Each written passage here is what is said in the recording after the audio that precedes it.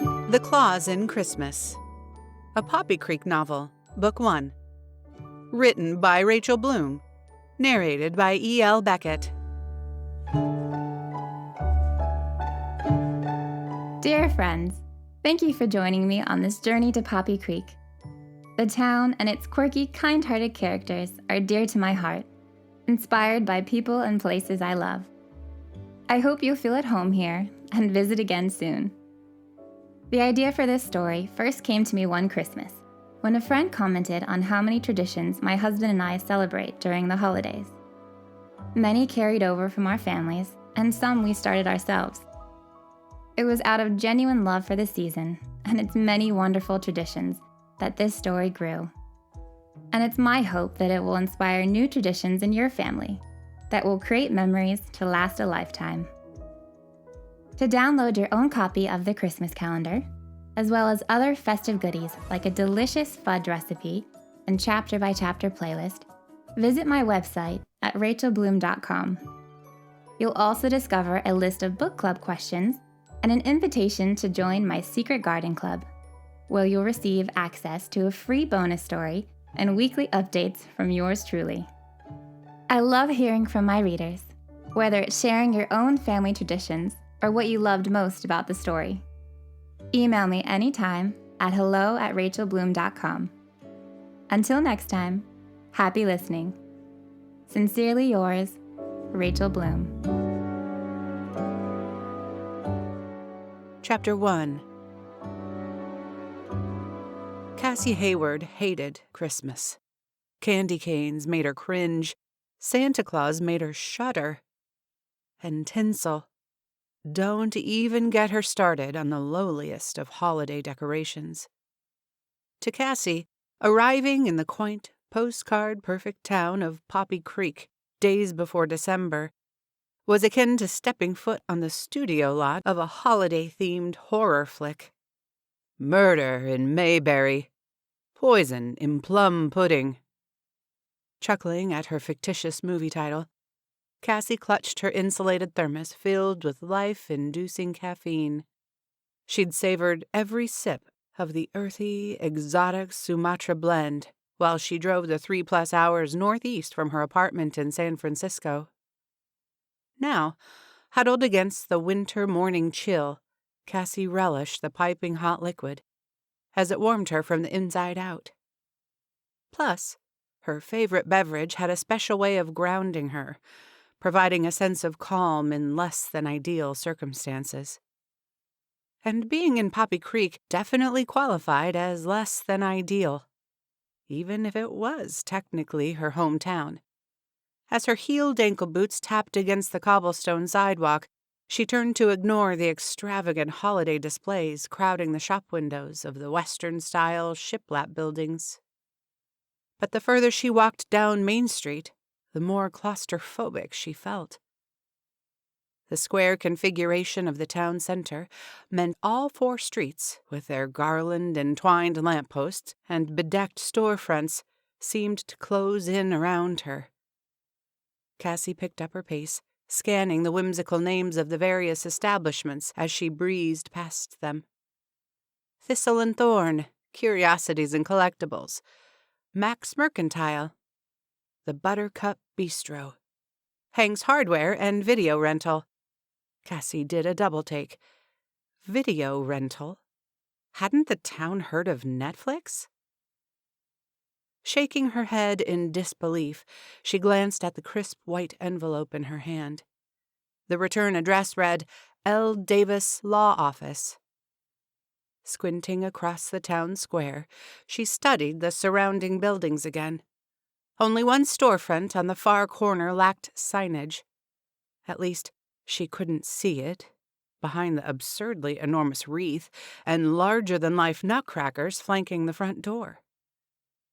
Cassie sighed. Just her luck. She could only hope her late grandmother's attorney, L. Davis, wasn't clothed in a flimsy red suit and Santa hat, and if he even tried to hand her a candy cane. Cassie wrinkled her nose at the thought. Rather than continue down Main Street toward Dandelion Drive, Cassie decided to cut across the expansive lawn in the center of town. A gentle gust of wind fluttered the fringe of her plaid scarf, carrying the festive aroma of pine garlands and sugary cinnamon rolls. Good grief! Poppy Creek even smelled like Christmas. Thud! Startled, Cassie turned to see a baseball roll down the angled roof of a white gazebo and plop into an oversized mitt worn by a small child. After brushing aside his shaggy blonde bangs, the boy plucked the baseball from the tattered leather glove and lobbed it back onto the roof. Thud! Cassie's features softened as she watched the ball roll past the gingerbread trim and topple, once again, into the boy's outstretched hand. While she'd never played catch a day in her life, the sight stirred memories Cassie wanted to forget. Memories of lonely Sunday mornings when her mother had yet to return from her designated booth at the neighborhood bar. Cassie tugged a strand of dark hair behind her ear, as though sweeping away the unwelcome thoughts. Glancing over her shoulder one last time, she caught sight of the boy scrambling up the side of the gazebo. Teetering precariously on the railing, he stretched his scrawny arms toward the roof, where his ball lay wedged in a crevice. When he couldn't reach, he jumped, missed the edge, and tumbled to the ground.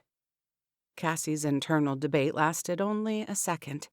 Crossing the distance, she set her belongings on the gazebo steps and lifted the boy to his feet.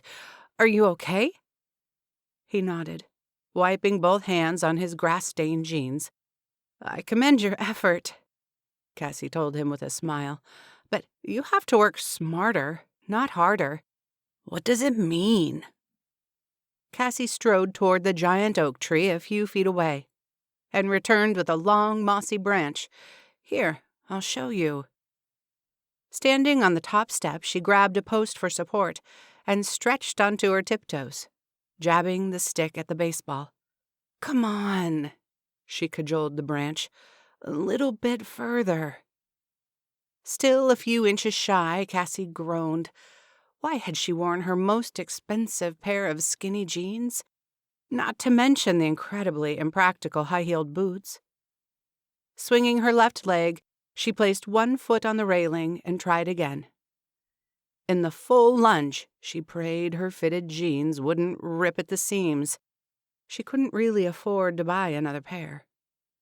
3 months of unemployment meant her credit cards were maxed out on rent and ramen noodles. This time, the tip of the branch made contact with the scuffed leather, and with one solid nudge, it popped over the edge. The boy cheered and raced over to collect his recovered treasure. "Wanna play?" He thrust the baseball toward her, his huge chocolate eyes filled with hope. Cassie tossed the stick into the grass and brushed her palms together, scattering flecks of bark and moss.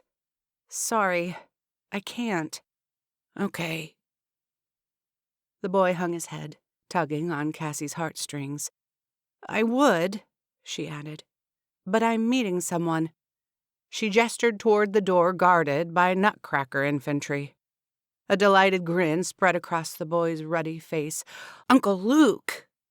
Cassie offered a short, half shrug in response. She supposed the L could stand for Luke, but it didn't really matter. "Be careful where you throw the ball, okay? Try to stay away from the corners." To her surprise, he sprang forward and threw his arms around her waist. "Thanks." She awkwardly patted his back. "No problem." "Say hi to Uncle Luke for me." "Sure. See you around." Cassie cringed as the perfunctory expression escaped her lips. Why had she said that? Once she signed the necessary paperwork to claim her inheritance, she'd put Poppy Creek in her rear-view mirror, quicker than jolly old St. Nick could down a glass of ice-cold milk. Gathering her things, Cassie said another silent prayer the proceedings with the attorney would be brief. But once inside the law office, her stomach flipped with uncertainty. Had she mistakenly stepped into someone's living room? The expanse of space boasted a fully decorated Christmas tree, complete with presents underneath, a cozy, crackling fire and a brick hearth, the mantel strung with homemade stockings, and Cassie blinked in surprise. An elderly woman swayed in a rocking chair by the fire, her knitting needles click-clacking in rhythm with Dean Martin's Jingle Bells emanating from an antique record player. A gargantuan tabby cat purred by her feet on a plush ottoman, its ears twitching ever so slightly at Cassie's entrance. "Have a seat, dearie," the woman said without glancing up. "Luke's in with Frida Connolly, and you know that woman has the gift of gab." Confused, Cassie hesitated. Surely she had to be in the wrong place. "Is this the law office of L. Davis?" The knitting needles paused as the woman raised her head, studying Cassie through thick-rimmed glasses. For the first time, Cassie noticed how much the woman resembled Mrs. Claus. "You're new in town?" Her question sounded rhetorical. "Yes, I am." Cassie didn't bother to explain she'd been born in Poppy Creek, but her mother had relocated them to San Francisco before her first birthday. The woman smiled, her plump, rosy cheeks appearing even rounder. "Well, welcome, dear. Always happy to see more young people moving into town. Luke should be out shortly. Help yourself to some coffee and ginger snaps. I made them myself. The cookies, not the coffee." Tipping her head toward an empty chair, she added, "Sit a spell. Do you knit?" "I'm afraid not." "Well, that's all right. There's always time to learn. Harriet Parker hosts a knitting circle every Thursday night." "Thanks. I'll keep that in mind." Eager to avoid more chit-chat, Cassie made a beeline for the refreshments. An exquisite foyer table, with the most intricate engravings Cassie had ever seen, offered a welcoming display of ginger snap cookies, mismatched china teacups, and a silver coffee urn. Cassie unscrewed the cap of her thermos and filled it halfway with the lukewarm liquid, already passing judgment on its lackluster aroma. Her mother always said you could tell a lot about a man from his favorite whiskey, but Cassie preferred to judge a man on a different beverage of choice. And if this coffee tasted half as bad as it smelled, Cassie wasn't impressed with Luke Davis. Not one bit. Luke Davis nodded as Frida Connolly described, in excruciating detail, the latest quilt she wanted added to her last will and testament. It didn't matter how many times Luke told the elderly woman she didn't need to update her will each time she finished another quilt, or bring him photographs. She could email him, or call, or, better yet, they could update her will once a year, as he'd suggested 100 times before. Still, while it drove him crazy, it also made him feel closer to his dad, who held the position of the town's lawyer before Luke. He warmly recalled countless stories of his father shared over family dinners of pot roast and fingerling potatoes. For as long as Luke could remember, Mrs. Connolly insisted her will be as current as possible, even calling his father as often as 6 times in one day on the occasion her yellow lab, Goldie, had a litter of 6 pups, each left to a different grandchild. Luke supposed his father's anecdotes could be considered a breach in client confidentiality, but things like that didn't matter much in a town like Poppy Creek, where everyone knew what you had for breakfast before the eggs were fried. "Can we add? What do you call those things?" Mrs. Connolly scrunched up her face, doubling the number of creases in her wrinkled brow. "A clause. Yes, that's it. Can we add a clause stipulating Francine only gets the quilt on the condition she hangs it in her dining room as a decoration? It really is too pretty for everyday use." Luke's lips twitched, and he cleared his throat, suppressing a chuckle. "Of course." He jotted down the note on a yellow legal pad. "Anything else?" "That'll do." Easing herself from the leather club chair, Frida narrowed her eyes with a sudden thought. Actually, would you tell Dolores to keep her nosy opinions to herself? I don't need her and that obese tabby cat judging me every time I pop in here. You know, she had the nerve to tell me I was wearing a hole in your welcome mat. Luke smothered another laugh. I'll have a word with her, although it would most likely be to thank her. Over the last year, since her husband Arthur's death, Dolores Whitaker had become an unofficial greeter in Luke's office. At first, he thought she simply didn't want to be alone in her large, rambling farmhouse. She kept showing up with one excuse after the next, sometimes bringing him cookies or knitting him a sweater, until Luke made her a rocking chair and set it by the fireplace, inviting her to hang out whenever she liked. But unlike Frida, Dolores and her tabby Banjo didn't have a penchant for trifling and tiresome addendums. Luke led Frida back into the reception area and nearly stumbled over the braided area rug after catching sight of a stunning brunette standing near the refreshment table. Their eyes locked, and a guilty blush swept over her cheeks. It took Luke a moment to realize he'd just caught her spitting coffee into her thermos.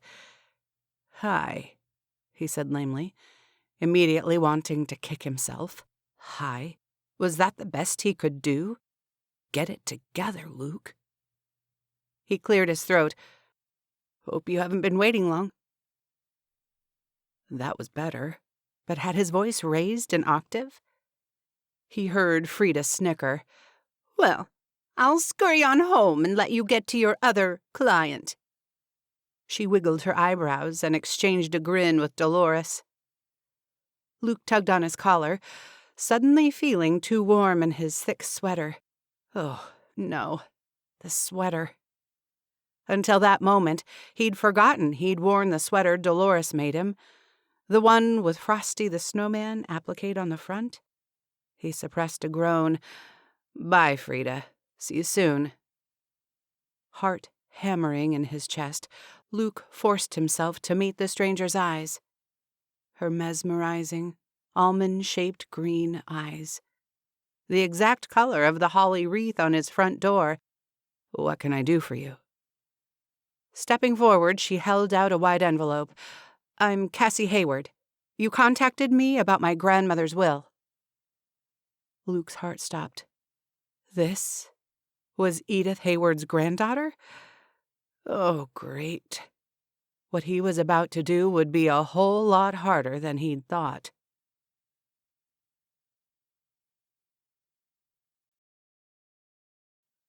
Chapter 2. Cassie pressed the back of her hand to her flushed neck, wondering when the reception area had become a sauna. But then, that was a silly question. She knew exactly when. Her cheeks had decided to double as a furnace the moment Luke Davis stepped into the room. Well, more like stumbled into the room. Why on earth did it have to be the exact millisecond she'd spit the horrid-tasting coffee back into her thermos? She silently cursed her refined taste buds. Not that it mattered. She'd sworn off dating until the end of eternity, plus another 5 years. Fortunately, his office felt a few degrees cooler than the reception area, and Cassie gratefully sank into the smooth leather of the club chair. "First," Luke said, gazing at her across the expansive oak desk with the most perfect hazel eyes Cassie had ever seen. Drat. She'd noticed his eyes. Mistake number 1. "Let me say how sorry I am about your grandmother," Luke continued. "She was loved by everyone in Poppy Creek and has been missed by all of us." Cassie squirmed, causing the slick upholstery to squeak as she shifted her weight. "Thanks." She couldn't think of anything else to say. Her own feelings on the subject would take a slew of shrinks to untangle. Luke cleared his throat. "About your grandmother's will." Cassie held her breath, waiting eagerly for those magic words. She's left you her charming, picturesque cottage, which is sure to fetch you a small fortune." But the only noise filling the silence resembled something sharp tapping against metal. Glancing down, Cassie realized she'd been strumming her fingernails against her thermos. She quickly set it on the desk, not wanting to reveal her scrambled nerves or how desperately she needed this inheritance. The truth was, she could only afford to pay rent for 1 more month. After that, clearing his throat again, Luke reached into a file drawer and pulled out a festively printed binder of sorts. "The details of the will are unusual." Panic rose in Cassie's throat, but she swallowed it down, scooting toward the end of the chair. "You mean there's a contingency, like a waiting period or something?" "Something like that." He placed the binder on the desk and slid it toward her. Cassie stared at the garish red and green plaid fabric, with the words Christmas calendar stretched across it in gold foil lettering. "What's this?" "This is your grandmother's Christmas calendar." He said the words as though having something called a Christmas calendar was the most commonplace thing in the world. "I don't understand." "Here's the thing." Luke took a deep breath, stretching his sweater across his broad chest in a way that made Frosty's eyes bulge. What was a grown man doing wearing such a ridiculous sweater anyway? Cassie steered her attention back to Luke's face, trying to focus while he explained the fine print that could change her entire life. "There's a small clause in your grandmother's will. To inherit the house, you have to complete her Christmas calendar. For each day in December, she's listed a different festive task for you to carry out until you reach December 25th. As the executor of her will, I'll oversee your progress. If you can check off each day's task, come Christmas Day, the house will be yours." Cassie nearly fell off the chair. He couldn't be serious. "Please, tell me you're joking." "Afraid not." "But that's crazy." "I'll admit it's unorthodox. It's certifiable." Cassie sprang to her feet and paced the hardwood floor. "I don't know how you do things in this town, but you can't expect me to—" She halted mid-stride and whirled back around. Flipping open the Christmas calendar to a random page, she read, "Make a gingerbread house." "A house for a house." Luke chuckled at his own joke. "This isn't funny." His eyes still dancing, Luke muffled his laughter behind a cough. "Of course. And no one is forcing you to do anything. If you don't want the house, then—" He reached for the calendar. Cassie squeezed her eyes shut. She needed the house. She'd applied for several dozen jobs in the past few months and had been rejected by all of them. Beggars couldn't be choosers. But could she really do this? The so-called most wonderful time of the year had only brought her heartache. And the mere suggestion of the Christmas calendar made her insides clench. But at this point, did she have a choice? "Wait." Cassie opened her eyes, and before she could change her mind, blurted, "I'll do it." "Great." Luke rose and handed her the calendar. "You have a few days until December 1. I suspect you'll need some time to settle in." Cassie squashed a groan. She hadn't thought about that. "I need to go back home to pack a few things, since I'll be staying a while, apparently." She tried not to sound as bitter as she felt. But honestly, what were these people thinking? It wasn't as if her grandmother had known she didn't have a job or a life that would preclude her from carrying out the ridiculous clause. "Of course, as long as you're back by the 1st. Luke pulled a small envelope from the top drawer of the desk. "You'll find the key to your grandmother's house inside, as well as directions from Main Street. It's the last cottage at the end of Walnut Lane. You can't miss it." He held it out to her, then paused, appearing conflicted. "I realize all this might be a tad inconvenient. If you'd like a letter explaining things to your place of employment, that won't be necessary." Cassie snatched the envelope, resisting the urge to shout, "A tad inconvenient? Are you kidding?" "Thanks," she mumbled insincerely and spun on her heel. "Oh, one more thing." Cassie turned back, hoping the entire exchange had been one ginormous, ill-humored prank. A slow, sincere smile spread across Luke's face, reaching all the way to those dazzling and downright disconcerting hazel eyes. "Welcome to Poppy Creek." As Luke closed the front door behind Cassie, he felt a pang of disappointment. He wasn't sure why. He'd known the woman all of 2 seconds, but he didn't want her to leave. And it wasn't just because he felt guilty for springing the Christmas calendar on her, although he did feel terrible about it. It was clear she'd been caught off guard, and Luke couldn't blame her. It wasn't easy to uproot your life and move into a strange new town for an entire month. Most people only had 2 to 3 weeks of vacation time, not to mention the toll it would take on a relationship. For some reason, the thought of Cassie Hayward happily coupled with another guy deepened the crease in Luke's forehead. "Pretty girl, don't you think?" Dolores interrupted his thoughts. Although she sent an innocent sideways glance in his direction, Luke wasn't fooled by her casual tone. The wily, though well-meaning woman had an agenda. But then, the entire town had an agenda when it came to Luke's love life, which was ironic considering they were the main reason he didn't have one. "Sure, I suppose." Luke strode to the fireplace and added another log, stoking the fire until it crackled and sparked up the brick chimney. "You don't see eyes that green very often, do you? And her lovely long hair. The color reminds me of my ginger snaps." "Or chocolate molasses cookies," Luke added before snapping his mouth shut. Dolores smirked, and Luke couldn't believe he let her rope him into having this conversation.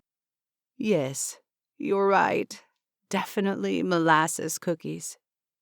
Dolores pushed her heels against the braided rug, setting the rocking chair in motion.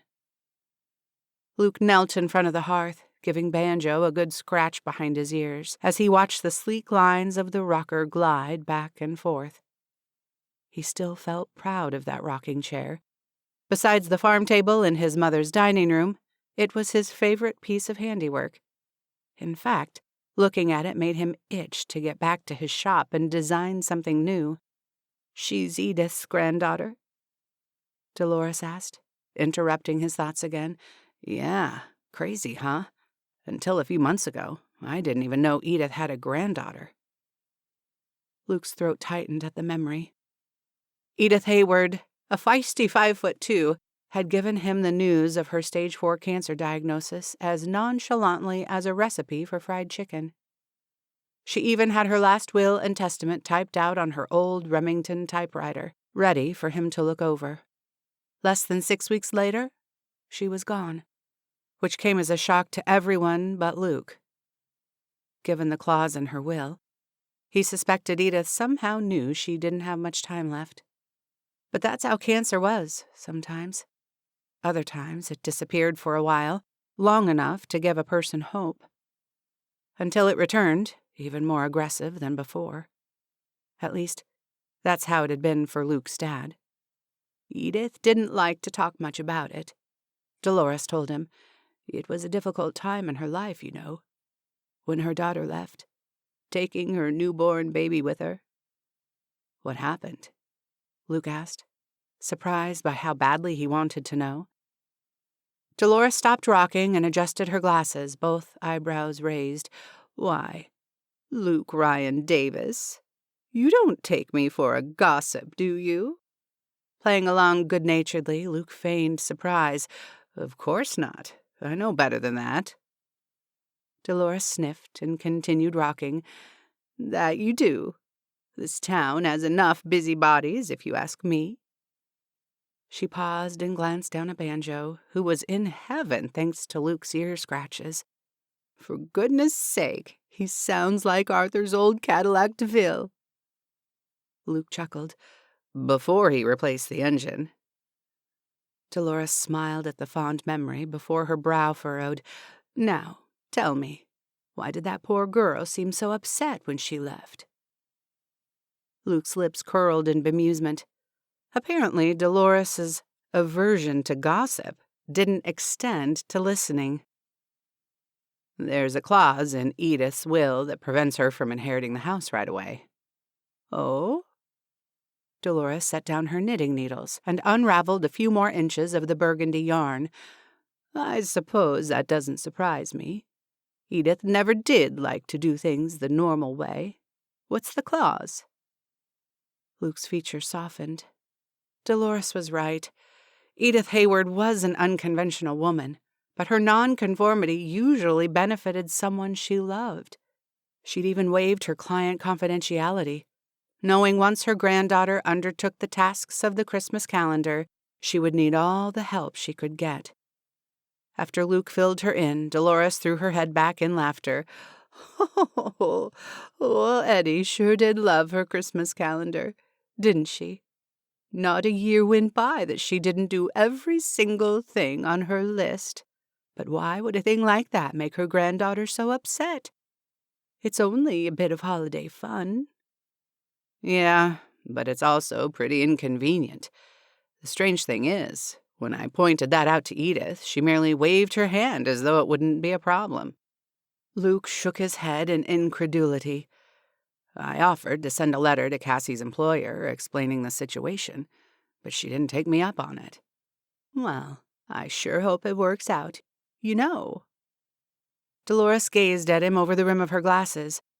You two would make quite the handsome couple. Luke groaned, pushing himself up from the floor, much to Banjo's annoyance. Don't start, Dee. You know I don't have time to date right now. In fact, I'm heading over to Jack's Diner so I can look over a vendor contract for him. Some new fancy steakhouse in Primrose Valley wants to serve his special barbecue sauce. Can I grab you anything for lunch while I'm there? Dolores pursed her lips. Don't think I don't know what you're doing, changing the subject like that. Her features softened. And no, thank you. Banjo and I still have leftovers from the yummy casserole your mom dropped off last night. Luke smiled. That was just like Maggie Davis. It wasn't enough she ran her own bakery. She still had to cook for everyone in town. Okay, then. I should be back in an hour. Bill Tucker is coming by later this afternoon. If I'm not back by then, you know what to do. Ask him about Peggy Sue. Bill Tucker couldn't resist bragging about his prize pig. Grinning, Luke tugged the front door open, letting in a rush of cold air. See you later. Luke, Dolores called out after him, about you and Eddie's granddaughter. Think about it, okay? Luke sighed.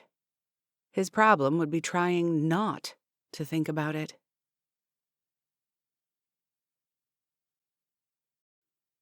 Chapter 3. As the car crunched down the narrow gravel lane and approached the clearing at the end, Cassie gasped in spite of herself. The quaint Victorian-style cottage looked like the prettiest girl at the party, with her pristine white siding and inviting front porch, complete with twin rocking chairs. "Don't get any ideas," Cassie told the house as she hip-checked the driver's door shut. "I don't care how cute you are. I'm still going to sell you to the highest bidder." Cassie popped open the trunk of her blueberry-colored Prius and hauled out her enormous suitcase. As promised, she'd returned to Poppy Creek the morning of December 1, prepared to fulfill her contractual obligations. With any luck, the next 24 days would fly by quickly, if the calendar didn't drive her completely crazy first. Already, visions of unsavory sugar plums danced in her head. Lugging her suitcase up the drive, Cassie tried to ignore the whimsical and endearing details of the house, like the exquisite corbels, intricate gingerbread trim, and stunning bay window with a perfect view of the walnut tree. "It's not going to work," she insisted. "As soon as I sign the deed, you're going on the market. Maybe some yuppie couple with 2.5 kids and a golden doodle will buy you." The porch steps creaked in protest as Cassie trudged to the front door, where she was greeted by the cheerful cherry red paint. And if that wasn't bad enough, a welcome mat announced, "There's no place like home." "You're really laying it on thick, aren't you?" Cassie dug the key out of the small envelope Luke had given her and jammed it into the brass lock. As the front door swung open, her heart plummeted to her stomach. The inside of the cottage was even more enticing than the outside, a discovery Cassie found unsettling. Her mother never shared details of her childhood or the home where she grew up. But based on impressions Cassie gleaned, mainly from the haunted expression her mother wore whenever Cassie asked about it, she always pictured the house from Hitchcock's Psycho, nothing like what lay before her. Stepping into the foyer felt like stepping back in time. Ornate molding, a winding staircase, and a striking open hearth fireplace taunted Cassie with their perfection. And to make matters worse, everything about the decor invoked a feeling of warmth, coziness, and welcome, from the lush vintage furniture to the homey touches of antique collectibles and bric-a-brac.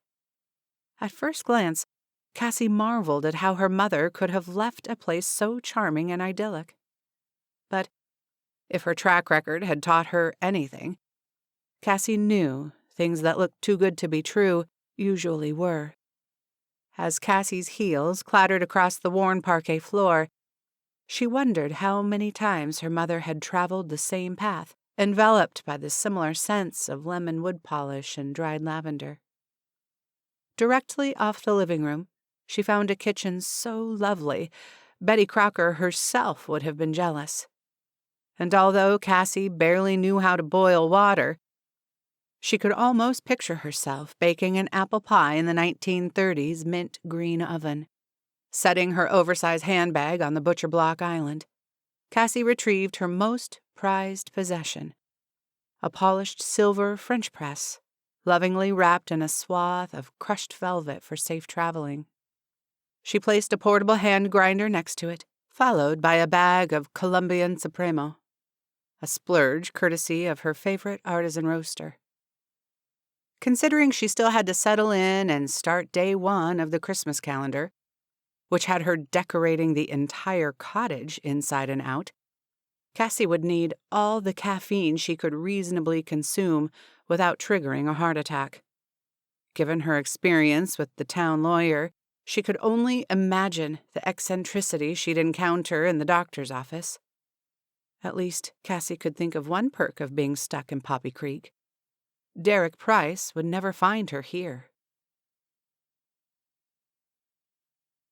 As Luke's ancient, faded red Ford pickup rolled up the gravel lane toward the cottage, a shallow sigh escaped his lips as memories washed over him. For as long as he could remember, Edith Hayward had been on her own, which meant Luke's father came by every Saturday, often dragging Luke along, to trim her rose bushes, restock her supply of firewood, and rake the leaves in the fall. Ever since his dad's passing, Luke maintained the weekly tradition, joining Edith afterward for a slice of mulberry pie and pleasant conversation. Even after she was gone, Luke came by every Saturday afternoon to pull a few weeds or prune the walnut tree. He couldn't bear to see Edith's home fall into disrepair. For the same reason, his mother, Maggie, popped by every now and then to dust the banister or fluff the pillows. In a way, it meant they didn't have to say goodbye. Luke pulled up behind Cassie's Prius and shifted into park. Now, someone new would be taking over the beloved cottage. And more than a tiny part of Luke hoped it would be Edith's granddaughter. His eyes drifted to the insulated thermos lying on the worn upholstery of his passenger seat, and his lips curled into a smile. Despite his busy schedule, he hadn't been able to stop thinking about Cassie Hayward since the moment he'd caught her spitting coffee into her thermos. even now. The vision of her flushed cheeks and captivating green eyes made his stomach flip-flop, a fact he found baffling. He'd seen plenty of beautiful women in his 31 years, many right here in Poppy Creek. Why this one set his pulse on overdrive, he couldn't figure out. But lucky for him, she'd left the accessory to her crime behind, giving him an excuse to stop by. Luke hopped out of the truck and grabbed a thermos and a welcome basket, courtesy of his mother. She'd stuffed it full of local favorites like a bottle of Jack's barbecue sauce, a plate of her jumbo-sized cinnamon rolls, and a jar of the Buttercup Bistro's mother-load stew, which was a secret family recipe. One Luke still wasn't privy to, even after dating the owner's daughter. After knocking on the front door, Luke took a step back and drew in a slow, calming breath, savoring the crisp air as it filled his lungs. When he didn't receive a response, he knocked again. Still no answer. Luke set the thermos and welcome basket on the porch, figuring the near-freezing temperature would preserve the food until Cassie came outside and found it, when a loud crash thundered from somewhere upstairs. Prepared to whip out his backup key if necessary, Luke tried the doorknob. Finding it unlocked, he pushed his way inside and bounded 2 steps at a time, up the staircase and into the first bedroom, planning to check each room for the source of the clamor. A large box lay in the center of the hardwood floor, its contents strewn about in every direction. Cassie's lower body hung from a small cutaway in the ceiling that led to the attic. Her backside faced him as she swung her long legs, attempting to reach the pull-down ladder with her foot. As the adrenaline rushed from his body, Luke released a deep belly laugh, both from relief that she wasn't in any real danger and amusement. "Hello? Who's there?" Cassie asked, still squirming. "It's Luke Davis. It seems like you're in a bit of a predicament." "I slipped trying to carry that box down. Can you give me a hand?" "Sure, no problem." Luke stepped beneath her, then hesitated. How would he help her down without, touching her? Telling himself not to overthink it, he wrapped his arms around her legs. "Okay, you can ease yourself down now." Slowly, she slid down the length of his body until they were face to face as he held her in his arms. For reasons outside his control, Luke couldn't move. It was as if his muscles had stopped working and his arms were incapable of releasing her. An awkward moment passed before she cleared her throat. Thanks." Color swept across his face as he plopped her on the ground, and he hoped his 5 o'clock shadow covered it. "I can see you're already undertaking day 1 of the Christmas calendar. Might as well get it over with." Cassie stooped to gather the scattered decorations, tossing them back inside the box unceremoniously. Plucking a headless Santa statue from the floor, she giggled. "Yikes. It kind of looks like Armageddon at the North Pole, doesn't it?" Luke chuckled as he sank onto his hands and knees, searching for the rest of St. Nick. Morbid, but yes. Reaching under the iron bed frame, he retrieved the missing head, noting Santa's jolly smile took on an eerie tone when it wasn't attached to his rotund frame. It shouldn't be too hard to glue back together. Cassie shrugged. "One less decoration to deal with doesn't bother me." "I take you're not a fan of decorating." "I'm not a fan of Christmas." Luke cocked his head, eyeing her curiously. "What do you mean? Everyone likes Christmas." "I don't," Cassie said softly, dropping her gaze. Then, almost instantly, her expression transformed. Her full lips stretched into a broad smile that didn't quite reach her eyes. "I guess I'm in good company with Scrooge and the Grinch." "You know, Scrooge and the Grinch like Christmas at the end of the story, right?" Cassie flushed and busied herself with refilling the box. "Truthfully, I haven't seen either of those movies, so I guess it's just me then. The only person in the world who doesn't like Christmas." "What's not to like?" Luke settled 2 reindeer figurines carefully in a bed of faux greenery. casting a sideways glance in Cassie's direction. He couldn't help noticing the way her brow creased ever so slightly, or the nearly inscrutable clench in her jaw.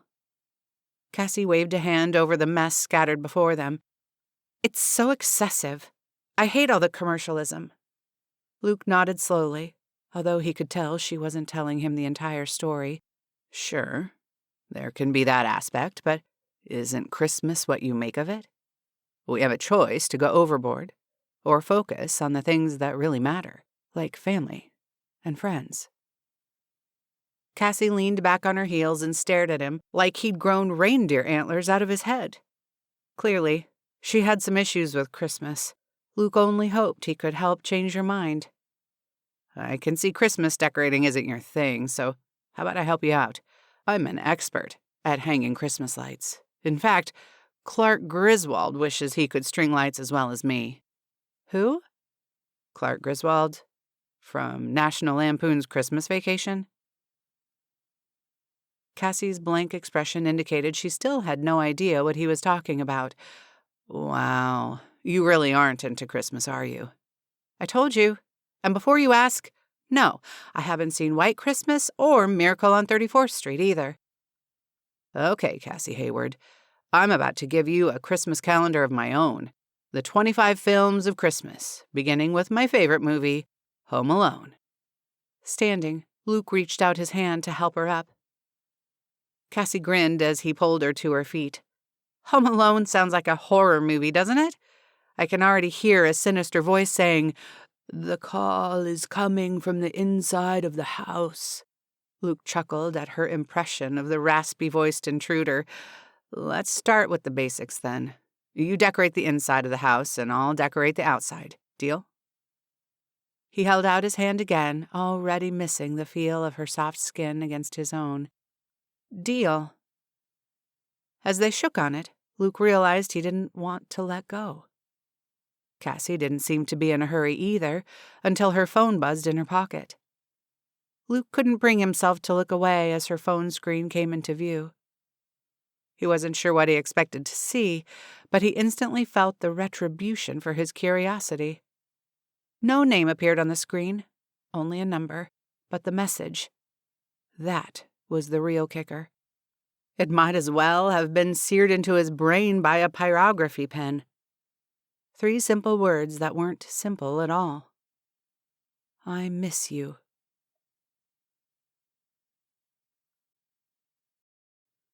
Chapter 4. Cassie had only decorated for Christmas one other time in her life, when she was 9 years old. Armed with a wooden spoon and ceramic mixing bowl, Cassie uprooted a shrub from the alleyway behind their apartment building. After planting the foliage in the makeshift pot, she proudly displayed it in the center of the coffee table, before scrounging around their studio apartment for random odds and ends to use for decoration. A few hair clips, a pair of her mother's earrings, and a red satin bow she tore off her favorite dress all did the job nicely. The pièce de résistance was the star on top. A gold star, to be exact. A reward for lasting until the final round of her 3rd grade spelling bee. First place received a shiny blue ribbon, but she cherished her 3rd place plastic star as if it had been made of real gold. It was the first and only thing she'd ever won. After nestling the treasured star near the top in the thin, prickly needles of the shrub, Cassie stepped back to admire her masterpiece. She couldn't wait for her mother to see it, hoping against all reason it would spark a glimmer of festive cheer in their otherwise dreary lives. The next morning, Cassie woke to Donna Hayward passed out on the couch, the Christmas shrub in a pile of dirt and broken pottery on the floor. The gold star lay snapped in 2 pieces, as though someone had trampled on it, along with Cassie's youthful hopes and dreams. She wanted to cry, but even at 9 years old, Cassie knew it wouldn't do any good. Instead, she pushed a rickety chair against the kitchen counter and set to work brewing a pot of fresh coffee. The only cure for what Donna dubbed the whiskey blues. Now, as Cassie surveyed her handiwork 20 years later, she couldn't believe she was responsible for the festive sight before her eyes. Even Martha Stewart would be proud. The tall pillar candles in red, green, and gold that lined the oak mantel were nestled in a fresh cedar garland, courtesy of Luke's pruning skills, filling the entire living room with a heavenly, woodsy aroma. An antique sled rested on the hearth, stacked high with pine logs and cinnamon-scented fire starters. A quilt, each square depicting one of the 12 days of Christmas, rested along the back of the cozy love seat. But Cassie's favorite touch was an exquisite, hand-carved nativity set Luke said he'd made for her grandmother a few years ago. For some reason, Cassie liked knowing he had crafted it with his own 2 hands, and she'd given it the prized position in the center of the coffee table. Wow. Luke wiped his boots on the Christmas-themed welcome mat before coming to stand beside her. I'm impressed. I'm rather pleased myself. Oh. His hazel eyes shone with a mischievous glint. Getting into the Christmas spirit, are you? Don't get too excited. I only meant, at least it doesn't look like Rudolph barfed everywhere. He let out a deep rumble of laughter. Okay, fair enough. For what it's worth, though, I think it looks great. At his praise, a warm glow spread over every inch of her. Thanks. The sun is setting. Luke strode toward the bay window to peer outside. In 20 minutes or so, we can step out front, and I'll turn on the lights. Cassie smiled at the way his face lit up in childlike excitement. She'd had a feeling she'd rather gaze at that illumination over some gaudy Christmas light display. It's already sunset?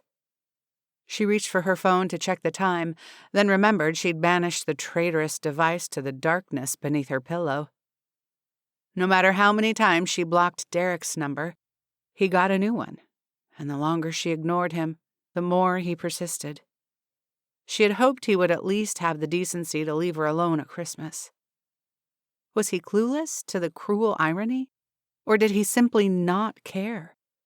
When it came to Derek, both scenarios were equally plausible. Yep.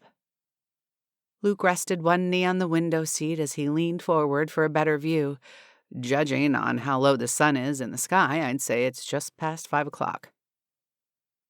As if on cue, Cassie's stomach rumbled, and she placed her hand over it as if her palm would somehow muffle the noise. If that means you're hungry, you're already on Poppy Creek's dinner schedule. Luke's eyes twinkled with humor. Cassie blushed. I don't normally eat this early, but I forgot to have lunch. And breakfast, actually. Her stomach emitted another growl, and Cassie gave it a small, appeasing pat. It could be upset all it wanted, but it wouldn't do any good. She hadn't packed a single thing to eat. And that reminds me. Disappearing outside, Luke returned with the thermos she'd left at his office and a large wicker basket bursting with goodies. I should have brought this in earlier, but it's cold enough outside, the food should be fine. Cassie followed him into the kitchen, her heart beating in a strange rhythm, as though trying to keep up with her conflicting emotions. On the one hand, she was starving and already eyeing the colossal cinnamon rolls like a ravenous reindeer. On the other hand, it unsettled her that everyone she'd met in town seemed so kind and welcoming. It didn't add up with the picture she formed in her mind. You really didn't have to do this, she told him, although her mouth watered as he unpacked the contents of the basket on the butcher block island. I didn't. You can thank my mom. She's the unofficial welcome committee in Poppy Creek. With all the items lined up on the counter, Luke said, Take your pick. Personally, I'd start with the stew. No one knows what's in it, but I promise it'll be one of the best things you've ever tasted. Cassie eyed the quart-sized mason jar warily. It's not squirrel meat, is it? Luke sputtered with laughter. I didn't mean it was mystery meat, but nice to know what you think of small towns. He set a copper saucepan on the stove and unscrewed the lid of the mason jar. It's beef, but the recipe is a secret. Believe me, some people in town have been trying to figure it out for years. Cassie slid onto the backless stool and rested her elbows on the smooth wooden surface of the butcher block. You really like living here, don't you? Luke glanced over his shoulder as he stirred the stew on the gas range. Yeah, I do. I like that the beauty of nature is right outside my back door, and the people here can be nosy, but they look out for each other. I can't imagine anyone not wanting to live here. My mom didn't. The words slipped out before Cassie even realized the thought had crossed her mind. Luke's hand stilled a moment before he resumed the figure 8 pattern in the simmering stew. Do you know why she left? Cassie ran her finger along a nick in the countertop, wishing she'd never brought up the subject. No, not really. But she hated it here, that much I know. Luke stirred in silence, and Cassie stole a glance in his direction, noting the deep lines etched in his forehead. I'm sorry to hear that, he said softly. Uncomfortable with the sympathetic edge to his voice, Cassie sprang from the stool and busied herself with finding 2 bowls. Cassie had only ever broached the subject of why they left Poppy Creek once, and the haunting reflection of anguish that sparked in her mother's eyes had been visceral enough to forever silence her on the subject. Even now, being in the home where her mother grew up felt a little like betrayal. More so because she found herself enjoying it. Luke clicked off the burner and set a lid on the saucepan. Let's leave the stew to sit a minute and go check out the lights. At the look of pure excitement on Luke's face, Cassie tried to muster some enthusiasm as she followed him outside. Standing in the gravel driveway facing the house, Luke said, Close your eyes. Cassie wrinkled her nose. No way! Humor me. Okay, fine. Cassie sighed dramatically. And no peeking. Cassie would have rolled her eyes if they weren't already shut, deciding to respond with a sarcastic quip instead. But as soon as her lips parted, her breath faltered. Luke's large, rough hands grabbed both of hers, drawing them toward her face. His touch sent her heart racing, although she tried to pass it off as purely surprise. He placed her palms over her eyes, his hands lingering on hers as he said, Stay here, and don't open your eyes until I tell you to. Cassie held her breath. He stood so close, his body heat spanned the short distance between them. He couldn't have been more than a few inches away. Why did the realization send tingles down her spine? Okay, she murmured, embarrassed by the catch in her throat. She felt the absence of his presence before she heard the sound of his heavy footsteps against the wood planks of the front porch. Even behind the shield of her hands, Cassie could tell the instant the light changed. Ready? Luke asked, standing beside her again. His husky tone conveyed his eager anticipation. Cassie slowly lowered her hands and her eyelids fluttered open. She gasped in astonishment as the brilliance of the golden glow overwhelmed her in the best way possible. Luke had strung white glittering lights across every eave and roofline, along every window and doorframe, and even around the porch columns and railings. What do you think? Cassie hesitated, unsure how to describe her rush of emotions. I think it's magical. Good. Luke nudged her playfully with his shoulder. That's what I was going for. Cassie glanced up, losing her breath for the second time. Something in the way he looked at her made her at once thrilled and terrified.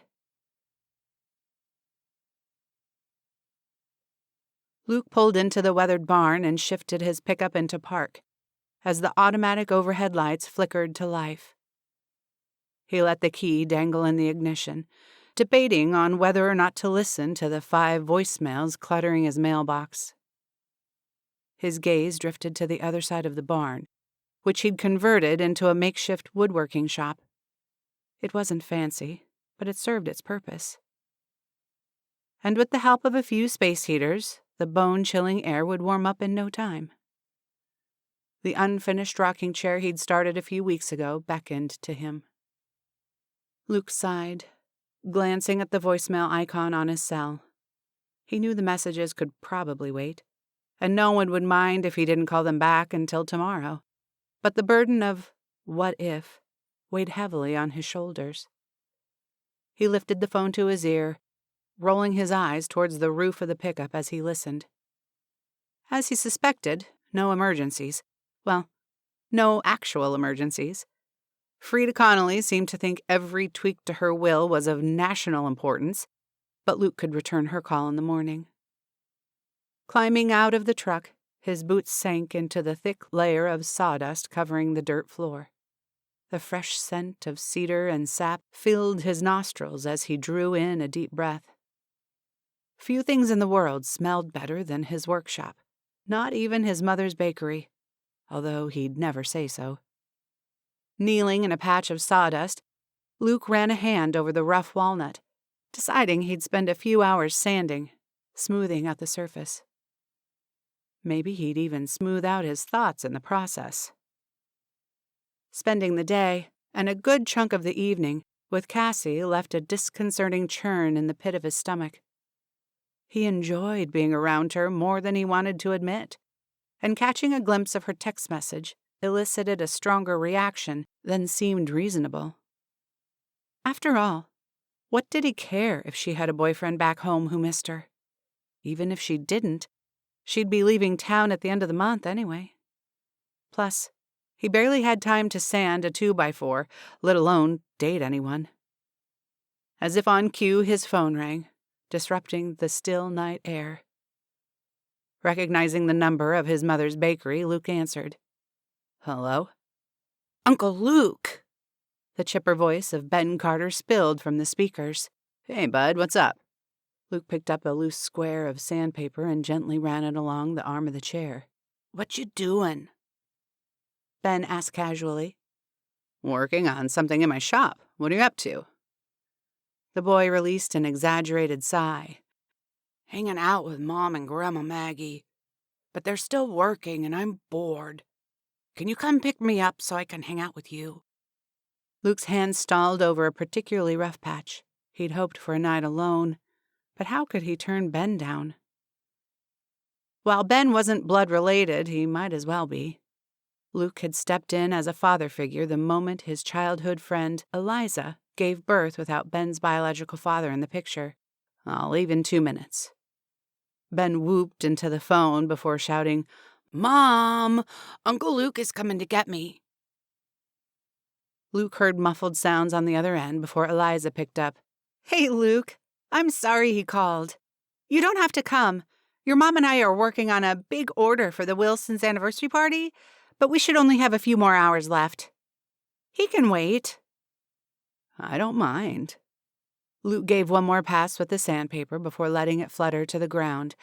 "We're in the middle of a cutthroat game of Monopoly anyway." Eliza giggled, sounding relieved.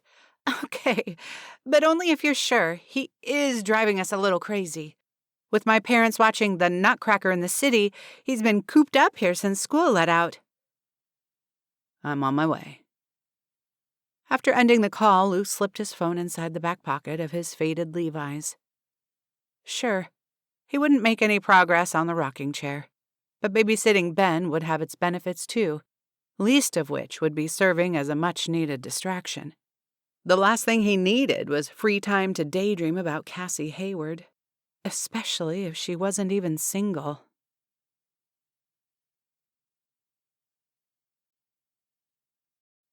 Chapter 5.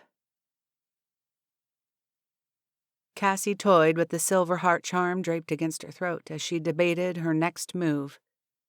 She could delete the voicemail and block the number, but considering Derek left the "I miss you" text last night, followed by a voicemail the next morning, he would only get a new number and try again. Apparently, Costco sold unlisted numbers in bulk. Gritting her teeth, Cassie pressed play. "Hey, stranger." Derek's slick baritone assaulted her eardrum, and Cassie yanked the phone away, switching to the speaker. "Listen, we need to talk. It's important, and it'd be nice to hear your voice, too. A heavy sigh filled the pause. "I miss you, Cassie. Call me, okay?" Click. Tears burned her eyes as Cassie hurled the phone onto the quilted mattress. How dare he sound so casual? As if nothing happened. As if... Dismissing the painful memories with a sharp shake of her head, Cassie snatched her phone and deleted the message before adding the number to the slew of others she'd already banned. The tiny upstairs bedroom she'd chosen as her temporary abode suddenly felt cramped and suffocating. Grabbing her purse off the antique Singer sewing machine that doubled as a table, she stuffed her phone inside. She needed fresh air and a double-shot espresso. While she'd decided to limit her time in town, save for a few trips to the small market when necessary, Cassie needed a haven, somewhere she could get a calming cup of coffee and clear her mind. But as she strolled down the cobblestone sidewalk along Main Street, her optimism evaporated. While the town boasted an entire store dedicated to yarn, seriously, was knitting an epidemic here? There wasn't a single coffee shop in sight. Her only hope was a run-down bakery called Maggie's Place. Fortunately, the tantalizing aroma of vanilla bean and toasted chestnuts overpowered the pink sun-bleached awning and peeling paint of the same Pepto-Bismol color. A bell jingled overhead. As Cassie pushed through the front door, the frosty air dispersing into the warmth generated by a grand River Rock fireplace. While the prosaic decor was underwhelming at best, the glass pastry cases burst with the most delectable confections Cassie had ever seen. Rich, gooey brownies drizzled in gallons of chocolate fudge sauce, buttery lemon scones with an icing glaze so thick it defied all reason, and the pies. Mulberry, apple, elderberry, all so huge they could double as private islands. "Welcome. And what can I get for you on this lovely morning?" A motherly, rosy-cheeked woman greeted Cassie from behind the counter. Maybe it was the way her silver-streaked ebony curls framed her round features, or the kind sparkle in her hazel eyes, but Cassie instantly liked her. "Do you serve lattes?" "Oh, dear, I'm afraid not." Regular coffee, then?" Cassie asked, hopefully. "Self-serve at the end of the counter," the woman said with a smile. "How about a nice pastry to go with it, on the house?" "Oh, you don't have to," Cassie started. But the woman merely waved away her protest before selecting an enormous brownie covered in crushed pecans and toffee chips. "I know a gal in need of chocolate when I see one." Her eyes crinkled around the corners as she handed a day's worth of calories to Cassie. Thank you very much." Dumbstruck by the woman's generosity, Cassie slowly made her way toward the dubious-looking air pot. In Cassie's experience, air pots were rarely a good sign. Setting the brownie on the counter, she selected one of the white ceramic mugs and tentatively pumped it full of the lukewarm liquid. Cassie cringed, noting the contents of her mug more closely resembled a storm drain than a proper cup of coffee. "It tastes as bad as it looks." Startled, Cassie darted her gaze to a blonde woman scooping fresh cranberry scones into one of the pastry cases. She appeared to be in her mid to late 20s, maybe a few years younger than Cassie. An amused smile tugged at the corner of the woman's mouth, and a guilty blush crept up Cassie's neck. "Oh, well, it doesn't look so bad," she stammered, certain her cheeks were as red as the plump cranberries. The blonde snorted. "You're a bad liar. And you're also new in town, aren't you?" She scrunched her pretty features, as though trying to read Cassie's mind, when her dark eyes suddenly widened in realization. "Wait! You must be Cassie! I've heard all about you, and the clause in your grandmother's will. It must be impossible to keep a secret in this town," Cassie teased. The blonde's friendly expression faltered, and she dropped her gaze, leading Cassie to second-guess her choice of humor. But before she could apologize, the woman's dazzling smile returned. So, tell me, she said brightly, what's on the Christmas calendar for today? I'm Eliza Carter, by the way. She held out her hand, which was covered in flour. Nice to meet you. Cassie returned the handshake, wondering whether or not it would be rude to wipe her palm down the front of her sweater. Considering she'd already offended her new acquaintance with the crack about her hometown, she decided it was best to let the dust settle. Today, I have to cut down my own Christmas tree. Cassie couldn't help a grimace. How fun! My son, Ben, is obsessed with Sanders' Christmas tree farm. He'd live there if I'd let him, and considering we live with my parents, there are days I'm tempted.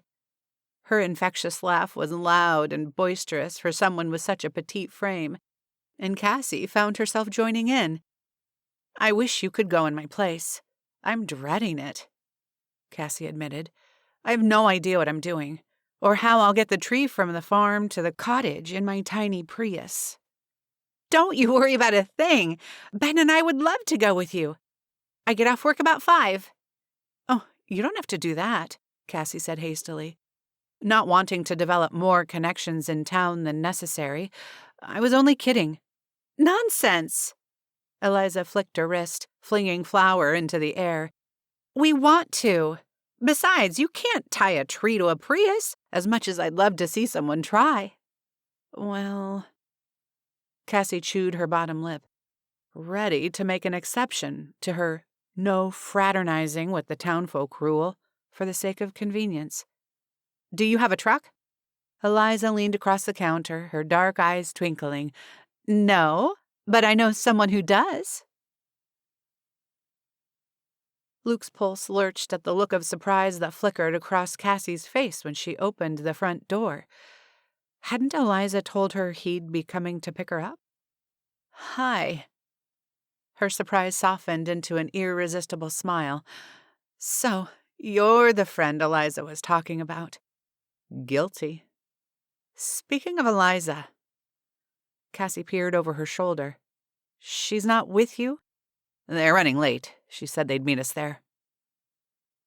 A shadow of hesitation clouded Cassie's green eyes as she looked from Luke to his pickup, idling in the driveway.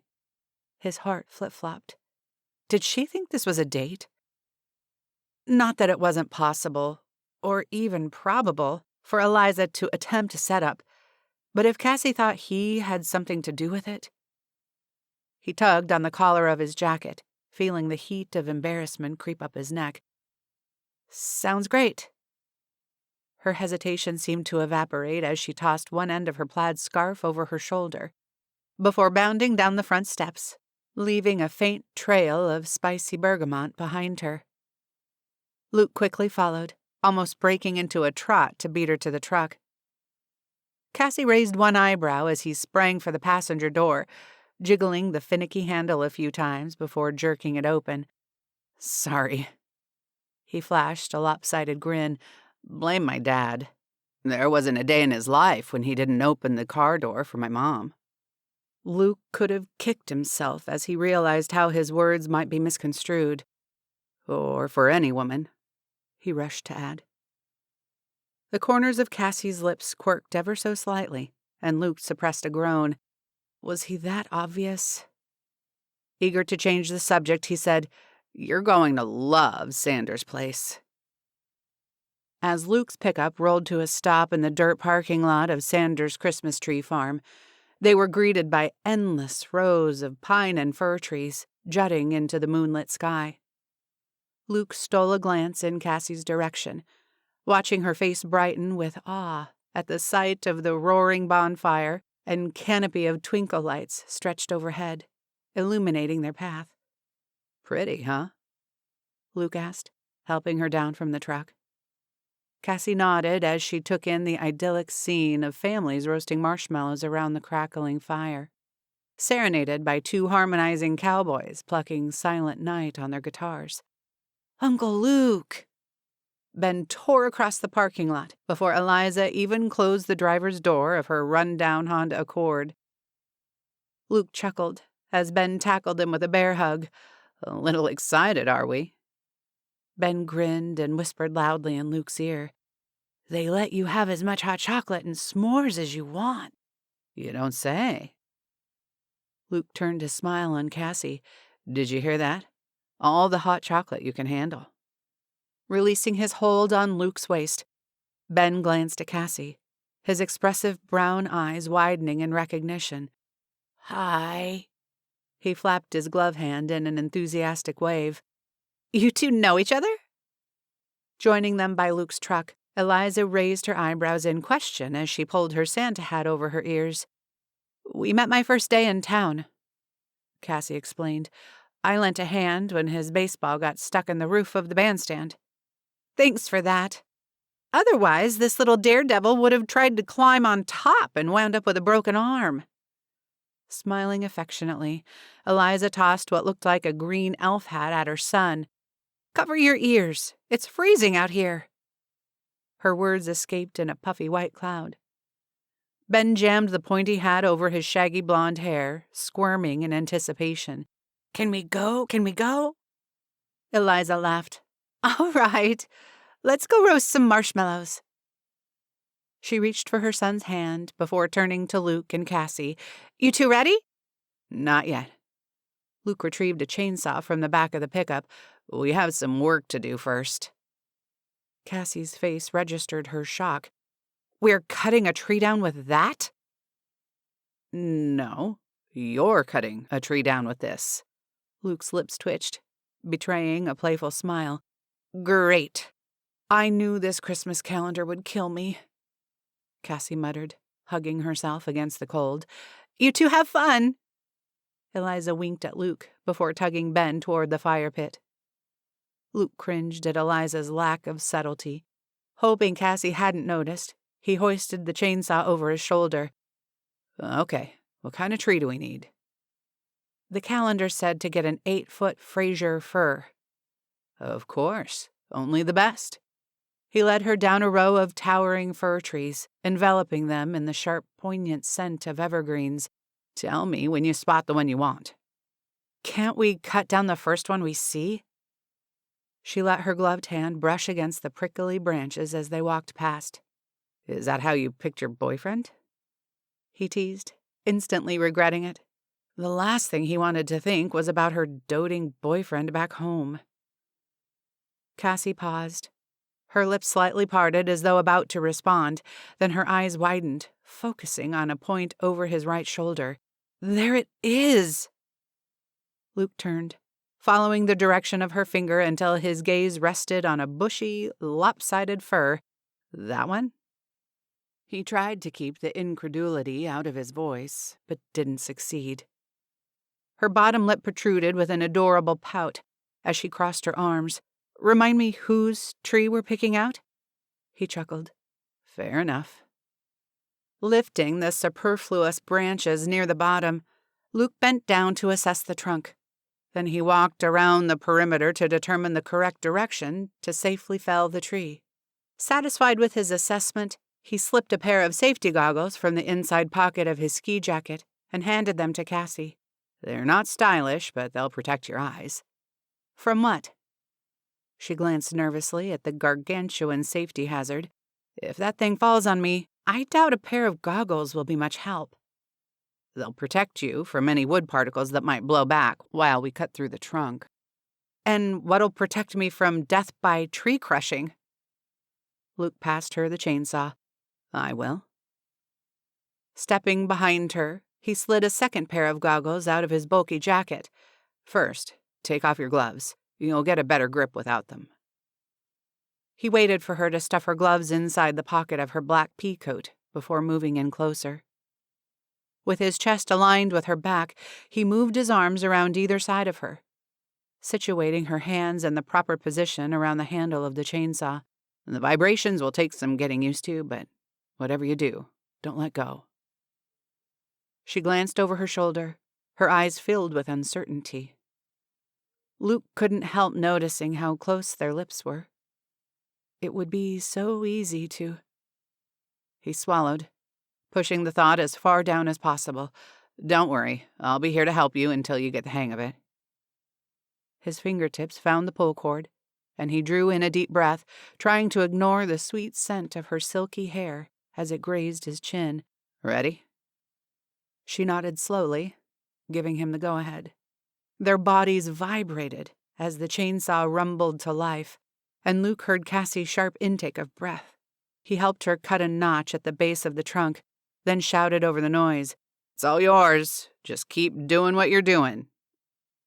Stepping back, he watched the chainsaw bore deeper into the trunk, all of his senses on high alert. Cassie's slight frame shook with the force of the power tool, but her features set in determination. Suddenly, a large crack rang out, and the massive tree toppled over. Luke rushed to Cassie's side, retrieving the chainsaw and killing the engine. Breathless, Cassie pushed back the goggles, her green eyes bright and sparkling. "That was incredible!" Shaking out her hands. She hopped in excitement, a huge grin illuminating her face. "I can't believe I actually did it!" A vision of pure joy. Luke wanted to hug her on the spot.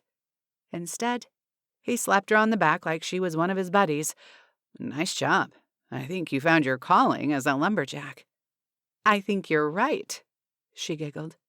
"And now," he said, bending down to grab the trunk, "you've earned yourself a hot chocolate."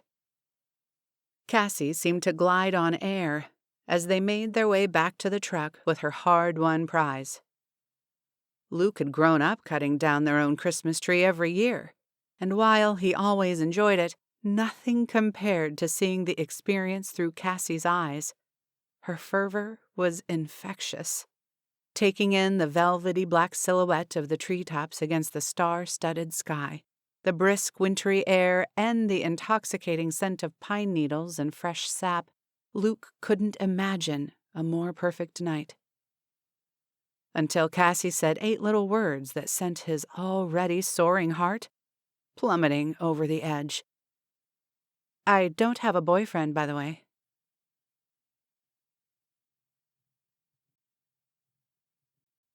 Chapter 6. Cassie groaned, burying her face in her hands while she waited for her morning caffeine fix to steep in the French press.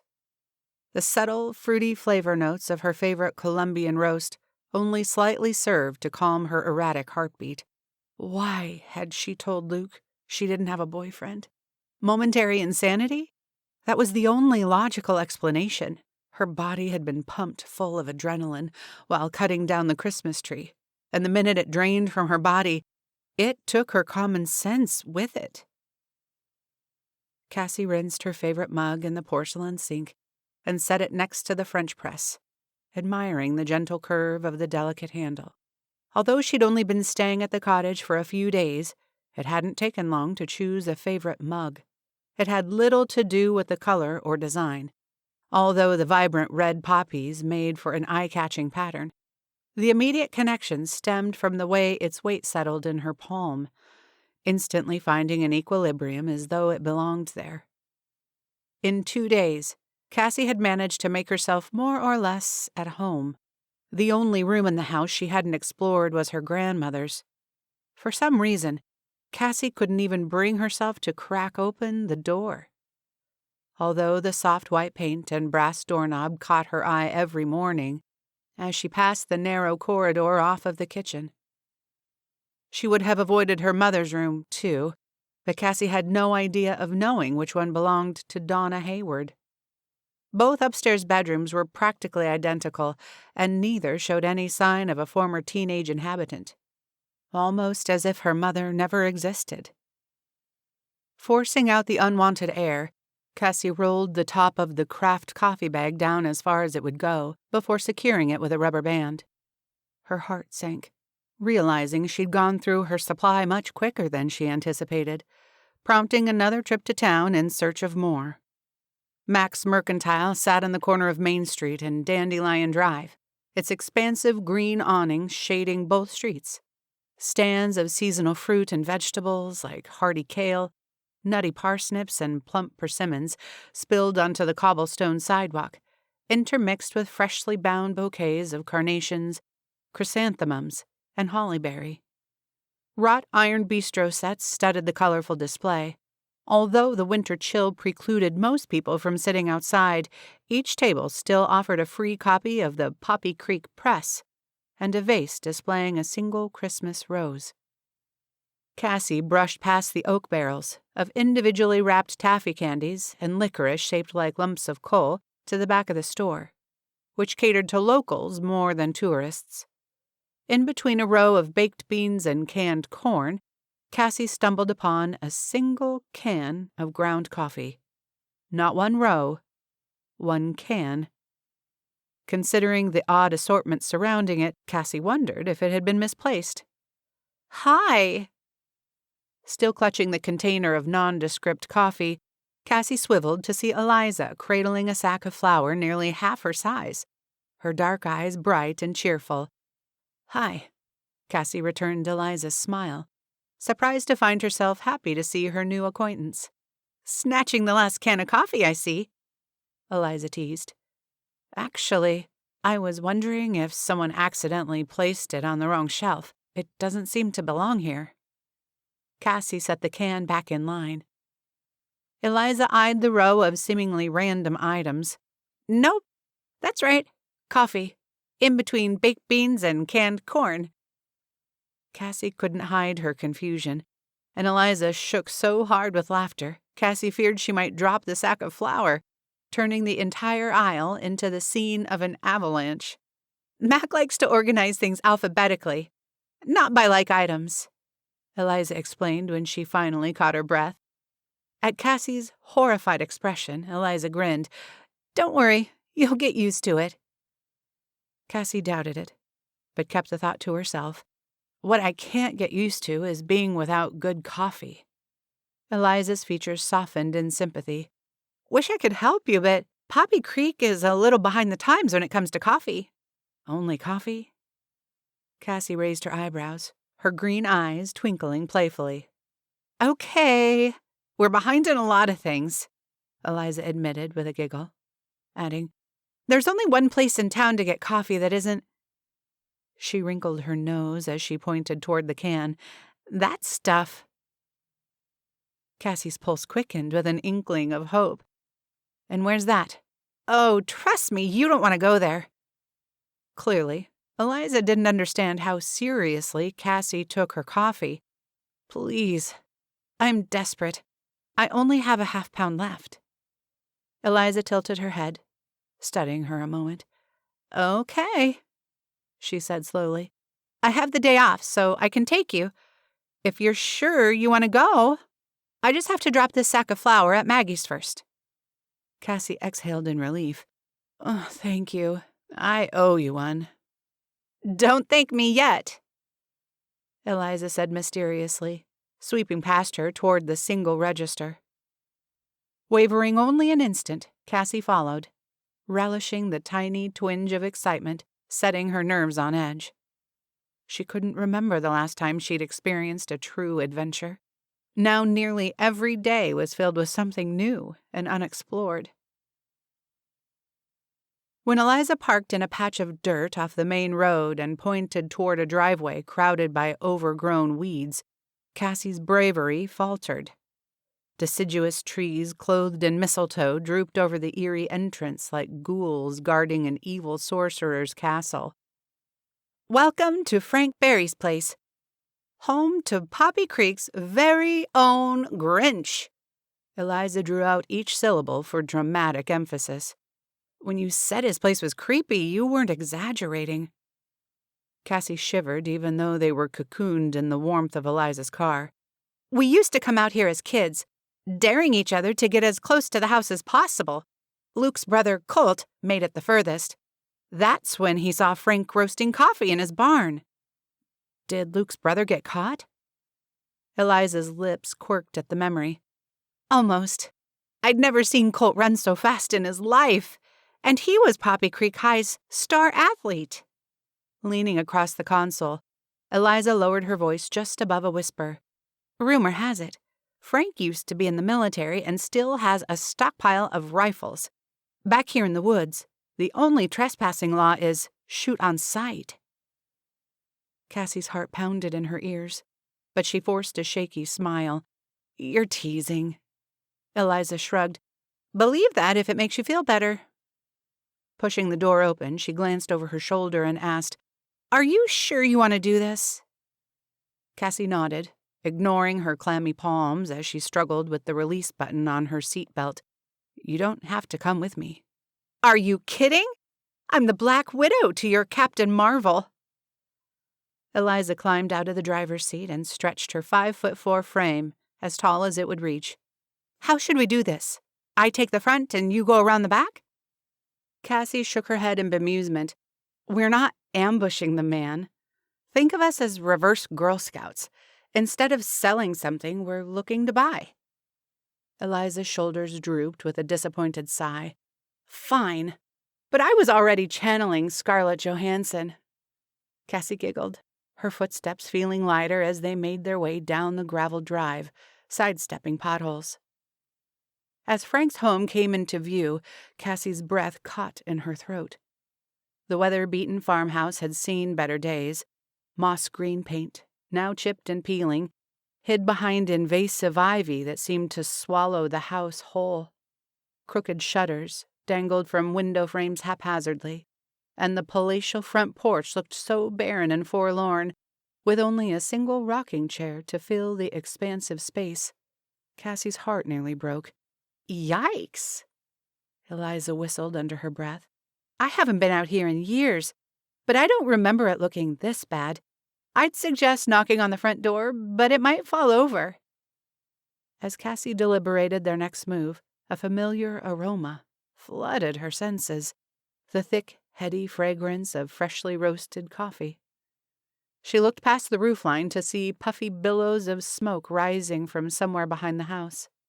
Following the scent, they rounded the corner of the dilapidated building, stumbling into one another as they halted abruptly.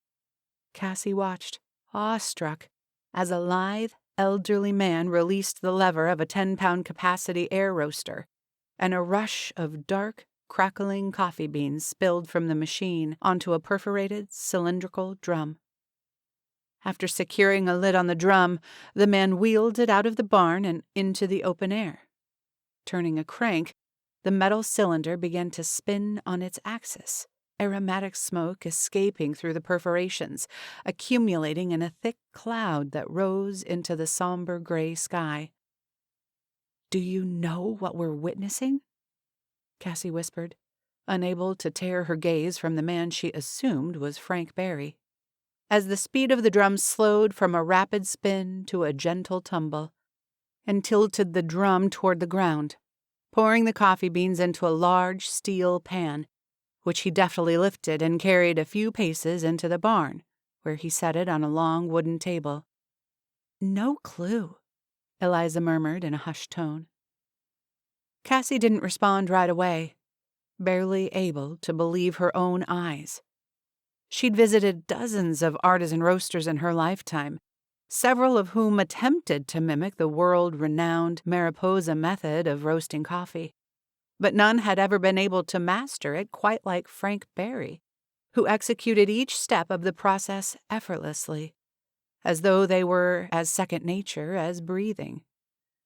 Cassie, like any die-hard coffee enthusiast, had studied the method, reading the groundbreaking book by the enigmatic inventor, Richard Stanton, from cover to cover several times. But never in a million years did she expect someone in Poppy Creek to know about it, let alone a strange recluse like Frank Barry. Cassie noted the way his thin yet muscular forearms flexed under the labor, as he scooped the beans into 5-gallon glass mason jars. The man had to be at least in his early 80s. His silver hair and deep-set wrinkles depicted a hard life as well as his advanced years. Still, Frankie Barry was a handsome man in spite of his gruff exterior. For a moment, the scene played out before her, as though she were watching a documentary. Then, as she was about to clue in Eliza on what she knew, Frank glanced up, his dark eyes narrowing as his thick, peppery eyebrows lowered over them. They'd been spotted. Cassie heard Eliza's sharp intake of breath by her side. "Get off my property," Frank growled, taking a threatening step toward them. Knees trembling, Cassie stood her ground, swallowing the fear that rose in her throat. "I'm sorry. We're not here to bother you, but—" "Then don't," he barked, stomping toward the back porch. Cassie felt Eliza's hand wrap around her forearm, squeezing hard. For reasons beyond Cassie's comprehension, she couldn't give up yet. "I was wondering if—" Her words were interrupted by a loud slam as Frank disappeared inside, jerking the door shut behind him. Eliza tugged on Cassie's arm, but her voice strained as she murmured, "Let's go! He might be back with some buckshot." Cassie followed Eliza's hurried footsteps to the car, but something compelled her to glance back. Fortunately, Frank hadn't followed them with military-level artillery, but a sudden movement in the front window caught her eye. The faded brocade curtains were drawn hastily. What exactly was Frank Barry hiding? Luke glanced at the grandfather clock in the corner of his office, a move which didn't go unnoticed by his friend Jack Gardner. "Man, you've got it bad." Jack's cornflower blue eyes crinkled in the corners as he rumbled with laughter. Clearing his throat, Luke focused his attention on the licensing agreement spread out in front of them. "You don't know what you're talking about." "Classic rebuttal," Jack snorted, crossing his arms in front of his broad chest as he leaned against the back of the club chair. "You haven't stopped looking at the clock since I got here. I'd be offended, except I'm sure my company isn't as desirable as a certain brunette I've seen around town." Luke's stomach clenched. So, Jack had noticed Cassie too, huh? Well, of course he had. What man in town hadn't? Luke drew in a calming breath. It wasn't a competition. There was no future with Cassie anyway. She'd be leaving town in a few weeks. All feelings that may or may not be culminating were moot. "I can see the wheels turning in that lawyer brain of yours," Jack said with a knowing grin. "You're convincing yourself there's no point in pursuing a relationship with her." Leaning forward, Jack rested his bulky forearms on the desk. "But you'd be wrong." Luke suppressed a groan. There were definite disadvantages to growing up in a small town where people have known you your entire life. Mind reading, for one. "Should we focus on this licensing agreement for your barbecue sauce?" Jack grabbed a pen off the desk and twirled it between his callous fingers. "Okay, counselor, let's hear your argument against the defendant. Why can't you date Cassie Hayward?" This time Luke didn't hold back his groan and paired it with a blatant eye roll. "You sound ridiculous. You know that, right?" Jack ignored him. "Please approach the bench, counselor, and state your case." Luke sighed loudly. "For one, she doesn't even live here." Jack waved his hand dismissively, still spinning the pen. "Minor details. Is she taken?" Heat spread across Luke's body as he recalled Cassie's words from the previous night. "I don't have a boyfriend, by the way." "Aha!" Jack slammed the pen on the desk, startling Luke out of his reverie. "She's single. I knew it." Luke opened his mouth to ask how he could tell, but Jack beat him to it. "You got this goofy grin on your face." Jack chuckled, then resumed his pen twirling. "Carry on, counselor." Luke cleared his throat again, gathering his thoughts. "Truthfully, I don't have time to date right now." The pen slipped from Jack's fingers, clattering to the pinewood floor. "I should have you dragged away in contempt of court. That's the lamest excuse I've ever heard." "Just so you know," Luke told him, "you're not using any of the legalese correctly." "Whatever," Jack quipped. "Stop avoiding the subject. You may be busy, but that's not a good reason to be a coward. If you like her, ask her out. You can figure the rest out later." Luke opened his mouth to protest, but Jack stood abruptly, the legs of the chair scraping against the floor. "I'm your last client of the day, so when I call your office from the diner in a few minutes, I'd better hear from Dolores that you're on your way to a certain white cottage."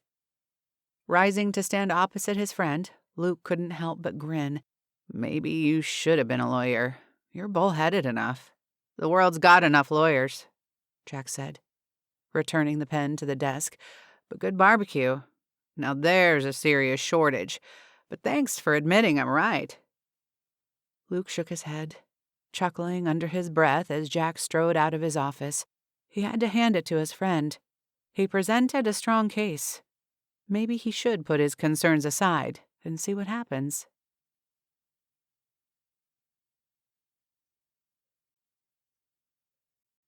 Chapter 7.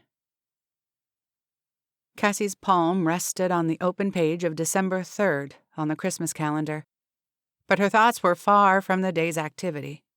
How could she concentrate on decorating the Christmas tree when she could still smell the intoxicating aroma of freshly roasted coffee from earlier that morning? She craved a cup of the velvety beans she'd watched tumble from the roasting machine, knowing they would taste like heaven itself. What did Frank Barry do with all of that coffee if he didn't sell it somewhere in town? Cassie's thoughts were interrupted by a jarring knock on the front door. Her eyelashes fluttered as she took a few moments to settle back into reality. Who would be visiting it? She glanced at the time on her phone. 7 o'clock in the evening. Her heart undulated as Luke's magnetic smile sprang to mind. Quickly running her fingers through her loose curls, she headed for the source of the impatient hammering.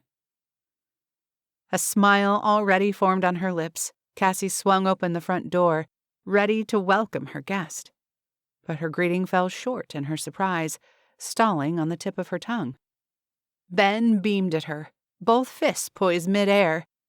"Sorry," Eliza said sheepishly from directly behind her son. "I asked Ben to knock since my hands are full." Cassie's focus drifted past Ben's boyish grin to Eliza, who gripped a wooden crate filled with baking supplies. "We're here to bake cookies," Ben chirped brightly. "And help decorate the tree, if you haven't already." Luke bounded up the front steps, stopping beside Eliza. His sapphire blue sweater brought out the subtle, jeweled undertones in his eyes, and for a moment, Cassie was too distracted to speak. "Can we come inside before our shoes freeze to your front porch?" Eliza teased, shifting the heavy crate in her arms. "Of course." Cassie stepped to the side, avoiding Luke's gaze as he brushed past her, flooding her senses with a heady scent of cedar and cloves. Taking a deep breath, she pushed the door closed until she heard the latch click, admonishing herself to get a grip. So what if Luke smelled better than a gingerbread latte? Cassie wasn't the type to swoon, at least, not anymore. "I see you haven't started yet." Luke's attention flickered from the bare fir tree centered in front of the enormous bay window to the boxes of ornaments stacked on the floor. "I was sidetracked," Cassie admitted. "I took her to Frank Barry's place," Eliza shouted from the kitchen. Cassie and Luke joined her around the island, where she unloaded her box of baking supplies. Ben sat at the antique butterfly table, flipping through the Christmas calendar, oblivious to their conversation. "Why would you take her there?" A protective edge crept into Luke's tone, causing Cassie's heartbeat to quicken involuntarily. Eliza rolled her eyes. "Calm down, we're perfectly fine." She set a ball of chilled cookie dough wrapped in cellophane on the counter. "Cassie wanted to see if she could buy some of Frank's coffee beans." "You should have told me." Luke still sounded a little on edge. "I would have gone with you." "For my sake, or Cassie's?" Eliza's dark eyes glinted mischievously, and Luke looked decidedly uncomfortable. Coming to his rescue, Cassie asked, "How come you and Maggie haven't tried to buy some for the bakery?" Eliza shrugged, sprinkling a handful of flour on the butcher block. "We're not really set up to serve coffee. I mean, we have the air pot, but we barely pay any attention to it." She plopped the cookie dough on the dusted surface, pausing in thought. "Although, if we could figure out how to use that behemoth in the basement, it might be worthwhile to invest in some quality coffee." "What's in the basement?" Cassie settled herself on the wooden stool, propping her arms on the edge of the counter, not caring that her red sweater now had white elbow patches, thanks to Eliza's generous dose of flour. Luke perched on the stool next to her, grazing her thigh with his. At his touch, Cassie's senses heightened to everything around her, including the faintly sweet aroma of the sugar cookie dough Eliza flattened with her rolling pin. When Mom bought the building over 30 years ago, the previous owner left a bunch of stuff in the basement, Luke explained, seemingly unaware of the effect he had on her. One of the items was an old espresso machine. Cassie straightened, immediately intrigued. How old? Not sure, Luke admitted. Antique for sure. It's huge. Made out of hammered copper. Can I see it sometime? Cassie tried to curb the enthusiasm from her voice, but clearly failed. Luke chuckled. You sure do love your coffee, don't you? Do you think you'd know how to use it? Eliza asked. Possibly. I used to be a barista, so I know my way around an espresso machine. What do you do for work now? Luke asked. Cassie swallowed, tracing a line through the flour with her fingertip. I'm in between jobs at the moment. She chose not to mention she'd been fired from her previous job because the manager of the coffee shop didn't like her know-it-all attitude. Was it her fault he didn't know the difference between Guatemala Antigua and Freyjanes? I'm sorry. Eliza set down the rolling pin to preheat the oven. Has it been long? Long enough. Cassie shifted on the bar stool, careful not to bump knees with Luke. I'm confident I'll get a call any day now. I have a few resumes circulating. Circulating into the trash, most likely. The truth was, Cassie knew too much to be a barista since the managers felt threatened by her skill and knowledge, but she didn't have the college degree to warrant a management position. She'd have to find something soon, though. Even if she sold her grandmother's cottage above market value, she couldn't live off the money forever. Cassie could feel Luke's gaze on her, but she fixed her attention on the snowman she'd doodled in the flour. She couldn't bear to see even a hint of pity in his eyes. I wish we had a coffee shop in Poppy Creek, Eliza said regretfully. But I bet we could find you a job doing something else. What do you love besides coffee? Cassie blinked, caught off guard by Eliza's question. What else did she love? Her mother, though Cassie sometimes wished she didn't. Of course, she knew that wasn't what Eliza meant. Pressing her lips together, Cassie forced a smile. Thanks, that's sweet of you. But I won't be staying in town. I'll be heading back to San Francisco right after Christmas. An unreadable glance flickered between Eliza and Luke. Luke cleared his throat. Why don't Ben and I string the lights on the tree while you ladies put the first batch of cookies in the oven? You've got yourself a deal. Eliza dumped a tray of cookie cutters onto the counter, the metal cutouts of stockings and snowflakes clattering against each other. We'll call you when it's time to add the ornaments. Luke slid off the bar stool and turned to Ben. Hey, bud, ready to decorate the tree? With a rambunctious cheer that doubled as a yes, Ben deserted the Christmas calendar on the table and scampered to the living room, followed by Luke. Here, you start cutting out the dough. Eliza handed Cassie a cookie cutter shaped like a reindeer head before rummaging through her assortment of supplies. There's one more thing I need to do. Cassie stole sideways glances at Eliza while she dutifully made floating head cookies. Aha! Here it is! Eliza pulled a small Ziploc bag from the crate. Grabbing a dining chair, she dragged it beneath the doorway that separated the kitchen from the living room. Cassie set down the cookie cutter, curious what would happen next. Well, you've done a lovely job decorating, Eliza said, climbing on the top of the chair. I thought there might be one small detail you'd forget. Eyes wide, Cassie watched Eliza tag a sprig of mistletoe to the doorframe. There! Now everything is perfect. Eliza hopped up the chair and brushed her hands together, looking quite pleased with her little addition. Cassie gulped. Great. Now she had to add one more thing to her list of worries.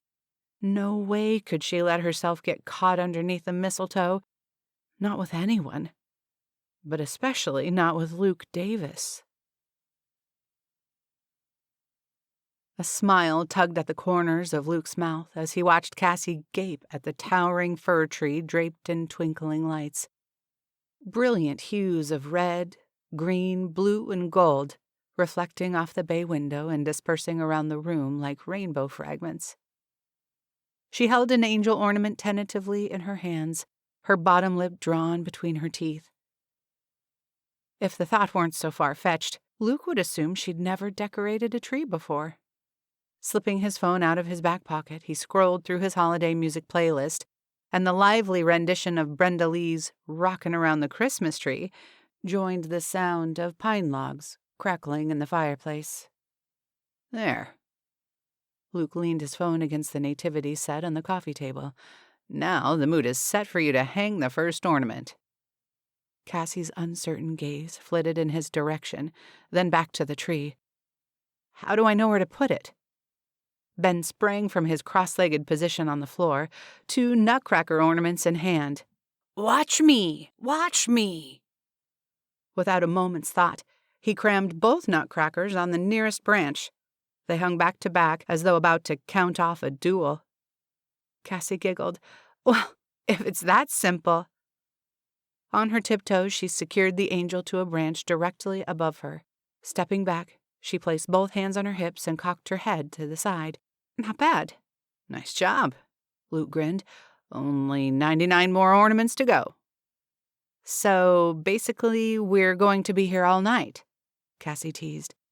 Warmth spread across Luke's chest, and he tugged at his collar. The idea wasn't unappealing. Look, Cassie. Ben tapped her arm. I picked out this ornament for Grandma Edith all by myself. He dangled a pair of silver bells by a red satin cord. As he flicked his wrist, the bells chimed in unison, soft and ethereal. Eliza joined them, setting a plate of warm sugar cookies on the coffee table. The sweet scent of their golden, buttery crusts mingled with the sharp, tangy fragrance of evergreen. Ben found it in our friend Penny's antique shop a few years ago and remembered Edith's favorite Christmas song was Silver Bells. Luke noticed a shadow cross Cassie's features and wondered if talking about her grandmother brought her sadness.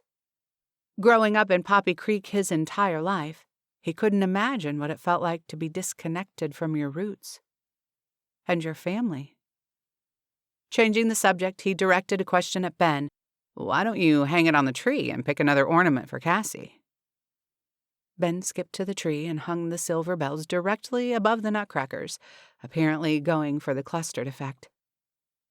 Next, he handed Cassie an ornament shaped like a heart, with the silhouette of a man and a woman painted on the smooth porcelain. Cassie lightly touched the couple, appearing lost in her thoughts. Something in her wistful expression tugged at Luke's heartstrings, and, feeling restless, he reached for a cookie, even though the furthest thing from his mind was food. Edith got that ornament for their first anniversary, Eliza explained, her voice filled with warmth. She must have told me the story 1,000 times. It started a tradition where each year she'd collect another ornament that represented something important, either a milestone from that year or some new hobby or interest. She said each Christmas unwrapping the ornaments was like unpacking a time capsule. That's sweet, Cassie murmured, looping the gold string around a sturdy branch. Turning to Eliza, she bit her bottom lip, as if debating her next words. Ben referred to Edith as his grandma. There's no relation, is there? Edith smiled from her perch on the arm of the couch. No, that's just something Ben does. If he feels like someone is family, then they are. So when he calls Luke Uncle Luke, that doesn't mean you and Luke's brother. Me and Colt? Eliza sputtered, nearly toppling off the couch. I'm sorry, Cassie flushed with embarrassment. I didn't mean to offend you. Luke doubled over in laughter at the look of dismay on Eliza's face. Then, noticing Cassie's discomfort, he softened. Don't worry, Cassie. Eliza's only rattled because she had an unrequited crush on my little brother for most of her childhood. I did not. Eliza crossed her arms in protest. "Sure," Luke drawled, rolling his eyes playfully. "It was only the most obvious crush I've ever seen." Eliza stalked over and snatched the half-eaten cookie from his hand. "Hey!" Luke cried, swiping for it unsuccessfully. Glaring, Eliza waved the confection in his face. "Fibbers don't get cookies." Luke shrugged, still grinning. "Lucky I know where to find the main supply." He strode into the kitchen, chuckling under his breath. As Luke selected a new cookie from the dozen or so cooling on the rack, he wondered if he'd get a moment alone with Cassie. He'd been mulling over Jack's words all day, growing more certain he wanted to see if their friendship could become something more. Swallowing his nerves with a bite of the sugary treat, he made a pact with himself that he'd try to steal a moment before the night ended. Heading back into the living room, Luke overheard Eliza ask Cassie to check on the batch of cookies in the oven. Something in Eliza's tone sounded odd. There was an eager, almost mischievous lilt to it. The precise moment Luke crossed the threshold of the kitchen, Cassie collided with him in the doorway. Instinctively, he placed his hands around her waist to steady her, the same time her palms met his chest. "Sorry," she gasped, then froze. Her eyes widened, darting skyward. That's when Luke saw it. The mistletoe hanging directly above their heads.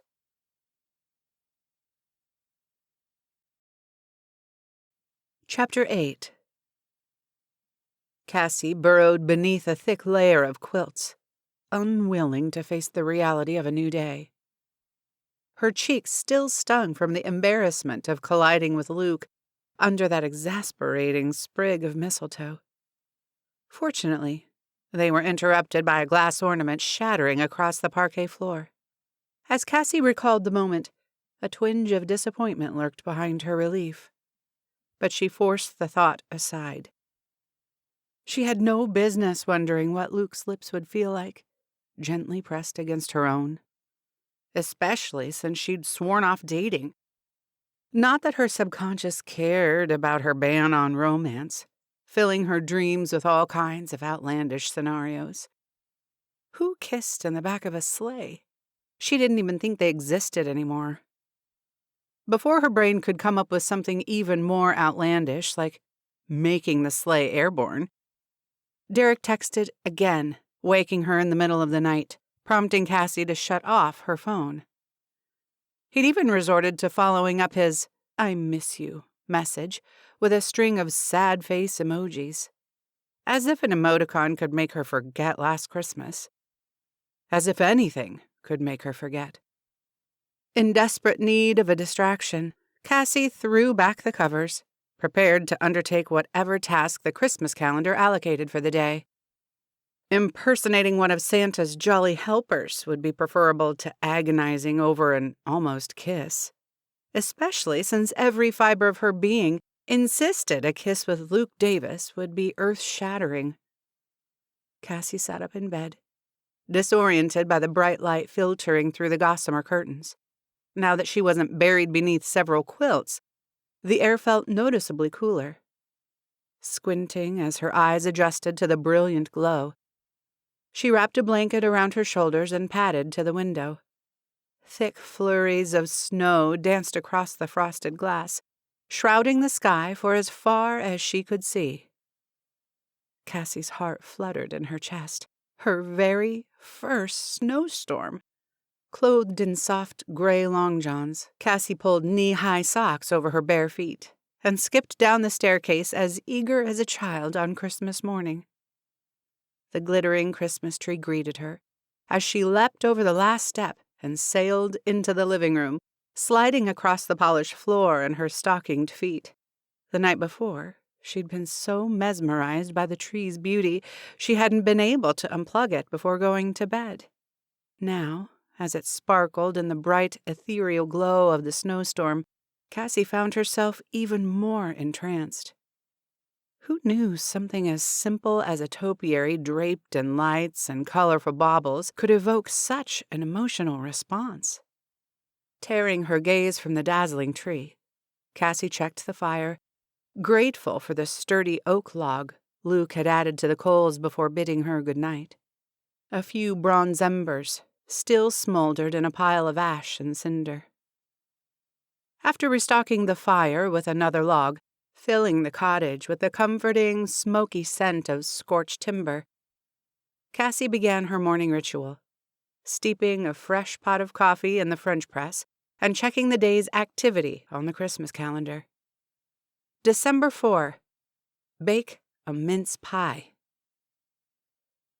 Leaning her weight against the edge of the kitchen island, Cassie groaned. Putting aside the fact that a mince pie sounded disgusting, Cassie doubted she had the necessary ingredients. Her last trip to Mac's had produced little more than the basics, minus a can of ground coffee. Blech. Sure, her grandmother's pantry was well stocked, but hardly well enough for something as obscure as a mince pie. And only a fool would consider venturing outside in a snowstorm of this magnitude. After his third knock, panic rose in Luke's chest. What if Cassie went out in the storm? Luke glanced over his shoulder. In a matter of minutes, his red pickup had become nearly invisible. He knew he should have gotten there sooner. But it had taken him almost an hour to dig his truck out of the snowdrift. Luke tried the doorknob, his pulse spiking when the handle wouldn't turn. He hammered his fist one more time, watching the wreath quiver from the force. This time, the door slowly creaked open. Cassie stared up at him, surprise sprawled across her face. Luke? Luke swooped inside, slamming the door against the freezing snow flurries. Are you okay? I got here as soon as I could. You haven't tried to go outside, have you? Cocking her head, Cassie blinked in confusion. Why would I go outside? It's practically a blizzard out there. Luke opened his mouth to answer, but faltered as the reality of the situation settled. A huge clump of snow dislodged from his coat, plopping onto the clean hardwood floor. He must look like Frosty melting on the 4th of July. Clearly, Cassie was smart enough to stay inside in the middle of a snowstorm. Not that he could say the same for himself. I tried to call, but your phone was dead, so I thought... His voice trailed off as he caught Cassie trying to hide a smile. You thought the naive city girl had decided to take a jaunty stroll in the storm of the century? She teased. Grinning sheepishly, Luke removed his snow-spackled coat. Okay, I admit my concerns were a little hasty. Cassie's eyes softened. But it was sweet of you to come to my rescue. Luke's heartbeat stilled as they stared at each other in the foyer, water droplets from the melting snow pinging against the floor. He wanted to say something, anything, to prolong the moment, but he couldn't think past how adorable she looked with her long johns, knee-high socks, and tousled hair. But he couldn't very well say that, could he? Well, now that you're here, you might as well get warmed up. Cassie reached for his coat and scarf, hanging them on the vintage hall stand. Luke tugged off his beanie, quickly running his fingers through the wayward strands of dark hair. I can't remember what's on the Christmas calendar for today. Nothing outside, I hope. Cassie wrinkled her nose. I have to bake a mince pie, although it might as well be a pie of 4 and 20 blackbirds, considering I don't have the ingredients for either. Wow, Luke snorted with laughter, pulling out the obscure nursery rhymes. I'm impressed. As an only child, you read a lot. Cassie flashed an endearing grin. It wasn't lost on Luke that she wasn't wearing a lick of makeup, which let her natural beauty shine. A few freckles dusted her nose and cheeks, like a sprinkling of brown sugar, and Luke had a strong urge to run his fingertips over them. He blew out a breath, banishing the impulsive idea. You're in luck. I happen to be a mince pie expert. I've helped my mother bake one every Christmas since I could hold a spoon. Cassie smiled. Your spoon-holding skills aside, how do we solve the problem of not having the right ingredients? After kicking off his wet boots, Luke strode into the kitchen, followed by Cassie. He headed straight for the freezer, If you haven't already noticed, Edith was incredibly organized and well prepared. Pulling out a jar of pre-made mince pie filling, he set it on the counter with a triumphant grin. Inspecting the jar of frozen filling, Cassie arched an eyebrow. I can't believe I'm saying this, but isn't this cheating? We still have to heat the filling, make the crust, and bake it in the oven. It counts as making a pie in my book. If you say so. You're the boss. Her eyes sparkled playfully, highlighting the brilliant gold flecks in the sea of green, sending a spark of awareness rippling through Luke. Setting a double boiler on the stove, Luke swallowed. The only thing he needed to heat up tonight was the oven. They simply had to focus on baking a pie until the storm subsided enough for him to head home. The last thing he needed was to get stuck in an intimate, cozy cottage with the one woman who made time stand still. So, he said, clearing his throat, I'll work on defrosting the filling while you start the crust. At Cassie's blank stare, Luke pointed to the Christmas calendar. There should be a recipe. Cassie ran her finger down the page, scrunching her face as she scanned the instructions. This recipe doesn't make any sense. What's the difference between a pinch and a dash? Luke chuckled at her perplexed expression. Don't worry, I'll show you. Hopping onto the bar stool, Cassie watched Luke deftly assemble and measure the ingredients. You're quite the pro. When your mom owns a bakery, you pick up a thing or two. You should have gone into the family business, Cassie teased. Luke smiled. Actually, I did. What do you mean? My law practice used to be my dad's. In fact, it's still his name on the door. The L stands for Leonard. Gosh, I had no idea. Did you always want to follow in his footsteps? Luke dug his fists into the ceramic bowl, appreciating the soft, pliable feel of the dough as he shaped it by hand. I didn't seriously consider law school until my second year of college, when my dad got cancer.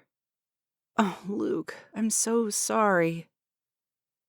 Encouraged by the sincerity in her voice, Luke drew in a deep breath and continued. It was a rough time. He eventually went into remission, long enough to see me graduate from law school. We all thought he was in the clear, but a few weeks after graduation, we learned his cancer had come back. We lost him 4 months later. Without saying a word, Cassie reached across the counter and gently placed her hand on his forearm. Luke savored the gentle, comforting feel of her soft skin against his own. Then, as if the connection between them had suddenly grown too intense, she pulled away. Averting her gaze, she tucked a strand of hair behind her ear. He must have been very proud to have you take over his practice. He was. Luke's chest tightened, recalling the day his dad handed him the key to the office. What did you want to do before you switched to law school? Cassie asked. Luke's hand stilled, and the sticky ball of dough fell from his grip, plopping onto the bottom of the bowl. No one had ever asked him that before. And, for a moment, Luke hesitated. He'd hardly admitted the thought to himself, let alone another human being. But for some reason, Luke wanted to tell Cassie. He wanted to tell her everything. Do you remember the furniture in my office? Of course. They're all beautiful pieces, especially Dolores's rocking chair. Luke's heart did a funny little dance at her words of praise, and he could only imagine the goofy grin taking over his features. I made them. You made them? She asked slowly. Like, actually made them? With your own 2 hands? He chuckled. Well, I used tools, but yes, I made them myself. Her eyes brightened. Luke, that's amazing. You have a gift. Seriously, people pay top dollar for craftsmanship like that. Have you ever thought about opening your own furniture business? Luke dumped the lump of dough onto the butcher block and began kneading. Not really. Why not? Her tone held no censor, only curiosity. But her question mirrored the same one he'd refused to ask himself for years. Because no one in Poppy Creek needs bespoke furniture. Luke said a little gruffer than he intended. Grappling for the right words, he exhaled, his shoulders slumping as a rush of air escaped his lungs. Finally, he spoke, doing his best to keep his voice slow and even. Poppy Creek needs me to be Leonard Davis. My dad wasn't just the guy you'd call for legal advice. He was the rock of the entire town. The one you could call at any time, for any reason. Folks around here relied on him. An image of his dad's strong features flashed before Luke's eyes, and he swallowed against the unwanted surge of emotion, jabbing his fist into the clump of dough. "I'm sorry. I didn't realize," Cassie said softly. "Don't be sorry. It's not you." Luke attempted a smile, only managing a crooked one at best. "It's me. It's kind of a tough subject. So, what about you? What's your dream job?" "The truth?" "Preferably." Luke chuckled, feeling the tension lift from his shoulders. Cassie paused, grazing her teeth over her bottom lip as she appeared to study him, assessing his trustworthiness.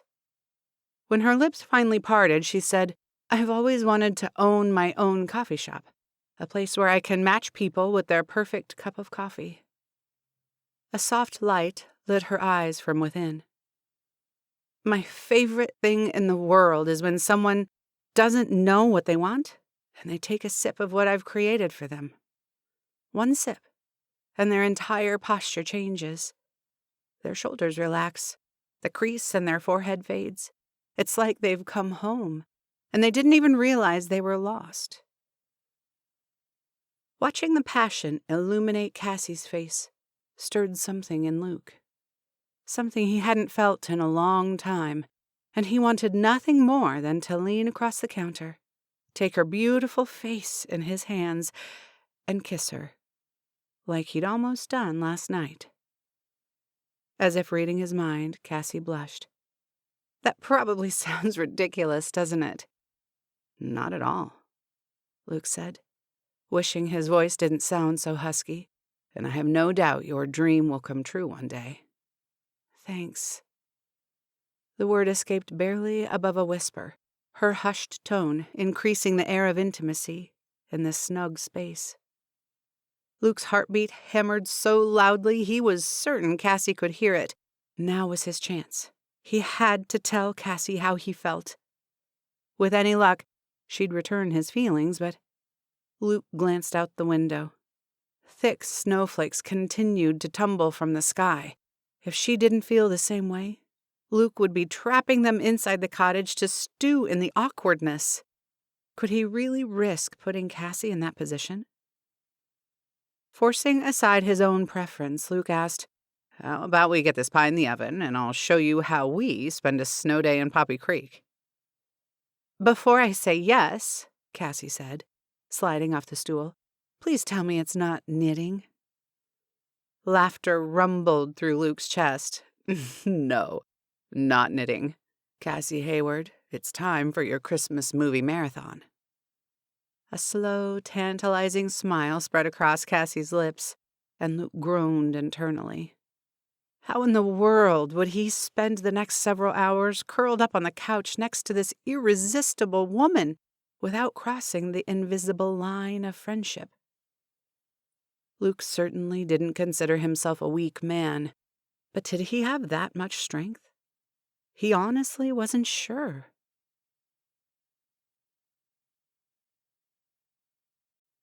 Chapter 9. A persistent pounding on the front door roused Cassie from a deep sleep. Groggy, she released a low moan. What was it with small towns and everyone showing up unannounced all the time? It took her a moment to orient herself with her surroundings. The last thing she remembered was... Cassie's cheeks burned at the sudden memory. She'd fallen asleep on the couch with Luke during the Santa Claus, which was ironic, considering she could relate to Tim Allen's character. But halfway through the film, she'd nodded off until Luke's soft murmur. and the warmth of his breath tickling her forehead stirred her awake. They'd parted ways at the top of the staircase, awkwardly saying goodnight before Luke disappeared into the spare room. She wasn't sure she'd be able to fall asleep with Luke a few feet down the hall. But slumber had come quickly, and she felt a strange sense of peace knowing he was nearby. Cutting into her thoughts, the hammering on the front door grew more urgent. "Luke? Cassie? I know you're both in there. I can see your cars buried in the snow." "Eliza."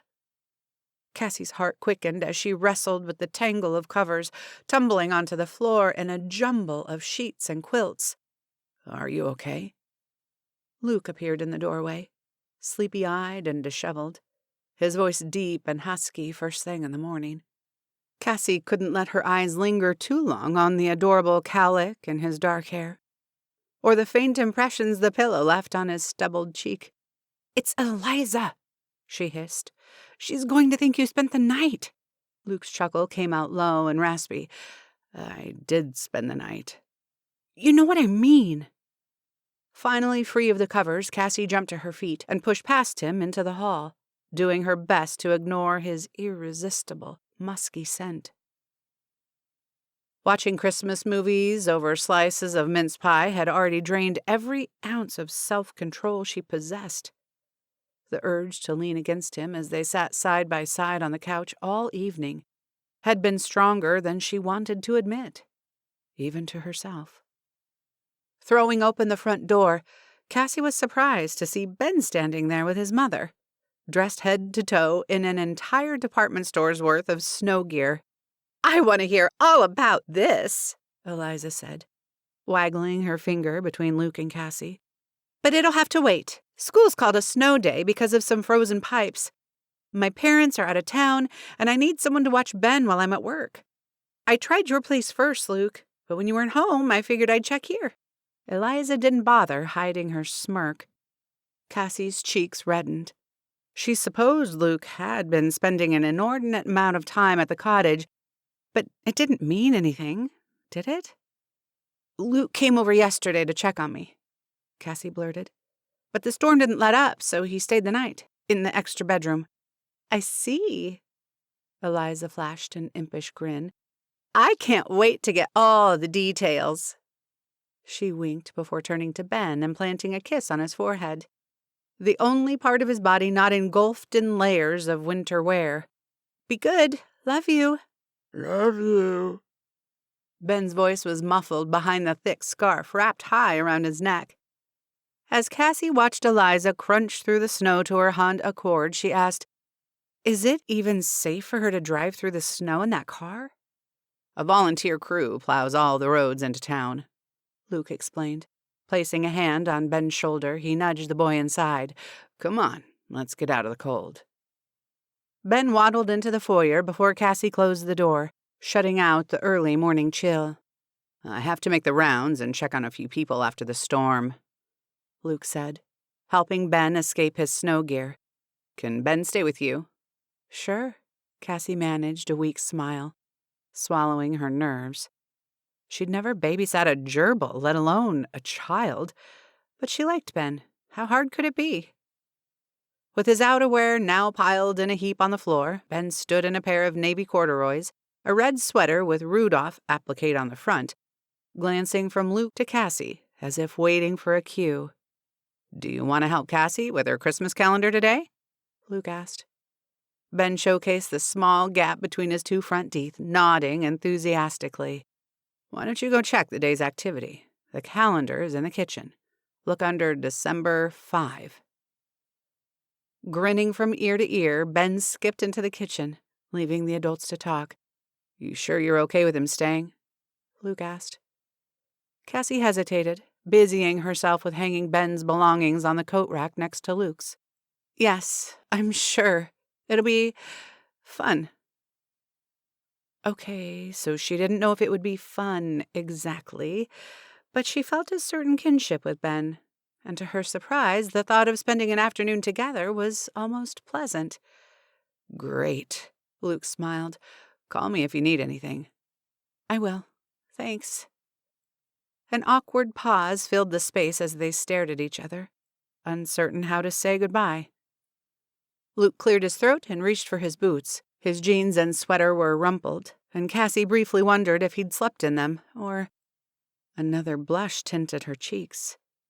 She'd seemed to be blushing a lot these days, and she didn't like it one bit. No man had affected her this much since... Actually, no one ever had. Period. The realization sent nervous jitters skittering inside her stomach. Glancing anywhere except at Luke, Cassie swept a tangled curl behind her ear. I'll go check on Ben. Their subsequent goodbye felt clumsy, and the second the door closed behind Luke, Cassie released a breath she hadn't realized she was holding. Under normal circumstances, Cassie might obsess over what the new tension between them meant, but for now, she had a small child to keep alive, and who knows what he was up to unsupervised. As Cassie entered the kitchen, Ben sat at the dining room table, his legs swinging as he read the day's entry on the Christmas calendar. Noticing Cassie, he shot an exuberant grin in her direction. "Guess what?" "What?" She set the tea kettle on the stove, desperate for a cup of coffee.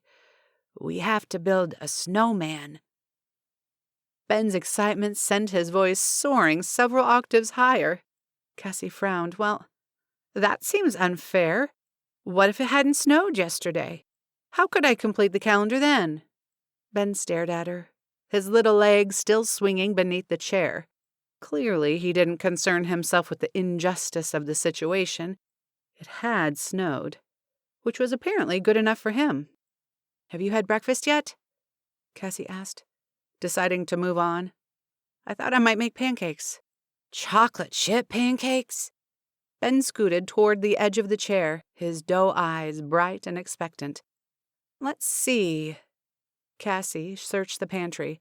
"We're in luck." She held out a mason jar filled with chocolate chips, and Ben whooped, hopping down to join her. "Mom lets me mix the batter." Cassie chuckled. "I have a feeling you're going to be better at making pancakes than I am." After eating breakfast and washing up, Cassie helped Ben back into his snow gear, bundling herself in as many layers as she could comfortably manage. Maybe she should invest in some decent snow clothes. She immediately dismissed the idea.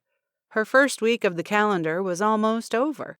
Before she knew it, she'd be leaving Poppy Creek, heading back to San Francisco, no longer in need of a snowsuit. The realization left a surprising weight in the pit of her stomach, one she promptly ignored as she and Ben headed outside. Building a snowman with Ben proved to be more fun than Cassie expected. Although the chilly air stung her cheeks, the exertion from rolling the huge snowballs left her pretty warm beneath her thick sweater and wool peacoat. Several failed attempts at stacking the lumpy blobs of snow had them both doubling over in laughter, but they eventually managed to create a lopsided snowman with 2 walnut shells for eyes and an orange highlighter pen for a nose. To her delight, Ben said he liked it even better than a carrot. Cassie also parted with a handful of her precious coffee beans for the snowman's smile. Stepping back, they surveyed their handiwork. Not bad. Cassie smiled down at Ben, whose little face glowed with pride. But I guess he needs arms, huh? Let's look around and see if we can find some sticks buried in the snow. As they searched, Cassie asked, "What are we going to name him? Frosty the Snowman?" Ben shook his head. "No, this isn't Frosty."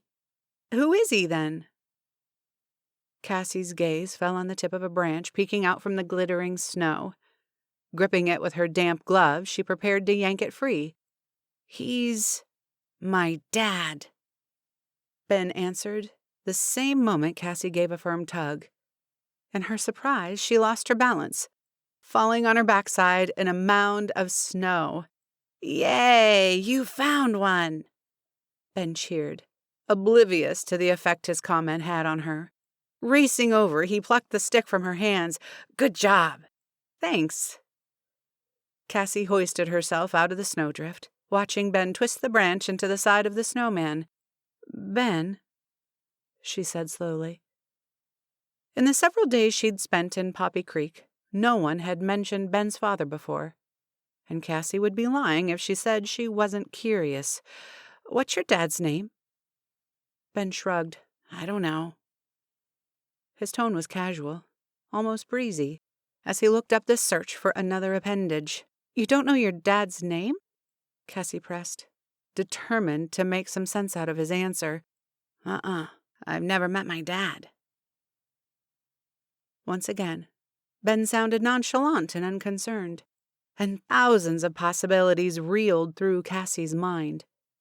His father could have died before he was born, or maybe he'd never been in the picture at all. A look of sadness must have crossed her features because Ben suddenly paused, worry lines creasing his forehead. "Is that bad?" he asked, his voice uncertain, as if the prospect had never occurred to him before. "No, of course not," Cassie said hurriedly, hoping to put his mind at ease. "Lots of people don't know their dads. I've never met mine." The words left her mouth in a rush before she could stop them. "Really?" "Really." Cassie fidgeted with her scarf, wishing she'd never mentioned it. "Do you want to meet him?" Ben lifted his chin to meet her gaze, and there was something in his soulful brown eyes that broke Cassie's heart, an unspoken longing, maybe even a subconscious one, to not only know who your father was, but if he ever loved you. The same longing Cassie experienced when she was Ben's age, and if she were honest, still did. Cassie parted her lips to respond, but words failed her. The sound of her ringing cell phone broke the silence instead. Scrambling inside her coat pocket, Cassie gratefully accepted the interruption. "1 second, I have to take this." She pressed the phone to her ear, not bothering to check the caller ID. "Hello?"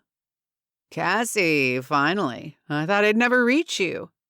As the familiar baritone oozed through the speaker, Cassie nearly lost her balance. Her fingertips instinctively found their way beneath the scarf, curling around the cold metal of the silver heart charm. "Derek, I told you to never call me again." "But I have great news." Derek's chipper tone contrasted starkly with Cassie's strangled breath. "Stop calling me," she hissed, stepping out of Ben's earshot, grateful he seemed preoccupied trying to locate another branch. "I'm going to hang up now." "Wait, Cassie. 2 seconds, that's all I ask." Cassie hesitated, toying with the necklace. Derek took her silence as an invitation. "I did it, Cass. I finally bought a coffee shop, just like we always talked about." Drawing in a breath, Cassie closed her eyes against all the memories of late nights they'd spent dreaming about opening a coffee shop together. Derek utilizing his skills as a green coffee buyer, and Cassie lending her wealth of knowledge and experience. "That's great, Derek. Good for you." She didn't care how bitter she sounded. It had been her dream in the beginning, not his. Derek laughed, unperturbed by her tone. "I don't think you understand what I'm trying to say. I want to hire you, Cass. I want this coffee shop to be ours." As Luke idled the pickup in the driveway, waiting for the engine to heat up, he pulled out his cell and dialed his mom's number. "Hi, sweetheart." His mother's cheerful tone reverberated through the speaker after the first ring. "Hey, Mom. Just calling to check in." He wedged the phone between his chin and shoulder, checking the air vents for any sign of warmth. Maggie chuckled softly. "You came by for dinner a few nights ago and restocked my firewood. You don't think I went through all those logs already, do you?" "No." Luke rubbed his hands together against the bitter cold. "But it was a pretty bad storm yesterday. Just want to make sure you're okay." "I'm fine, honey. Heading to the bakery in a few minutes. Will you be stopping by before work? I prepped a fresh batch of cinnamon rolls last night." Luke's stomach rumbled. "I'd love to, but I'm going to check on Dolores. I think she left the phone off the hook again. I couldn't get through." Maggie sighed. "I keep telling her to get a cell phone, but she insists that they're the scourge of humanity." Normally, Luke would have shared in a laugh over Dolores's idiosyncrasies, but his heart thrummed with nervous energy. I gotta go, Mom. I'll see you later, okay? Love you. Ending the call, Luke tossed the phone onto the passenger seat and shifted into reverse. Something didn't sit well in the pit of his stomach. In less than 20 minutes, Luke pulled up to a butter-yellow farmhouse, framed by a white picket fence and dormant rose bushes, all coated in a thick layer of snow like icing on a cake. Bounding up the broad steps 2 at a time, Luke knocked on the front door, scanning the wraparound porch for any signs of damage while he waited for Dolores to answer. A few fallen branches littered the front yard, but none near the house. Luke breathed a little easier. He raised his fist to knock again, but the door creaked, inching open. Dolores leaned against a walking stick, her face creased in pain. Luke, what a pleasant surprise. What happened? Luke rushed to her side, sliding an arm around her waist for support. Oh, it's nothing.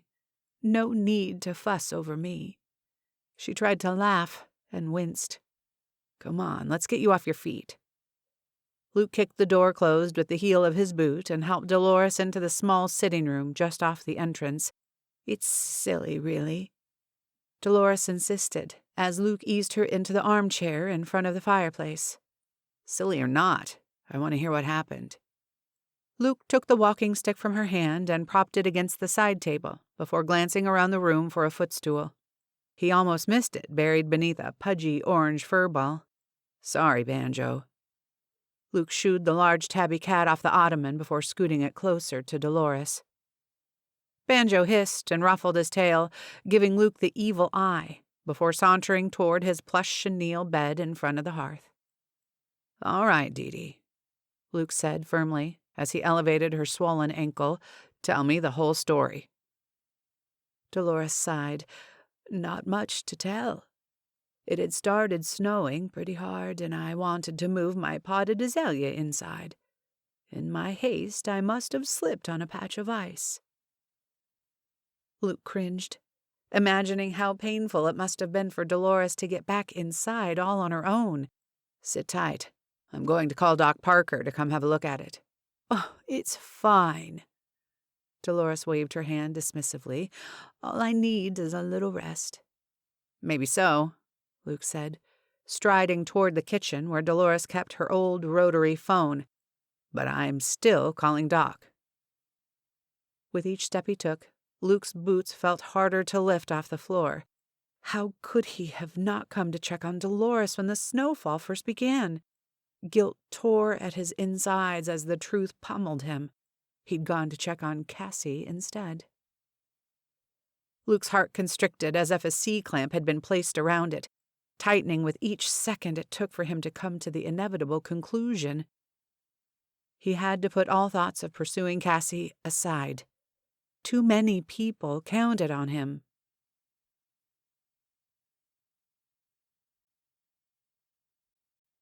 Chapter 10. Cassie stared blankly at the Christmas calendar, barely even registering the day's entry. Not that it made much sense, anyway. December 6th. Attend Pajama Christmas. What on earth was Pajama Christmas? To be honest, Cassie really didn't care. Derek's words from the day before echoed in her mind, leaving little room for anything else. I want to hire you, Cass. I want this coffee shop to be ours. He couldn't be serious, could he? Oh, she believed he bought a coffee shop. Money wasn't an issue for Derek Price. But working together? That would be impossible, especially if he would be her boss. Cassie poured the last of the Colombian beans into the hand grinder, her heart sinking as she gazed into the empty bag. An image of Frank Barry spinning the metal drum, aromatic smoke swirling into the murky winter sky, sprang to mind. After crumpling the bag and tossing it in the trash, Cassie grabbed her keys off the counter and strode purposefully toward the door. When it came to coffee, Cassie Hayward didn't give up easily. Up close, the neglected farmhouse appeared to be in even more disrepair. Several of the knotted pine planks were missing from the porch, and most of the shutters seemed held in place by hope and prayer. The single rocking chair, creaking softly in the bitter breeze, stirred a deep-rooted emptiness in Cassie's heart she'd spent a lifetime trying to suppress. Tentatively, she knocked on the front door. No answer. Maybe Frank wasn't home. There wasn't a car or truck in sight, although Cassie didn't recall seeing one on her first visit either. Disappointment akin to defeat settled in Cassie's stomach as she turned to leave. Then, a loud crash rang out from somewhere inside the house. A surge of adrenaline propelled Cassie's fist to make contact with the front door, shaking loose flecks of once white paint that floated to the ground like sullied snowflakes. "Frank? Are you okay?" When she received no answer, she tried the doorknob.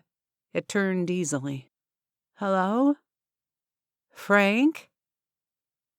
Poking her head inside, Cassie glanced around before inching across the threshold. Her heartbeat hammered in her ears as she crept down the shadowy hallway. "Please don't be hurt," Cassie whispered, apprehension prickling her skin. To her surprise, the inside of the house looked nothing like the outside. Though sparse and decidedly masculine, the interior was clean and functional, maybe even pleasant. But there wasn't any sign of Frank, injured or otherwise. After searching several rooms, Cassie found herself in Frank's study. Floor-to-ceiling bookshelves lined 2 walls, filling the modest space with the delectable scent of aged leather and yellowed pages. The third wall comprised almost entirely of a stunning picture window that overlooked the neighboring forest of mature pines, while the fourth was home to a feather-soft chenille recliner, reading lamp, and mahogany writing desk. The bright white screen of an open laptop called to her like a beacon, but as she drew closer, something else captured her attention. A quart-size mason jar filled with dark, velvety coffee beans. Lifting the jar, Cassie turned it over in her hands, the beans rattling like a makeshift maraca. Why on earth did he have coffee beans sitting on his desk? Glancing at the laptop, Cassie hesitated. She should keep looking for Frank, but the blinking cursor piqued her curiosity. One quick glance. Leaning closer, Cassie peered at the title line. "The Mariposa Method, 2nd edition." Shock rippling through her, Cassie stumbled back a few steps, clutching the jar to her chest. "What are you doing?" Whirling around in fright, Cassie stood face to face with Frank Barry, his arms laden with firewood. Words failed her as she tried to process everything that was happening. I heard a loud crash and thought you'd fallen." Frank snorted derisively. "You thought I fell into my laptop?" A guilty blush stung Cassie's cheeks. "I'm so sorry, Not as sorry as you're gonna be." His narrowed gaze communicated "get out now" more clearly than any words could have. Somehow, Cassie managed to make her legs move and propel her past Frank toward the door. With only a few more steps until freedom, she had a horrifying thought. She was still holding the jar of coffee beans. Mustering all of her courage, she forced herself to turn around. Frank glowered in the shadowy hall, arms still loaded with firewood, as if waiting to ensure she actually left. Even from several feet away, his steel-gray eyes bored into hers, sending chills down her spine. Hands trembling, she held out the jar. "I'm sorry, I just realized Take it and go." The words erupted from Frank's mouth with such force and hostility. Cassie didn't hesitate before bolting out the front door, and she didn't stop running until she was safely in her car. "You have to try it." Cassie's dazzling eyes showcased her excitement as she scooted the mug across the counter toward Luke. An aromatic wisp of steam curled into the air, instantly kickstarting his taste buds. He raised one eyebrow. "If I do, does that make me an accessory to your crime?" If you're too chicken, I will. Eliza snatched the mug before Luke had a chance to protest, closing her eyes to savor the incredible scent before taking a sip. Luke noticed Cassie's subtle lean across the counter and the way her lips parted in anticipation of Eliza's reaction. He couldn't help thinking about their conversation from 2 nights ago, and a surge of disappointment shot through him. Their connection had seemed so strong in that moment, sharing their dreams while mince pie fillings simmered on the stove. But now, Luke wouldn't even be here had Eliza not insisted they take Cassie to pajama Christmas. He was supposed to be distancing himself, but taking Cassie to one of his favorite Christmas traditions felt like the opposite of keeping her at arm's length. Oh my goodness! Eliza's entire body seemed to drain itself of tension with the first sip. This is amazing. Isn't it? Cassie pressed her palms together as if she couldn't quite contain her enthusiasm. I'm so glad you both stopped by, because I had to share this with someone. She drew in a deep breath before announcing, Frank Barry is Richard Stanton. Her grand announcement was met with silence. Who? Luke glanced at Eliza, who looked equally baffled. Richard Stanton, Cassie repeated. He wrote the Mariposa Method, the magnum opus of the coffee world. Oh. Luke nodded, although his furrowed brow gave away his confusion. Frank Barry was Richard Stanton, a famous author? It didn't make any sense. Are you sure? Positive. Cassie's entire face radiated delight.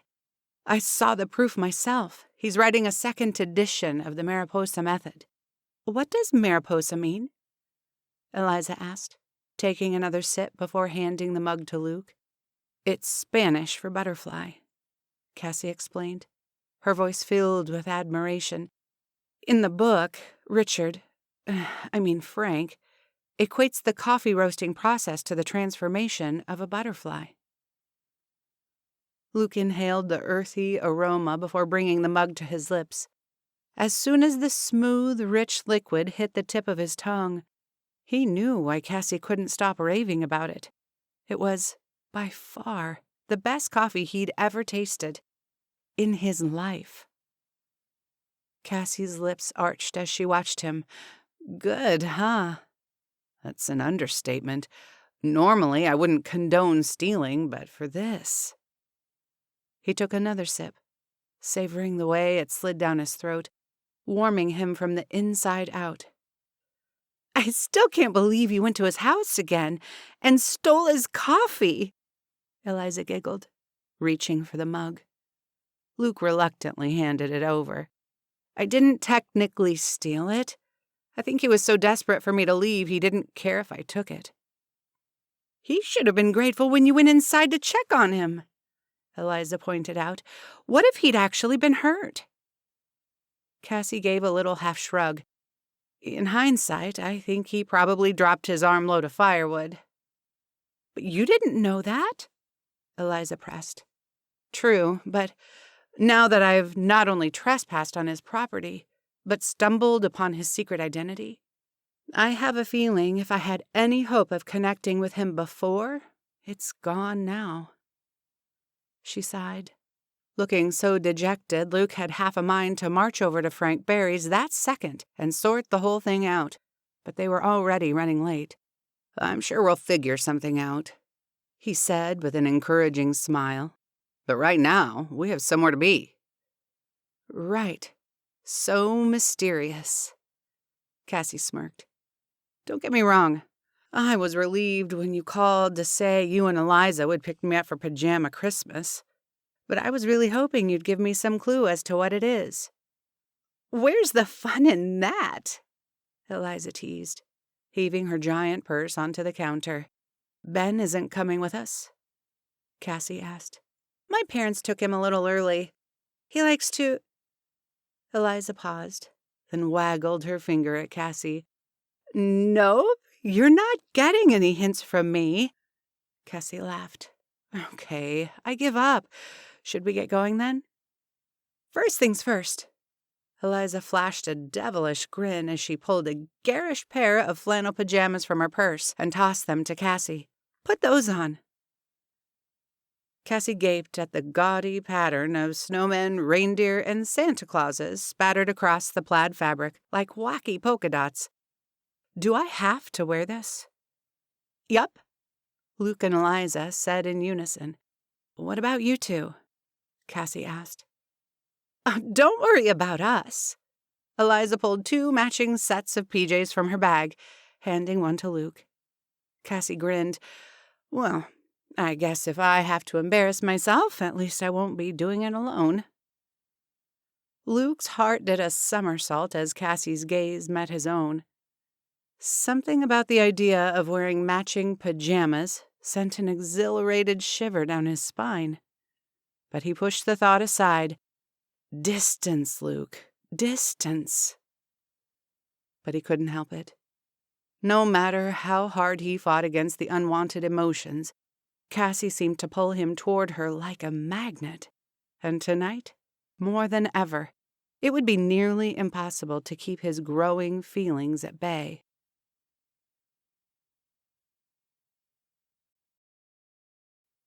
Chapter 11. Cassie couldn't quite believe her eyes as they approached the town square, which had transformed into a bustling Christmas bazaar. Townspeople mingled around craft booths and dessert stands, all dressed in outlandish Christmas-themed pajamas.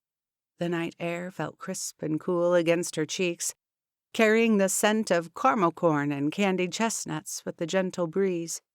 Snow still capped the rooftops and blanketed the ground, but every glittering speck had been cleared from the center lawn, possibly from the countless space heaters and twin fire pits radiating heat on either end.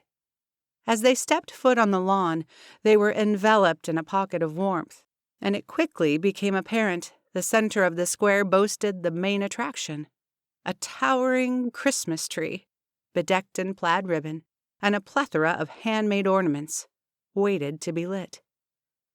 "What do you think?" Luke's hazel eyes glowed with a heartfelt earnestness. "It's a Christmas tree lighting ceremony?" Cassie asked. "With a few additions," Eliza pointed out. "Ben loves the face painting and gingerbread house decorating." "Not to mention a movie at the end of the night," Luke added. "Movie?" Cassie asked, not sure how the town would manage that. Luke pointed to several rows of lawn chairs arranged at the end of the square, surrounded by towering space heaters. "We all bury ourselves in blankets and watch How the Grinch Stole Christmas, projected on the front of the courthouse." "I'm impressed," Cassie said, halting abruptly as 3 young boys darted past them, wielding sticks speared with marshmallows. "No running with sharp objects," Eliza shouted before mumbling, "Where are their parents?" Her eyes widened as she recognized one of the ruddy faces painted to look like Rudolph. "Wait, that's Ben." She rolled her eyes good-naturedly. "I suppose that's what I get for having the grandparents babysit. Pandemonium." Chasing the rambunctious boys to the fire pit, she called over her shoulder to Cassie and Luke, "Catch up with you two later." Giggling, Cassie watched Eliza scramble after them, disappearing into the boisterous, jovial crowd. Nearly every single resident of Poppy Creek seemed to be in attendance. The vibrant hum of laughter and conversation harmonized with the festive Christmas carols performed by a 4-piece band. Everyone seemed so happy. Unexpectedly, an intense yearning to belong overwhelmed Cassie's emotions. "What's on your mind?" Luke asked. "You look like you're lost in thought." Cassie forced a smile past the doleful realization that someday Poppy Creek would be nothing more than a distant memory. "Nothing. just taking it all in. Luke smiled, mirroring her appreciation. Poppy Creek holds the event the same night every year, and no one remembers exactly how the tradition of wearing pajamas started, although everyone has their own version they like to tell. Like what? Cassie asked, intrigued by the strange tradition. Oh, everything from a group of moms not wanting to get their kids ready for bed after the movie to a silly dare that started a trend, Luke chuckled. But my favorite explanation involves Mayor Haskett, who didn't retire until the ripe old age of 97. Rumor has it, his last year as mayor, he showed up in a union suit, and to save him the embarrassment, everyone went home and changed into their own pajamas. What's a union suit? Luke's eyes glinted with humor. You know, the thermal onesie with the butt flap. Cassie covered her mouth with her hand as a giggle escaped. Exactly. Luke grinned. Ready for some hot chocolate? He tipped his head in the direction of a small stand draped in golden lights that flickered like tiny fireflies.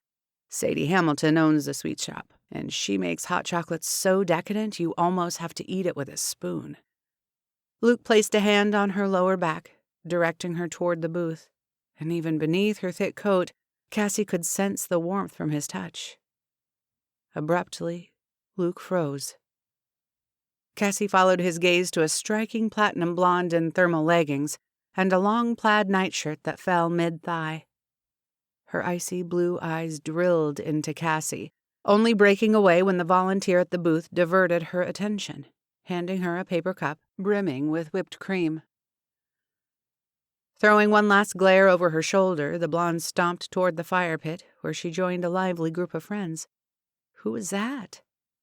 Cassie asked as they resumed their stride. Victoria Burke. Her parents own the Buttercup Bistro. After a moment's pause, Luke added, We used to date. Cassie's heartbeat slowed until it nearly stopped altogether. For some reason, the thought of Luke with the beautiful, albeit unfriendly, blonde tied a knot in the pit of her stomach. As they stood in line for hot chocolate, Cassie knew she should let the subject drop, but she couldn't help asking, Why did you two break up? Luke dug his fist into his coat pockets, and Cassie wasn't sure if his hands were cold or if she'd hit a nerve. Several reasons. Cassie brushed an imaginary piece of lint from her black pea coat. Let it be, Cassie, it doesn't matter. But her better judgment couldn't keep her from pressing further. So, what was the main reason then? Luke opened his mouth to respond, but to Cassie's frustration, they'd reached their turn in line. So rather than give an answer, he placed their order instead. Curiosity gnawed at Cassie as they stood off to the side, waiting for their hot chocolate.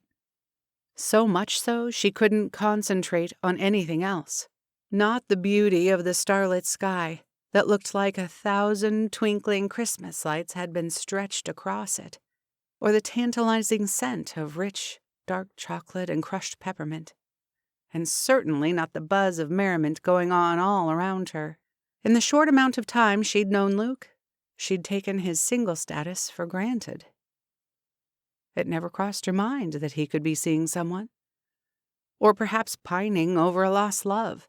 Now the thought caused her heart to revolt. But what right did she have to care one way or the other? It wasn't, and it would never be, any of her business. It had been 3 years since Luke broke off his relationship with Victoria, and living in a small town like Poppy Creek meant they'd run into each other thousands of times since then. She'd even dated someone from Primrose Valley for several months, while Luke focused on work and his responsibilities around town. It didn't make sense Victoria would react so strongly to Cassie's presence, unless Luke's feelings for Cassie weren't as tightly concealed as he thought. Here you go, Sadie said brightly as she handed Luke their hot chocolate. Careful. They're hotter than a coal in a handbasket. Thanks, Sadie. Turning toward Cassie, he handed her one of the paper cups piled high with homemade whipped cream and a barrage of red sprinkles. They fell in step as they headed toward the second fire pit at the opposite end of the square. Luke wasn't ignoring Cassie's question. He honestly wasn't sure how to respond. Considering his current state of mind, Luke could blame their breakup on the same reasons he wanted to avoid falling any further for Cassie. No time for himself, and too many obligations. But back then, the weight of his responsibilities after stepping into his father's shoes hadn't sunk in yet. No, it had been something else entirely. It was something my dad told me, Luke said quietly, vocalizing his train of thought. Cassie tipped her head, cupping the piping hot cup between her gloved hands. You asked why Victoria and I broke up, he explained. It was something my dad said. Oh. Her face softened as she gave him an encouraging smile to continue. Luke drew in a deep breath, relishing the frosty air as it filled his lungs. He still recalled the exact moment he had the conversation with his father, down to the sharp scent of his dad's citrus aftershave. My mom picked up a cuckoo clock during a trip to Germany in college. Dad hated it. Even after 40 years of marriage, he would jump out of his skin every time the hour hit, and the cuckoo bird would spring out of its hiding place. Luke chuckled, still able to picture the look of surprise sprawled across his dad's face. One day, I stopped by the house during a particularly bad argument with Victoria, which happened a lot. The cuckoo clock went off, startling Dad, as it always did, and he said, "Son, I love your mother. You know how I know?" Before I could respond, he said, "Every time the clock scares the bejesus out of me, I think I'd put up with 1,000 squawking cuckoo birds if it meant being married to your mom."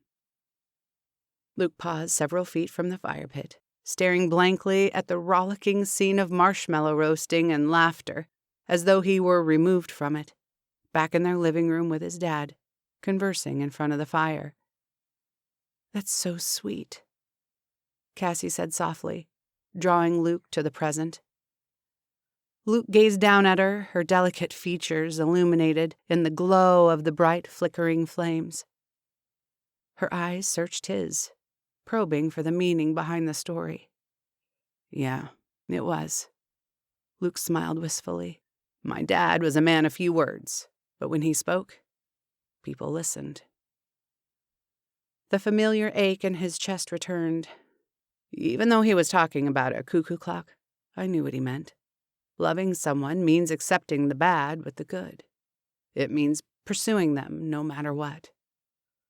Love always hopes and always perseveres.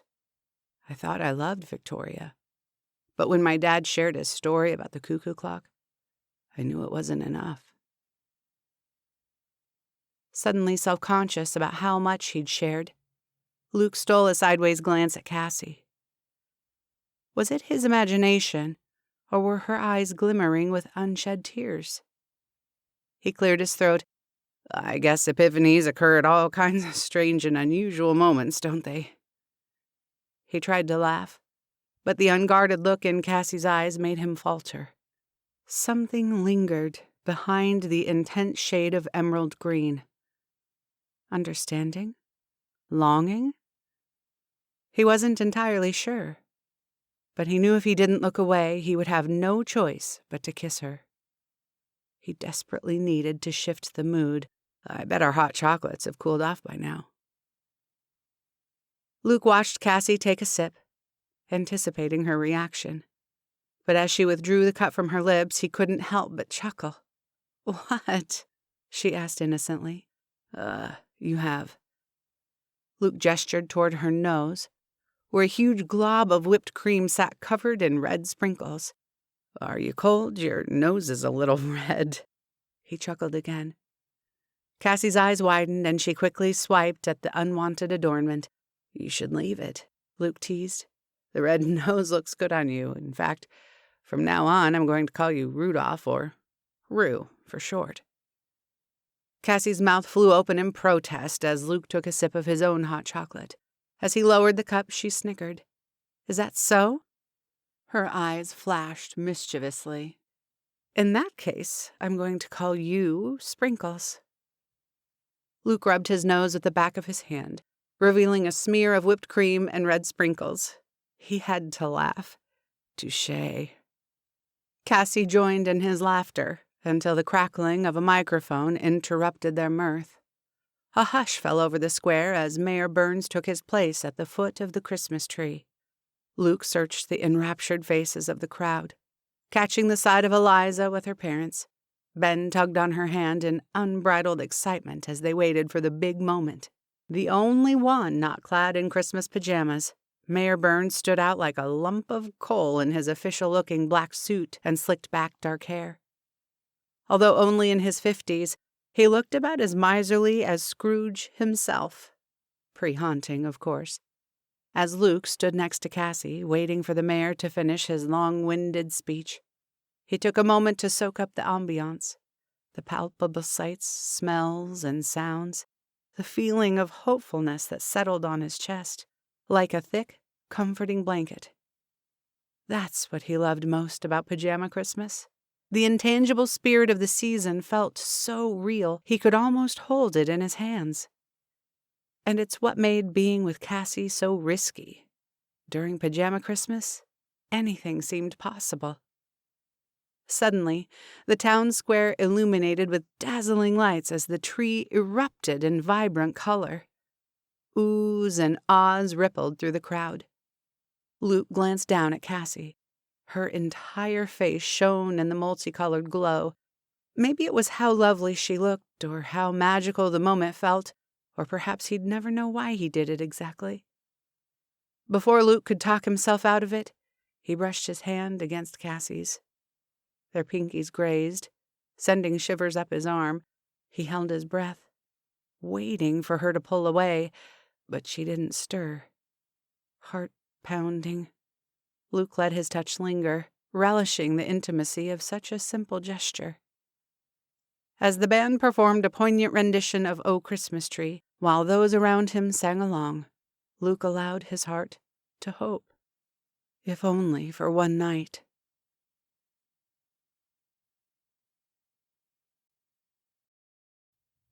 Chapter 12. Few things could distract Cassie from the scintillating memory of Luke's hand brushing against her own the night before. Few things, except a trip to the basement of Maggie's place.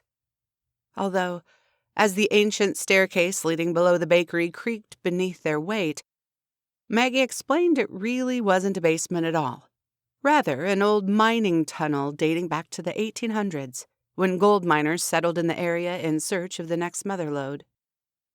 Steadying herself in the darkness, Cassie placed a hand on the wall, withdrawing quickly when her palm met the sharp edges of cold stone. Instead, she stuck close behind Maggie, following in her slow, practiced footsteps. Once at the bottom, Cassie heard a faint click, and fluorescent light flooded the cave. Maggie released her grip on the metal pull cord, wiping the dust on her houndstooth apron. "I used to love coming down here." A youthful glow lit her hazel eyes as she glanced around the tiny pocket of history. "I would imagine what it must have been like for the 49ers in search of gold. In a way, I suppose I could relate. Starting this bakery was my own quest for a new life." Cassie smiled, inhaling the musty scent of damp earth and sediment. "Maggie, this place is incredible." A rickety wooden table displayed long-forgotten items, like rusty cast-iron cookware, along with pickaxes and chisels, historical artifacts left behind by previous adventure seekers.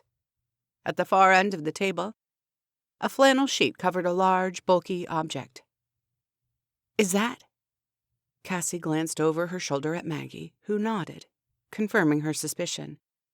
"I feel a little ashamed. It's been sitting down here so long," Maggie admitted.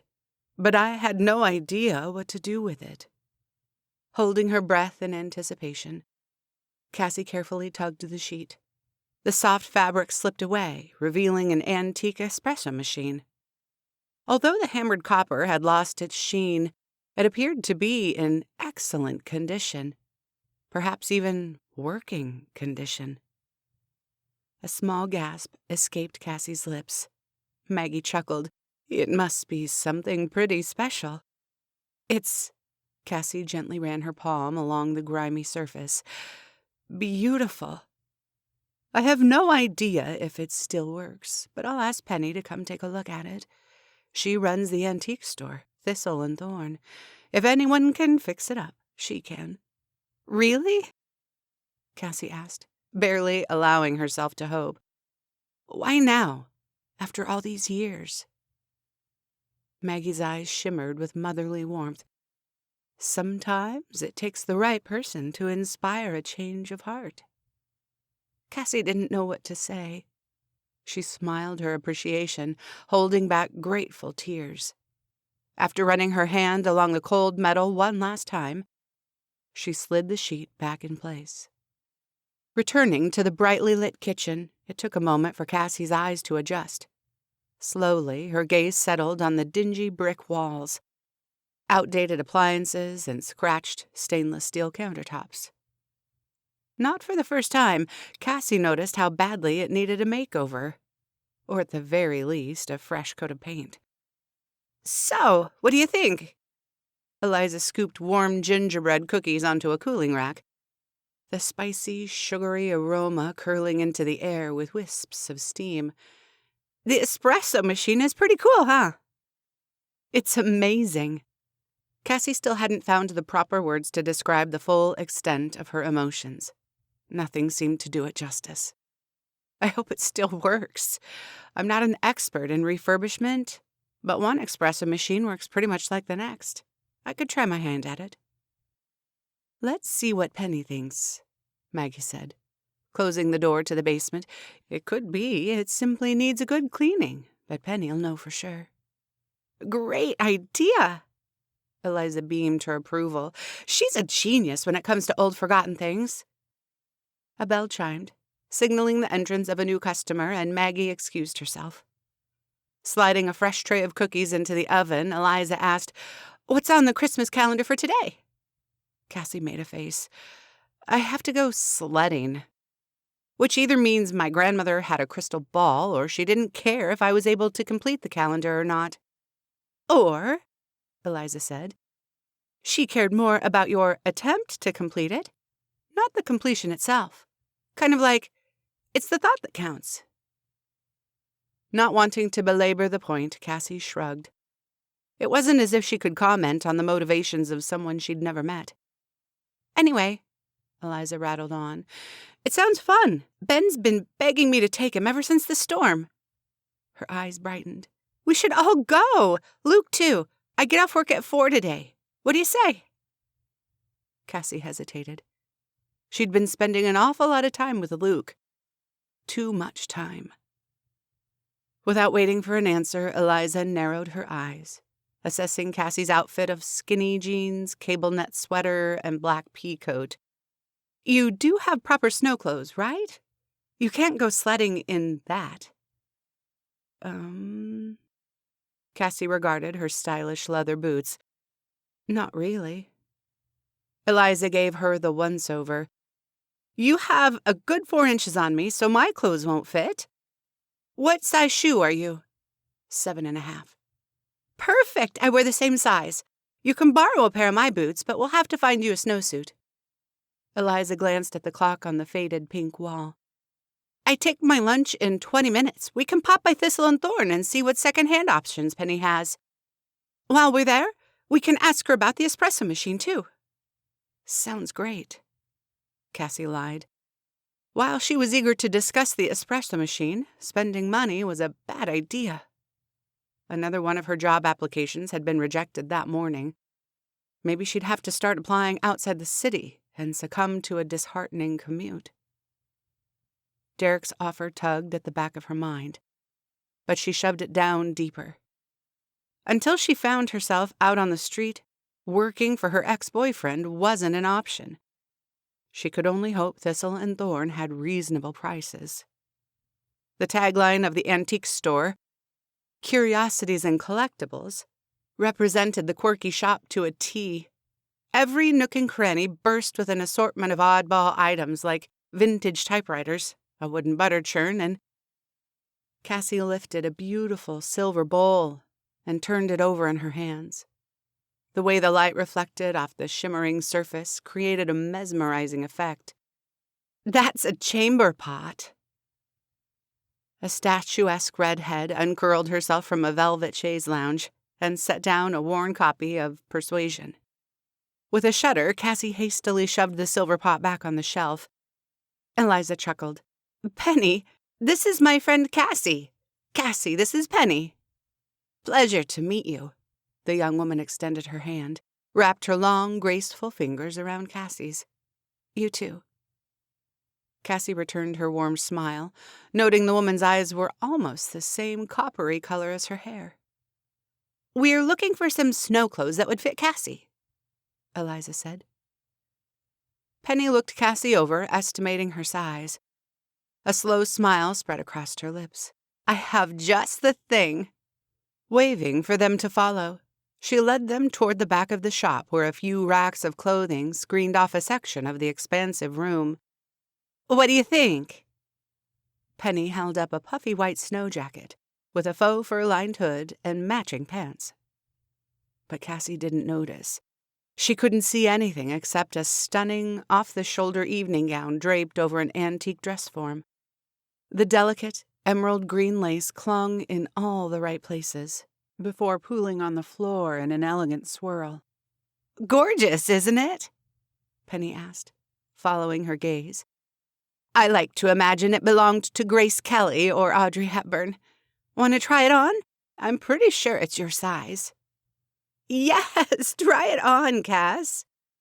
Eliza clapped her hands in excitement. But Cassie shook her head. No way could she afford a gown like that, even if it was second-hand. Plus, where would she wear it? Maybe some other time. She made herself focus on the marshmallow ensemble in Penny's hands, hoping it wasn't too expensive.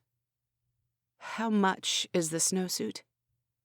Cassie cringed at the apprehensive lilt to her voice. Penny didn't even glance at the price tag. $5. Cassie blinked. That's it? That can't be right. Cassie reached for the tag, but Penny sidestepped her, taking long strides toward the cash register. Winter wear is on sale right now, since we're halfway through the season already, she said matter-of-factly. Cassie glanced at Eliza for backup, but Eliza merely grinned and skipped after Penny. As Cassie followed them to the register, her heart swelled with an unfamiliar feeling of gratitude. In all her life, she'd never experienced so much kindness as she had during her week's stay in Poppy Creek, which meant leaving at the end of the month would be far more painful than she'd ever anticipated, in more ways than one.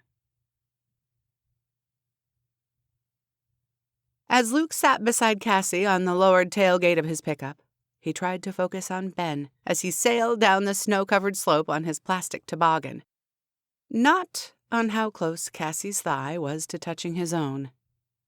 Brushing his hand against hers the previous night had been a one-time thing, an impulse best left in the past. So why could he think of nothing else than scooting closer? Luke drew in a breath, inhaling the faintest whiff of Cassie's sultry perfume with the brisk winter breeze. Golden rays of sunlight stretched across the powder blue sky, and Luke marveled all the snow hadn't melted yet. By the end of the following day, he imagined most of it would be gone. Grasping for an excuse, Luke told himself that's how he'd been cajoled into coming along. Eliza insisted it would be the last opportunity to sled until the next snowfall, and Ben had begged him to come. How could he say no to those pleading brown eyes? But if Luke were honest, it was more than that. A lot more. As hard as he fought against his feelings for Cassie, he couldn't pass up a chance to spend more time with her. Heart thrumming, he stole a glance in her direction. Cassie's gaze remained fixed on Ben as he flew down the hill. "Aren't you worried he'll hurt himself?" she asked Eliza. Eliza stood off to the side, recording a video of Ben's descent with her cell phone. She shrugged, a smile tugging the corners of her mouth. Having a son means being worried about his safety 90% of the time. Woohoo! Ben shouted when he finally reached the bottom of the hill. Mom, did you see that? I sure did. Eliza ended the recording, beaming proudly at her son as he hopped toward them, dragging his bright red toboggan through the snow. Uncle Luke, do you want to go next? Ben asked, his round cheeks glowing. I sure do. Luke set his thermos of hot chocolate on the edge of the truck before lowering himself to the ground. Already the tempting scent of Cassie's perfume faded, flooding him with both regret and relief. He wasn't sure how much longer he could sit next to her without making a move. I have a better idea. Eliza slipped her phone inside the zippered pocket of her neon pink jacket. Let's race. Ben and me against you and Cassie. Ben jumped up and down, cheering his approval.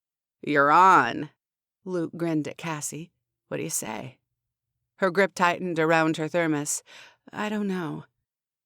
Please, Cassie. It's super fun, Ben pleaded. Cassie hesitated as if trying to contrive an airtight excuse. Eliza crossed her arms, raising one eyebrow in a challenge. I believe the Christmas calendar said to go sledding, not watch other people sled. Luke snorted with laughter. She has a point, Rue. Cassie leveled her gaze on him. Okay, Sprinkles. Let's do this. She slammed her thermos on the tailgate before hopping off with a defiant thud. Eliza flashed a smirk between the two of them, clearly enjoying their flirtatious exchange. See you two at the top of the hill, then at the bottom when we win. She took off toward the slope, Ben gleefully following in her sunken footsteps. Grinning, Luke reached for the second toboggan in the back of the truck. Please tell me you're secretly a gold medalist at the luge. Actually, I've never been sledding before. Never? Luke repeated, incredulous. I've lived in San Francisco my entire life, Cassie said, zipping her jacket as high as it would go.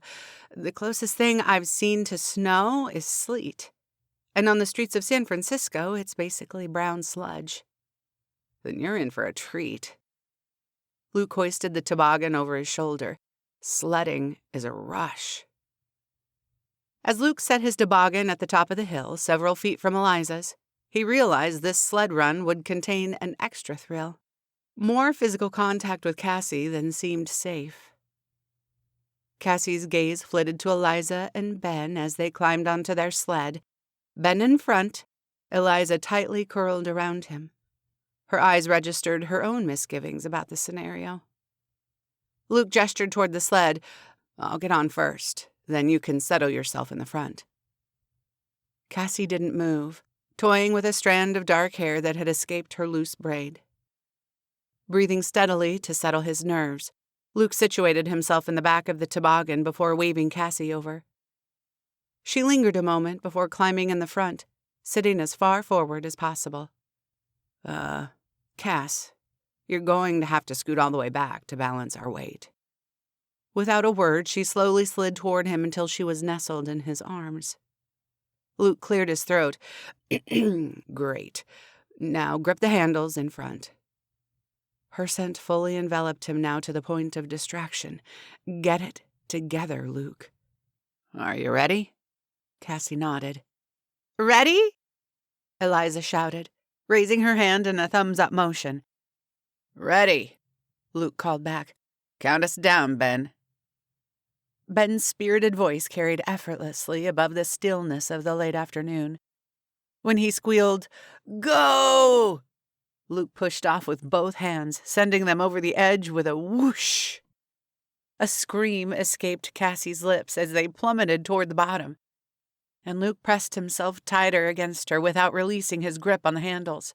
Before he had a chance to ask if she was all right, her scream transformed into ripples of laughter. Cassie leaned her head back, resting it against Luke's chest, and the sweet sound of her gleeful giggles made his heart soar. He didn't know how it was possible, but in the brief time he'd known this woman, she'd completely captivated him, heart and soul. They continued to pick up speed as they rocketed down the slope, and to Luke's surprise, Cassie let go of the handles, throwing her hands high above her head. "Whoa, hold on, Cassie," Luke shouted, immediately noticing the shift in balance. But it was too late. Luke lost control and the toboggan tipped, sending them tumbling down the hill in a snowball of flailing arms and legs. Oof! Luke landed on his back in a snowdrift, with Cassie sprawled on top of him. Winded, it took him a moment to register the situation. "Are you okay?" he gasped. Cassie giggled softly against his chest. "I'm fine." Propping herself up using his torso for support, she grinned down at him. "Do you think we won?" Luke lost his breath again, but this time it wasn't from the impact. Her eyes danced with joy, and her lips curled at the edges ever so slightly, as if a kiss was hiding, waiting to be uncovered. Their eyes met, and Luke heard her sharp intake of breath. Their lips were so close, and the kiss was right there teasing them. "Are you guys okay?" Ben's face peered over them, etched with concern. I think they're fine. Eliza smirked, not bothering to hide her delight. Cassie quickly rolled off Luke, springing to her feet. Luke followed less eagerly. "That was an epic crash," Ben gushed. "It was," Luke agreed, but for entirely different reasons. Every ounce of logic told him falling for Cassie was a bad idea. He didn't have time. He had other responsibilities. She'd be leaving town in a few weeks. But Luke didn't care anymore. Fighting his feelings for Cassie was a fruitless effort. Effort he'd rather spend on convincing her to stay.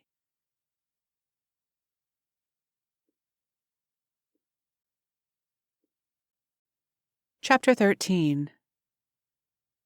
Standing on the frenzied streets of San Francisco the following afternoon felt surreal to Cassie. As if, in only a week, Poppy Creek had rewired her brain. The sidewalks seemed more cramped, the energy more chaotic.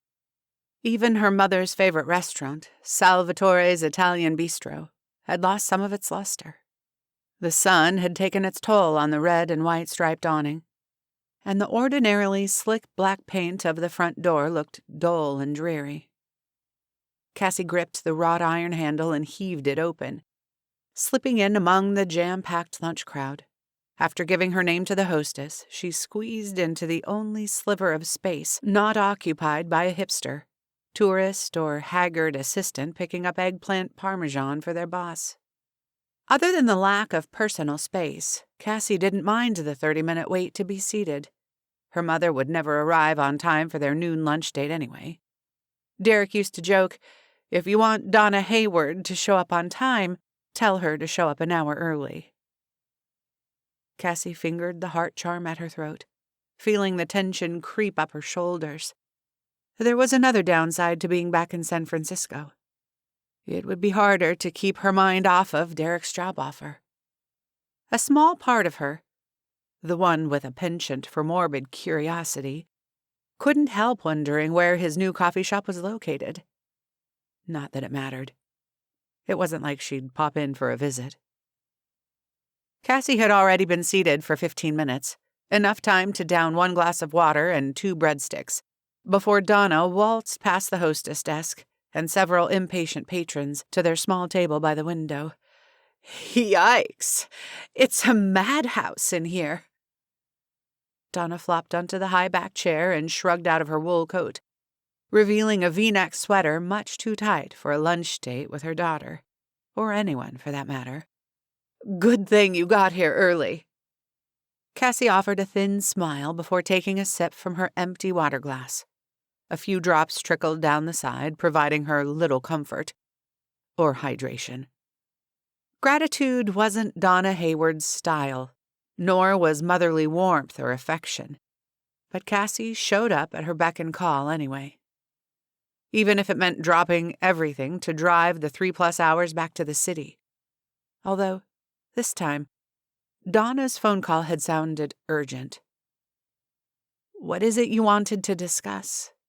Cassie asked, praying her mother didn't need to borrow more money. At this point, all Cassie could do was offer an IOU. Donna pouted over the top of her menu. "No small talk for your only mother?" Suppressing a sigh, Cassie obliged. "How was your day?" "Fine," Donna quipped. Then, noticing the waiter approach, she flashed a dazzling smile. Even though she was twice his age, Donna's overt beauty wasn't lost on the flustered boy, who tried very hard to keep his gaze at eye level. Not that Donna's inappropriate neckline made it easy. "Welcome to Salvatore's," he stammered. "Is this your first time with us?" Donna tossed her long mahogany curls over one shoulder and batted her thickly mascaraed eyelashes. "You must be new.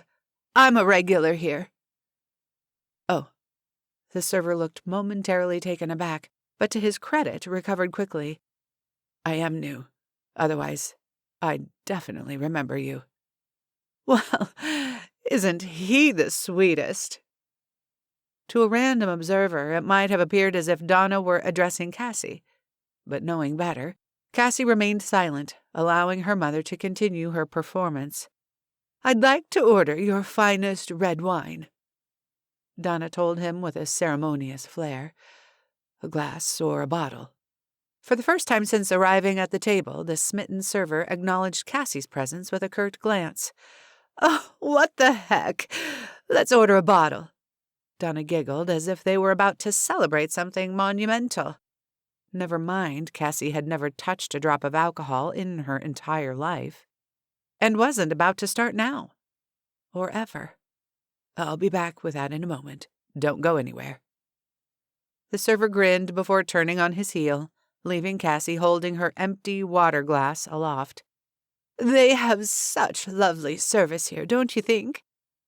Donna shook out the white linen napkin and draped it across her lap. Is a bottle really necessary?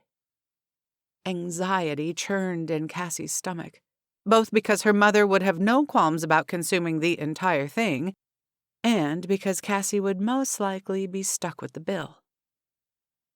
Donna narrowed her green eyes. "If you must know, yes, it is. I have great news." Cassie really needed to be hydrated to hear any more of her mother's great news. Usually it had something to do with her latest flavor of the week, and the flavor of men Donna typically chose was a mixture of sardines and antifreeze. "Please don't tell me you're eloping with Jimmy." Donna snorted. "As if. I'm seeing Tyler now, anyway." Cassie tipped the water glass, desperate for the last few drops of liquid clinging to the edges. "Besides, it has nothing to do with men," Donna huffed. "That's a first." Cassie tapped the bottom of the glass, dislodging a chunk of ice. "I've decided to enter rehab." The ice cube sailed down the slick surface and slammed against the back of Cassie's throat. She sputtered and coughed, certain she would die right there, face down on the red checkered tablecloth. "Are you okay?" Donna asked, looking more embarrassed than concerned. As the ice cube melted, it slid down her esophagus, finally giving Cassie a chance to breathe. Eyes watering, she nodded. "What did you say?" "I said I'm signing up for rehab." Cassie scanned the crowded restaurant. Where was their server? She needed water. If not to drink, then to splash on her face. Never in a million years. No matter how long she prayed for a miracle, did she think her mother would get help for her drinking. Cassie could even overlook the impending bottle of wine if it served as her mother's last hurrah. "Are you serious?" Donna pursed her lips. "A congratulations would be nice." Cassie wrung her hands in her lap, trying to make sense of what was happening. Her mother, who called a Bloody Mary a balanced meal, wanted to go to rehab. Was it court-ordered? At this point, it didn't even matter. For years, Cassie had longed for this moment, for her mother to finally seek help. Not only for Donna's sake, but for her own. Cassie would do almost anything for a chance at a real mother-daughter relationship, without the caustic influence of Donna's addiction. Cassie smiled, feeling tears prick at the back of her eyes. I can't believe it, but congratulations, Mom. I'm really proud of you. Thank you. I even have a specific place in mind. My friend Jeannie told me about it. She said she got clean in 30 days. That's wonderful. Cassie's heart swelled with hope. What's it called? The Snyder Sobriety Center? Donna rearranged the silverware, not meeting Cassie's eyes. There's just one tiny problem. Cassie's pulse undulated as though she were about to drop off the edge of a roller coaster. What? Still avoiding Cassie's gaze, Donna pressed her lips together before parting them slowly. The program costs $15,000. Cassie's heart, along with her hopes, plummeted to the floor. I know it's a lot of money, Donna rushed on, but I promise I'll pay you back. I need this, Cassie, and... She drew in a breath before adding, I don't have anyone else to ask. Cassie swallowed past the dry lump in her throat. Seriously, where was the waiter? Her mother finally met her gaze, and Cassie stared into almond-shaped eyes, not unlike her own. For an instant, she could see a flicker of grief in the deep pools of green. With a shaky breath, Cassie murmured, I'll figure something out. Although what exactly, Cassie didn't have the faintest idea. Arriving back in Poppy Creek at 8 o'clock in the evening after an exhausting day of driving, the last thing Cassie wanted to do was check the Christmas calendar. But although she'd love to get her mother into rehab as soon as possible, selling the cottage may be their only hope of getting the money they needed. Flipping open the calendar, she scanned the entry for December 8. Make mulled wine. Cassie blinked, the edges of the page beginning to blur. This couldn't be happening. Not today. Of all days. Her breathing came in short, strangled bursts. Cassie paced the hardwood floor, racking her brain for a solution, but none came. If she didn't make the wine, she'd never complete the calendar, which meant... Cassie squeezed her eyes shut, feeling hopelessly trapped by her circumstances. Hands trembling, she assembled the ingredients. The spices, honey, brandy, and wine were all stocked in the pantry. As with most things pertaining to the calendar, her grandmother seemed one step ahead of her. Cassie simmered the medley over the stove in a copper saucepan, pretending it was anything but alcohol. Fortunately, once the tartness of the wine dissipated, the sweet and spicy aroma smelled almost pleasant. But as she stirred the fragrant concoction, her heartbeat thrummed erratically. Hoping to settle her nerves, Cassie scrolled through the playlists on her phone, settling on a soothing mix of jazz.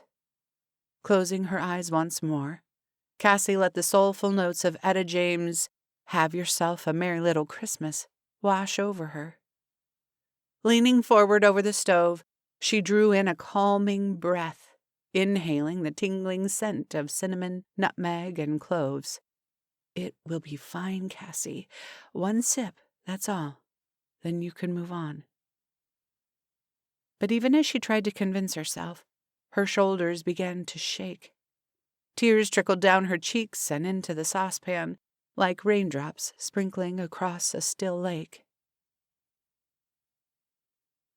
So far, plan convince Cassie to stay wasn't going well. All of Luke's calls went straight to voicemail, and the 2 times he'd been by the cottage, Cassie's car wasn't there. No one in town knew where she was either. In one final attempt, Luke knocked on the front door, caramel corn and a DVD of White Christmas in hand. At least her car was in the driveway this time. When he didn't receive an answer after waiting several minutes, he turned to go. But soft music emanating from somewhere near the back of the house made Luke pause. Suddenly hopeful, Luke rounded the exterior of the cottage, his eagerness spurring him back up the steps with unnecessary speed. Knocking in rhythm to the song, Luke peered through the window in the doorframe, squinting past the thin layer of frost forming on the glass. The blurry figure inside made no move to answer the door, and Luke's hands stilled, concern rippling through him. Using the sleeve of his jacket, he wiped some of the moisture from the window, and Cassie's hunched form came into view. His heart lurched. Cassie cradled her face in her palms as she leaned over the stove, her shoulders trembling. Luke didn't deliberate. His hands instinctively coiled around the doorknob, and finding it turned easily, he pushed his way inside. In 3 steady strides, Luke had dumped his belongings on the counter and enveloped Cassie in his arms. For several moments, he didn't move or speak. He simply held her close, letting her tears dampen the soft wool of his coat. When her sobs began to subside, he tilted her head back, brushing a damp curl from her cheek. "Cass, what happened?" Her lip quivered as she met his gaze, tears pooling in her beautiful green eyes. Without a word, she pointed to the Christmas calendar. Luke hated to let her go, but the urge to find the cause of her distress drove him to the calendar. He scanned the page, looking for something that might have triggered Cassie's tears.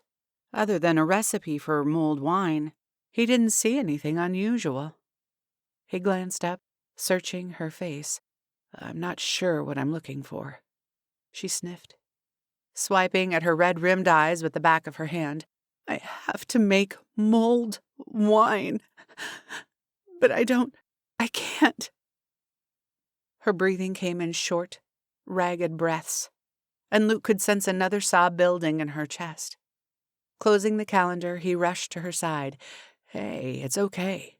You made it. It's done." One arm wrapped tightly around her, Luke used the other to switch off the burner. The spicy, syrupy mixture had started to bubble and spurt, splattering against the stovetop. "But," Cassie stammered, "don't I have to?" She shuddered before she finished her sentence, but Luke knew what she meant. "The calendar says to make mulled wine. It doesn't say anything about drinking it." Luke immediately felt Cassie's shoulders relax. She hiccuped again, a faint smile playing on her lips. "Leave it to the lawyer to find the loophole."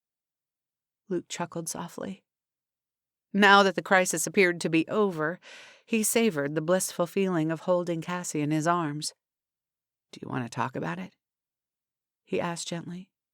"You mean about why I'm such a mess?" She smiled through her tears. Without thinking, he brushed one away, gently grazing her cheek with his thumb. Their eyes met, and Luke saw such tenderness in her expression. He had to swallow against the temptation to kiss away her tears. "Let's sit down." Settled side by side on the couch, wrapped in a thick quilt, made soft and supple from several decades of use, Cassie shared, "I've never had alcohol before, not even beer or hard cider." She glanced down, toying with a loose thread. "Growing up, my mom was—" Her features strained as if saying the words out loud brought her physical pain. "An alcoholic," Luke supplied kindly. Cassie nodded. "She still is. Although, when I met her for lunch today, she expressed interest in rehab." "Cass, that's amazing." Luke squeezed her hand. Cassie smiled, although it didn't quite reach her eyes. "It sounds funny, but my mom is actually the reason I love coffee so much." Luke cocked his head to the side, trying to work out the connection. "After one of her episodes," Cassie said, staring down at their fingers intertwined in her lap, "coffee was the only thing that would sober her up. And on really bad days when she refused regular coffee, I'd have to get creative to entice her." A soft, wistful expression blanketed her features. She liked a variation of Turkish coffee the best. I'd grind the beans really fine, then boil them in sugar water until they settled to the bottom of the pan. Then I'd pour the sweetened coffee into a mug with heavy cream. She'd gulp it down in buckets. "How young were you when this started?" Luke asked, not sure he could bear the answer. The thought of Cassie as a child, dealing with something so grown up, tore at his heart. She shrugged, tucking a dark curl behind her ear. "For as long as I can remember, really." Her bottom lip trembled again, and Luke draped his arm over her shoulders, pulling her against him. "Hey, what do you say we make a pot of coffee and watch another Christmas movie? I brought popcorn." "Won't the caffeine keep you up all night?" Cassie asked, although her voice already sounded brighter. "What kind of holiday season would it be without pulling an all-nighter once or twice?" Luke teased, coaxing a genuine smile from her lips. "Okay," she said, straightening. "I'd like that." "I'll grab the DVD and start the coffee." Striding into the kitchen, Luke went straight for the saucepan. Dumping the mixture down the sink, he rinsed away every trace of the offending liquid. Learning about Cassie's past made him feel more connected to her, stirring a desire deep in his core to protect her at all costs. Plus, he was now more determined than ever to make this a Christmas she'd never forget.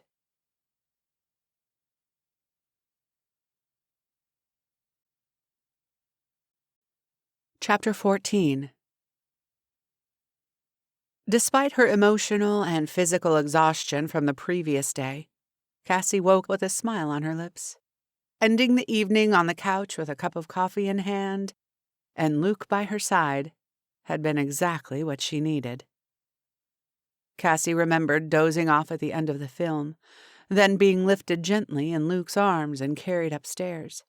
At the time, she'd been too tired to protest. But, truthfully, she wasn't sure she would have, even if she'd had the energy. Something felt oddly right about nestling against his chest, wrapped in the security of his embrace. Given her childhood, she wasn't sure she'd ever truly felt cared for until she met Luke. After she heard the front door latch behind him, Cassie had wriggled out of her jeans and sweater, burrowing into the warmth of the flannel sheets. She drifted to sleep almost instantly, returning to a recurring and somewhat disconcerting dream, a tender kiss shared with Luke beneath softly falling snowflakes. Stretching beneath the covers, Cassie sighed as she recalled the dream, almost wishing she could float back to sleep and revisit the magical, albeit imaginary, moment. Because imaginary was all it could ever be between them, and she constantly reminded herself. But after the ordeal with the Christmas calendar yesterday, getting more sleep wasn't an option. She didn't want to put off checking the day's activity. Better to know what she was up against as soon as possible. Flipping open the calendar, she read the entry for December 9. Carry out a random act of kindness. Cassie's brow crinkled as she reread the line. That's odd. Usually the tasks were clearly outlined, not nebulous. A random act of kindness could mean anything.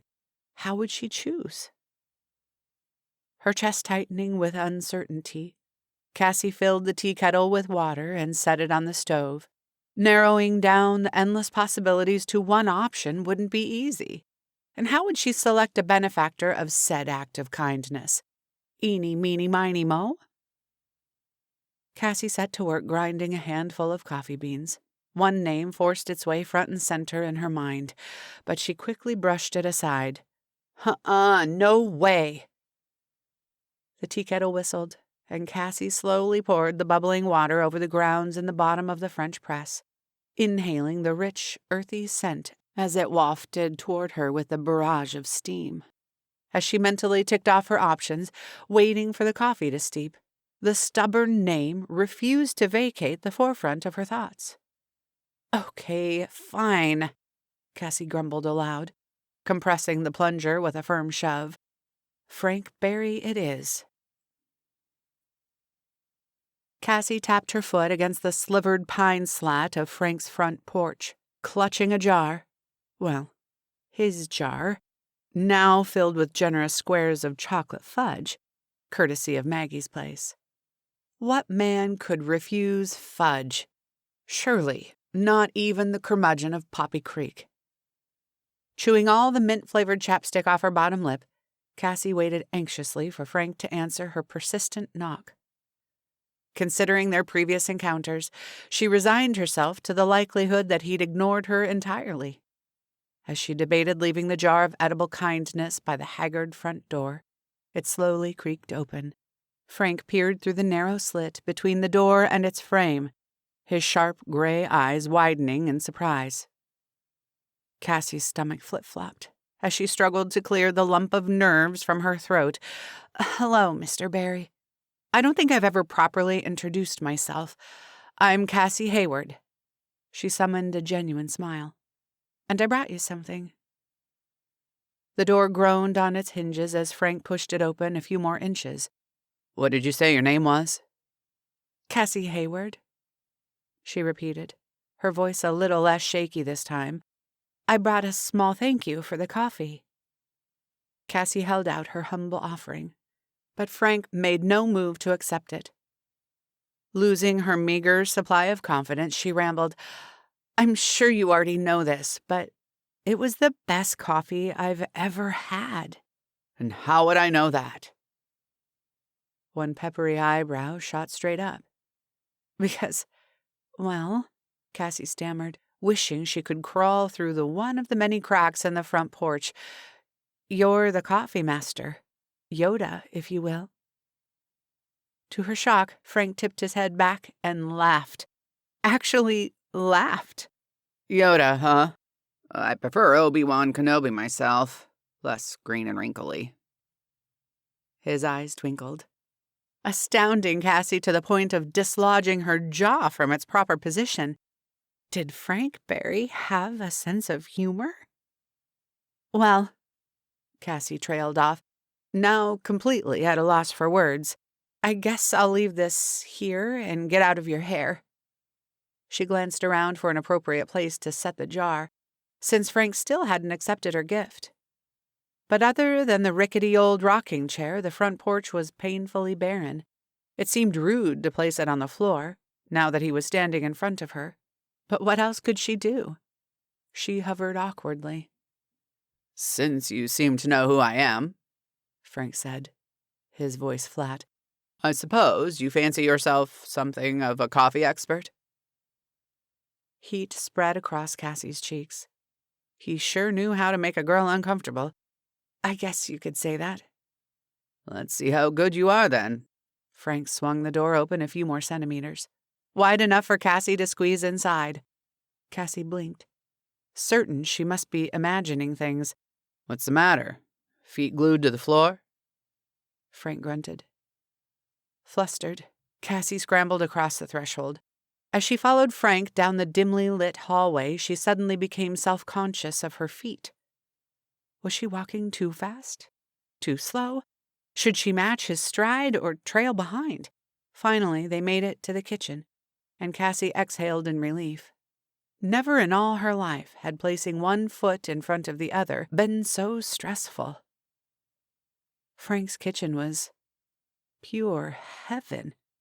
Cassie couldn't think of a better way to describe it. While simplistic in decor, with unstained pine cabinets and white-tiled countertops, the kitchen boasted enough coffee-related paraphernalia to start a slew of coffee shops. Cassie even spotted a mini Cavaliere espresso machine she was sure cost over $4,000. "Sit," Frank barked, nodding to the tiny round dining table and mismatched chairs. Obediently, Cassie sat and watched, in complete awe, as Frank proceeded to hand-grind tan-colored coffee beans and scoop them into a pour-over filter, before switching on an electric kettle. Each move was swift and deliberate, as though he'd performed the same dance 100 times. In less than 5 minutes, Frank scooted a piping hot cup of coffee in front of Cassie. The steam curled in an aromatic wisp, tickling her nose. Cassie stared at the tawny liquid, wondering what she should do next. Did he expect her to drink it in front of him? Or was he going to prepare a second serving for himself? The thought of sharing a cup of coffee with the illustrious Richard Stanton sent tingles of excitement coursing through her. Tell me what you think. Frank crossed his arms in front of his chest, waiting for her to take a sip. Cassie hesitated. Oh no. It was a test. Maybe even a trap. Taking a deep breath to steady her rattling nerves, Cassie wrapped her hands around the stout mug and lifted it to chin level. She closed her eyes, inhaling the sharp, tangy aroma, aware he was watching her every move. Tentatively, she took a sip, allowing the hot liquid to remain on her tongue a moment before swishing it around her mouth. Her taste buds instantly registered several flavor notes, but... Uh-oh. Cassie suppressed a groan. This wasn't going to bode well for her. Slowly, she opened her eyes and set the mug back on the table. Well? Frank narrowed his gaze. What do you think? Cassie's heart pounded against her ribcage as if shouting, "Warning! Warning! It's definitely a trap!" She stalled, uncertain how to talk herself out of this mess. Telling him the truth wasn't an option. He cocked one bushy eyebrow. Out with it. How does it taste? Cassie's pulse jumped erratically as she tried to remember how to breathe. In and out. In and out. Maybe telling him the truth wouldn't be so bad. Without meeting his gaze, Cassie said, "It tastes okay." Surreptitiously, she stole a glance in his direction. No smoke billowed out of his ears yet, so she pressed on, a bit bolder this time. "It's a little sour, with grassy undertones, and the finish is shallow." Fearful, she sucked in a breath, waiting for Frank to implode. He stared at her evenly. And how would you fix it? "I would roast the beans longer, taking the color a smidge darker." Frank's expression remained stoic, void of any clue regarding what he thought of her assessment. As the seconds ticked by, Cassie counted each pulsing throb against her temple, doing her best to remain calm. While in reality, she was ready to sacrifice her last pot of coffee to know what Frank was thinking at that precise moment. Without a word, Frank snatched the mug of coffee off the table and strode to the sink, dumping the contents down the drain. Was he angry? Neither his posture or expression gave any hint of the emotions brewing inside, but a niggling feeling told her Frank already knew the answer to his question. So why was he testing her? Make sure you close the door behind you on your way out, he grunted. One thing was loud and clear. She was being dismissed. On wobbly legs, Cassie stood. Frank kept his back to her as he rinsed the mug at the sink, leaving the jar of fudge on the table, dutifully fulfilling the day's task. Cassie shuffled to the door. Here. Turning, Cassie barely caught the bag of coffee beans. Frank tossed in her direction. Tell me what you think of those. Without so much as a farewell, Frank twisted his back to her again. Okay. Cassie clutched the crinkly craft bag to her chest. Goodbye. She thought she heard Frank mumble something, but she couldn't make it out. Completely bewildered by the entire exchange, Cassie turned and found her way down the corridor and out the front door. Standing on the ramshackle porch, she ran her fingers through her hair. Had Frank Barry just given her an assignment? And if he had, why? Was it possible that drawing her into his world was Frank's own act of kindness? Or was that simply wishful thinking, much like Cassie's dream? Luke drilled a screw into the 2x4, securing it in place before pushing back his goggles to inspect his work. Satisfied with the alignment, he blew hard, scattering sawdust across the concrete parking lot of Poppy Creek Elementary, where they'd set up their workstation. Hey! Reed Hollis swatted at the fine powder settling on his jeans before returning his attention to the jumble of wooden boards at his feet. How's this supposed to go again? Jack Gardner shook his head in bemusement. You're building an A-frame for the stable, genius. It looks like an A. Reed narrowed his eyes at his childhood friend. And what exactly are you making? Jack glanced down at his own discombobulated pile of wood. A manger? He said, more as a question than an answer. Reed snorted. That's what I thought. You aren't any more skilled at carpentry than I am. Don't be so sure, flower boy, Jack swatted, reaching for 2 pieces of wood, pretending like he knew exactly what to do with them. These manly hands can build circles around you. Reed, the owner of Poppy Creek's only nursery and flower shop, threw his head back in laughter. Right, Betty Crocker. You cook for a living. Not exactly the manliest job in the world. Besides, I'd like to see you prune 100 rose bushes. The first thorn, you'd cry like a baby. Jack mumbled something sarcastic under his breath, which instigated Reed into accidentally knocking over the arrangement of boards Jack had stacked like Jenga pieces. Luke sighed, sinking his head into his palm. Asking his best friends to help him make the set for the school's Christmas pageant seemed like a good idea at the time, but now he wasn't so sure. He pulled rolled-up papers out of the back pocket of his worn jeans.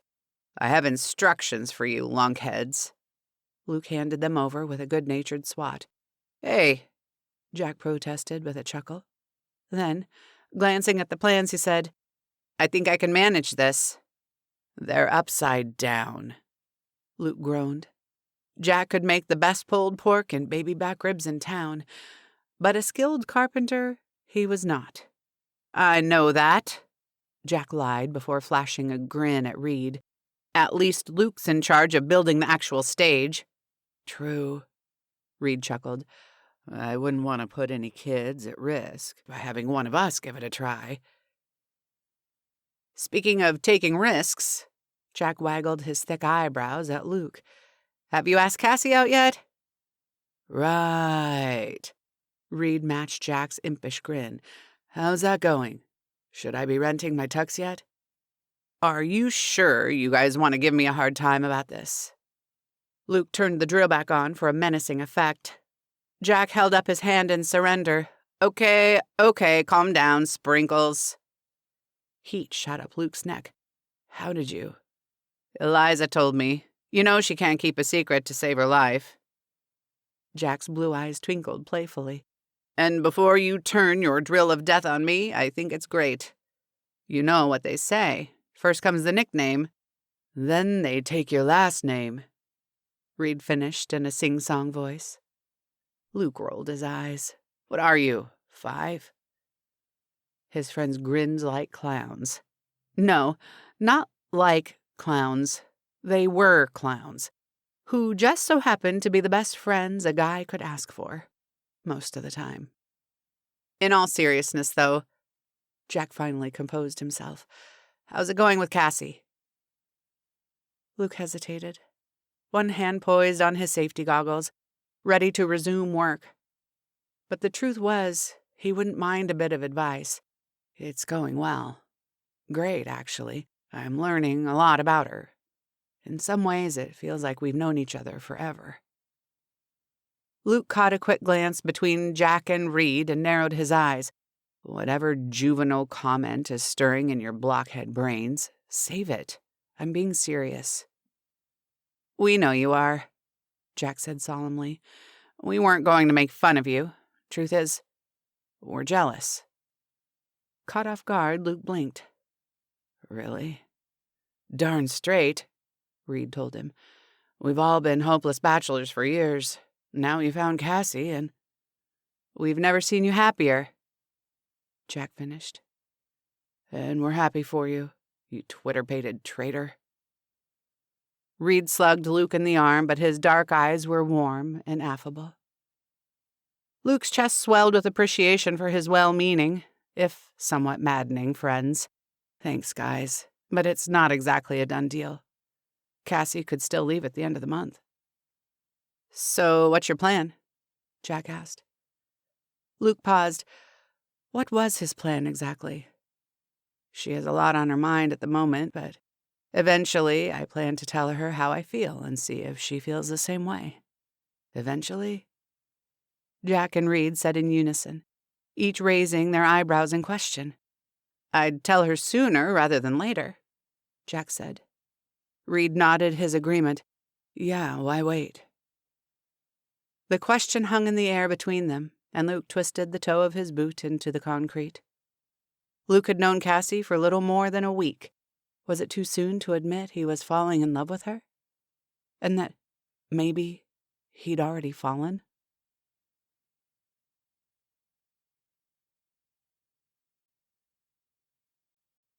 Chapter 15. Cassie coiled a strand of hair around her finger as she read the day's entry in the Christmas calendar. December 10. Go ice skating. Images of her and Luke hand in hand as they sailed across a frozen lake floated through her mind. Quickly, Cassie slammed the book closed, shutting out all thoughts of Luke. What in the world was happening to her? She'd gone one day without seeing him, and already she felt as though she were going through withdrawal symptoms. Cassie winced. Bad analogy. The hefty price tag for her mother's rehab remained an ever-present burden, like a sack full of coal draped around her shoulders. Yet, in the 2 days since their luncheon, no solution had presented itself. Leaning across the kitchen island, she buried her face in her hands, allowing herself a moment to wallow in defeat. Maybe she needed to start applying for jobs outside the coffee industry. Retail always seemed to be hiring. Or waitressing. She shuddered, pushing herself up from the counter. A little more than 2 weeks of the Christmas calendar was all she had left. Then, however long it took to sell the cottage. She hated her mother had to wait that long. The sooner Donna got help, the better. Cassie opened the real estate app on her phone, scrolling through properties for sale in nearby towns. The several digits that comprised the average listing price used to fill her with extravagant daydreams. But now, conflicting emotions wrestled in her stomach. On the one hand, selling the cottage meant leaving Poppy Creek. On the other, even the lowest comp price was enough money to pay for Donna's rehab, and have some left over. To what? Open her own coffee shop? The possibility sent goosebumps tingling across her arms.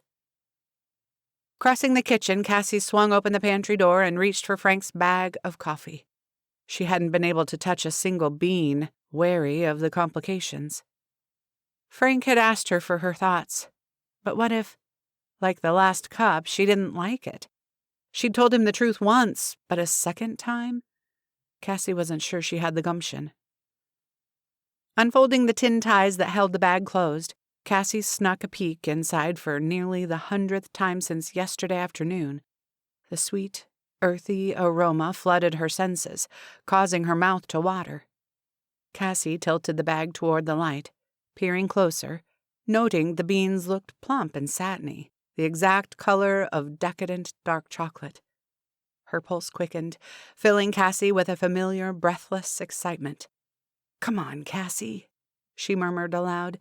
"You may not know much, but you do know coffee." She paced the kitchen floor, tapping one finger against her lips as she debated the best brewing method. Typically, she preferred the French press, but on this particular occasion, Cassie decided to follow official cupping protocol. Since Frank entrusted her with this task, she wanted to carry it out to the best of her abilities, even if the steps of the process would undoubtedly conjure up unpleasant memories. Cassie drew in a deep, calming breath as she filled the copper tea kettle with tap water and placed it on the stove. A few remaining droplets of water trickled from the faucet, pinging against the porcelain sink. Cassie closed her eyes, still able to hear the pitter-patter of raindrops as they danced across the large picture window of the coffee shop that fateful evening in March. Cassie hadn't been sure what to expect when she'd attended her first cupping demonstration at the grand opening of a new coffee shop on Market Street. but she certainly hadn't expected the handsome and charming coffee buyer performing the demonstration to smooth-talk her into a date. Derek Price was unlike any man she'd ever met. Not only had he known more about Cassie's favorite subject than Cassie herself, but he'd captivated her with outlandish tales of his adventures on coffee plantations around the world. So much so, their first date had lasted over 4 hours. The coffee beans crackled inside the grinder as Cassie cranked the handle, releasing a nutty, pungent aroma. Instantly, her memories transported her to the night of their very first kiss. Playfully, Derek had decided to appraise Cassie's palate, blindfolding her for a taste test. She'd correctly guessed 3 different coffee varieties before Derek surprised her by gently pressing his lips against hers.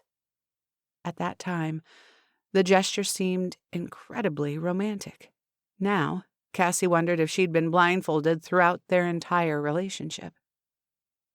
The kettle screeched, wrenching Cassie back to the present. Slowly, she poured hot water over the coffee grounds waiting in the bottom of the mug. Then she set the timer on her phone for 4 minutes, observing the water change color as it reacted with the fragrant granules. Cassie watched the seconds tick by on her phone, pondering how time had such a powerful effect. The coffee needed to interact with the water for precisely 4 minutes to reveal its desired properties. Time had taken the opposite toll on Cassie's relationship with Derek. 9 months was all it had taken for that chemical reaction to blow up in her face, in the most soul-crushing way possible. The alarm buzzed, scooting her phone across the counter with the vibration. Jabbing her finger on the end button, Cassie dismissed the timer and all thoughts of Derek. With nervous anticipation, Cassie lifted a silver teaspoon and gently plunged it into the mug, breaking the crust of the coffee before withdrawing the spoon.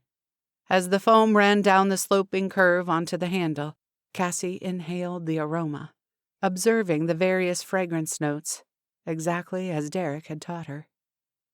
Cringing, she squeezed her eyes shut again, desperate to push the memories back into the deep recesses of her mind. The last thing she wanted was for Derek to taint this experience. He'd already ruined Christmas for her. She wouldn't let him have this, too. Steadying her hand, she lifted the mug to her lips, sipping in a slow, deliberate motion so the sample hit her taste buds in the correct order. A harmony of sweetness and complexity overwhelmed her senses in the best possible way, and Cassie had to keep herself from guzzling the entire mug of liquid heaven in one gulp. Having no idea how thorough of an answer Frank expected, Cassie followed the next steps of the cupping process to the letter, making notes in her phone as to the coffee's acidity, body, balance, flavor, and aftertaste. With each step, Cassie's joy bubbled up inside until it spread across her face in an exuberant smile. She had no idea what would come of the assignment, if anything. But for now, Cassie would allow herself to dream. Luke smiled behind the dainty porcelain cup brimming with peppermint tea, grateful to see Dolores bustling around her kitchen with considerable ease. "You're sweet to check on me, but my ankle is good as new." She set a matching sugar bowl and creamer next to the antique teapot before sinking into the chair beside Luke. "I only use this walking stick because it reminds me of Arthur." Her smile grew soft and wistful as she gazed at the intricately carved handle. "One of his finest pieces." Luke set the teacup down and reached out a hand. "May I?" Dolores passed it to him before serving herself, filling the cozy, farm-style kitchen with the refreshing scent of mint. Luke ran his hand over the smooth manzanita, admiring the streaks of bronze, copper, and gold in the wood grain. "You're every bit as good as he was, you know." Dolores blew on the piping hot liquid, the steam fogging up her glasses. Luke's throat tightened, and he reached for the tea again, taking a comforting sip. Did Arthur ever tell you about the first time he taught me to whittle?" Dolores shook her head, her silver curls bouncing with the motion. "If he did, my unreliable brain has since forgotten." "You may not believe this, but I got called into his office my first day of high school," Luke admitted, with a wry smile. "I didn't know what to expect, but I'd heard rumors about crazy old Principal Whitaker." Laugh lines crinkled Dolores's features. "He did have some unconventional methods." "You could say that," Luke chuckled.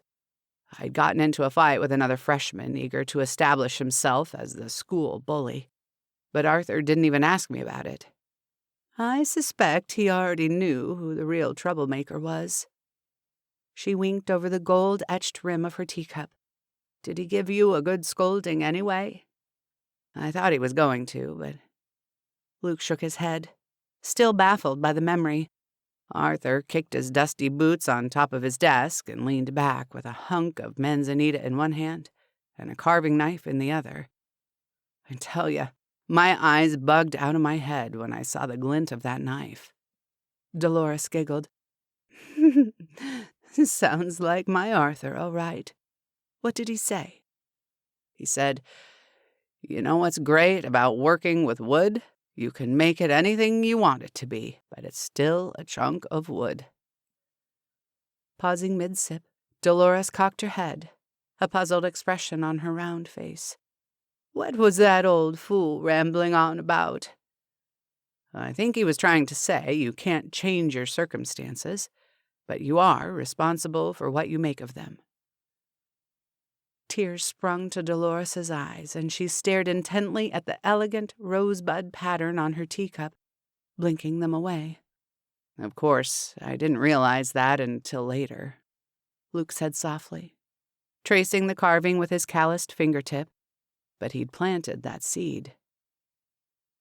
Dolores smiled through her tears, pulling an embroidered handkerchief from the pocket of her afghan. "He was a pretty smart old fool, wasn't he?" Dabbing her eyes, she added, "Wait, didn't you say he taught you how to whittle?" Luke leaned the walking stick against the edge of the table and reached into his back pocket. He withdrew a small Swiss Army knife and handed it to Dolores. She turned it over in her palm, her lips parted in surprise. "Arthur's pocket knife. He told me he lost this on a fishing trip." Grinning, Luke squeezed her other hand. "I'm sure it was the only fib he ever told you, Dee. He probably would have gotten in a lot of trouble for giving one of his students a knife on school property." "He gave it to you that day?" This information seemed to soften her. "Right after school. He handed me the pocket knife and my own branch of manzanita, quickly showing me the basics." "Did he give you any guidance on what to make?" "Nope," he said. "What I made of it was entirely up to me." Eyes brimming with fresh tears, Dolores held out the pocket knife, waiting for Luke to stretch out his hand. She placed it in his palm, gently curling his fingers around it before cupping his hand with her own. "He'd be really proud of you, you know." Luke nodded, unable to speak past his emotions. "Have you made anything recently?" she asked, returning to her tea. "Actually, I've been working on something." Luke's thoughts drifted to the surprise he planned for Cassie, reminding himself why he was there in the first place. "Dee, how long did Arthur wait before he said he loved you?" Dolores laughed. "Wait? Arthur never waited for anything." "What do you mean?" Dolores set her teacup back on its coordinating saucer, the china clinking delicately as she gathered her thoughts. "The first time I met Arthur, I was on a date with another man." "Really?" "His best friend in the Navy, truth be told.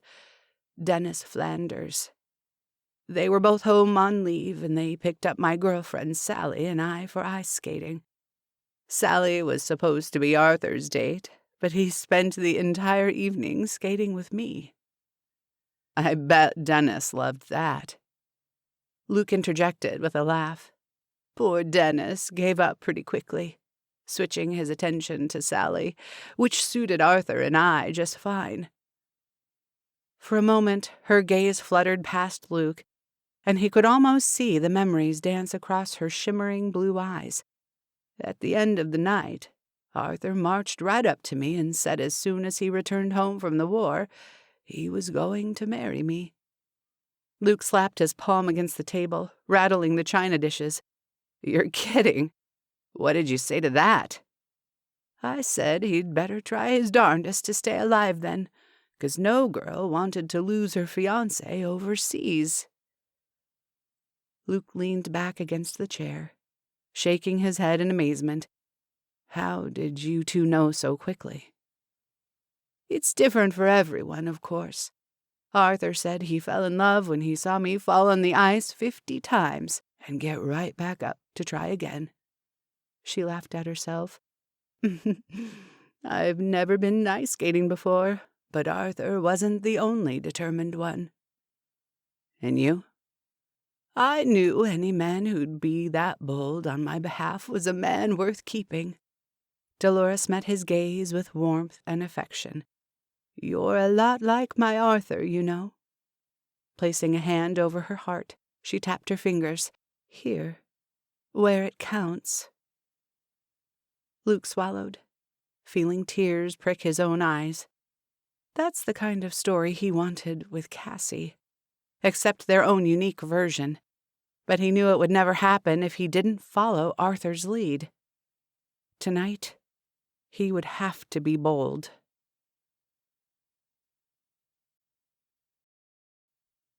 Chapter 16. Cassie didn't wait for Luke to say hello before grabbing his hand and tugging him through the doorway. You have to try this. She pulled him into the kitchen, bubbling with excitement. Hello to you, too, Luke chuckled. I know we're meeting Eliza and Ben at the ice rink, but you have to taste this first. Rocking back and forth on her tiptoes, Cassie held out a mug brimming with freshly brewed coffee, nearly sloshing it over the rim in her eagerness. Don't tell me you raided more of Frank's coffee supply, Luke teased, bringing the mug to his lips. Cassie placed one hand on her hip, rolling her eyes playfully. Once again, I didn't technically steal it, and this time he gave it to me. When? Steam wafted toward Luke's face, carrying a rich, heady aroma that seemed to instantly catch his attention. Wow, the smell's good. Doesn't it? Cassie couldn't contain her delight, grinning like an overly enthusiastic elf. I took him a jar of Eliza's fudge yesterday, and he invited me inside. Her revelation caught Luke off guard, causing him to sputter in surprise as hot liquid shut up his nose. Are you okay? Cassie asked. Fine, thanks. Just singed my sinuses. Luke swiped at the coffee dribble on his chin. Cantankerous and reclusive Frank Barry invited you inside?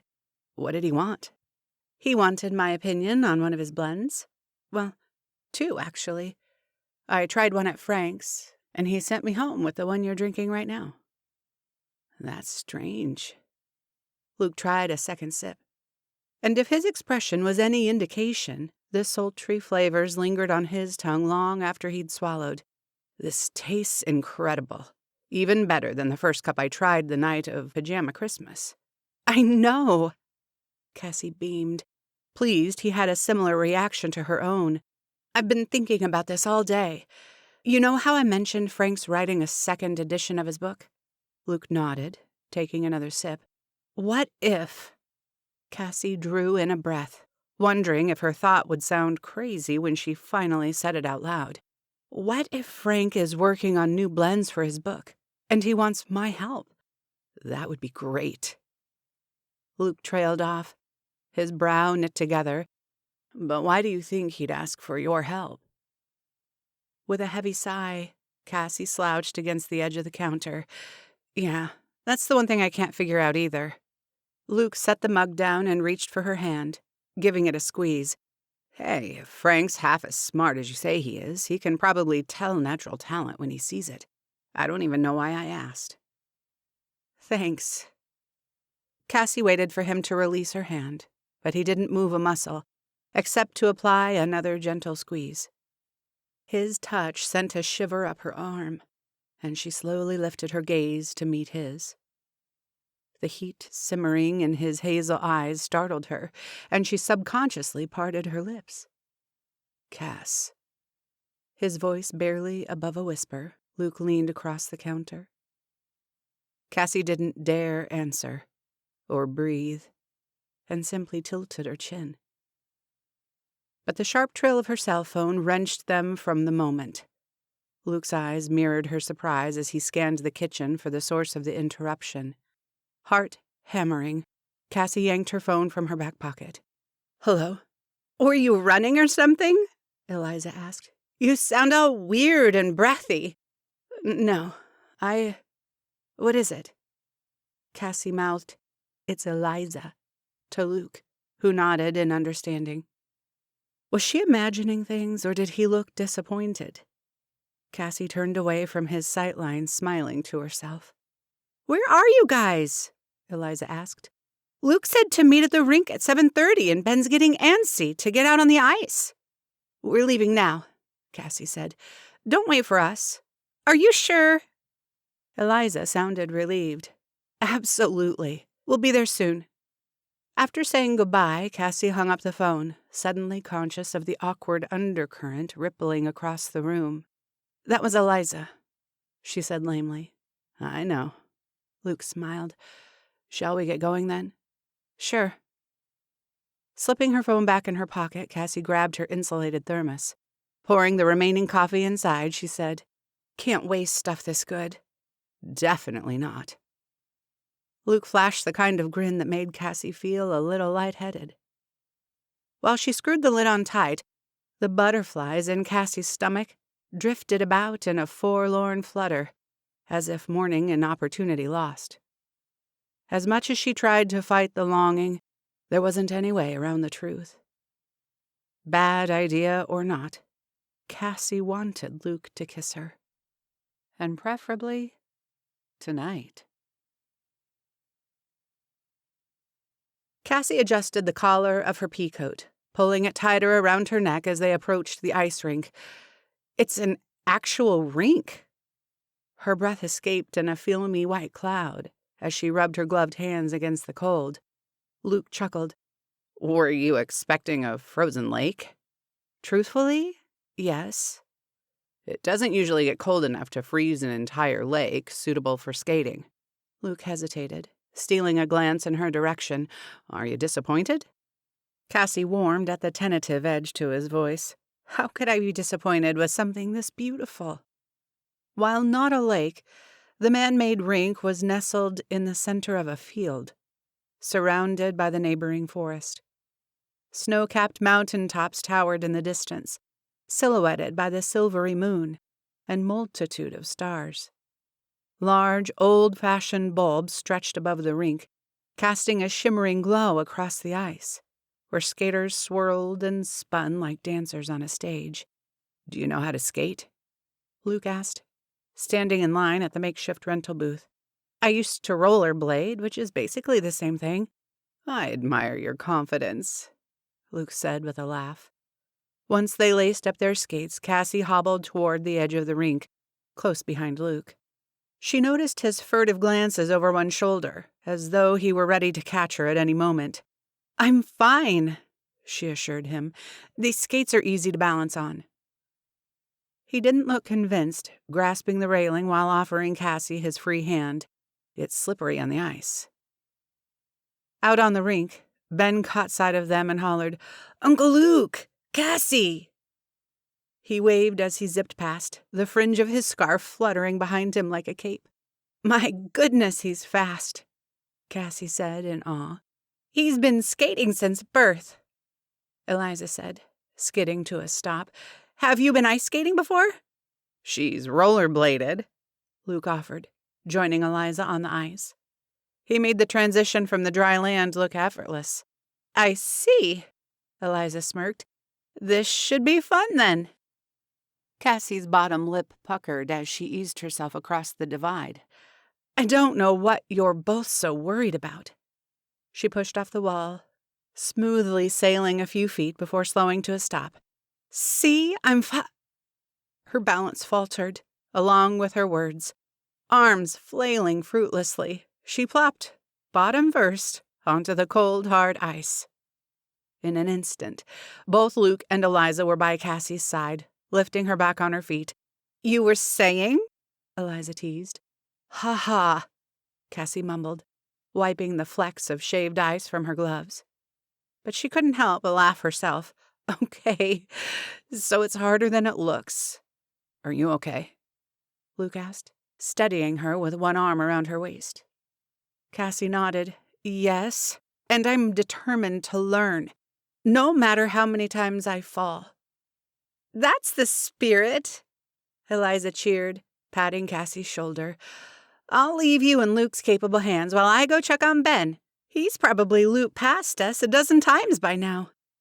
Eliza flashed a wink at Luke before she sped off. But when Cassie glanced up to see if he noticed, she found him staring at her with a spine-tingling expression. And if she hadn't been holding on to his arm, she would have toppled over a second time.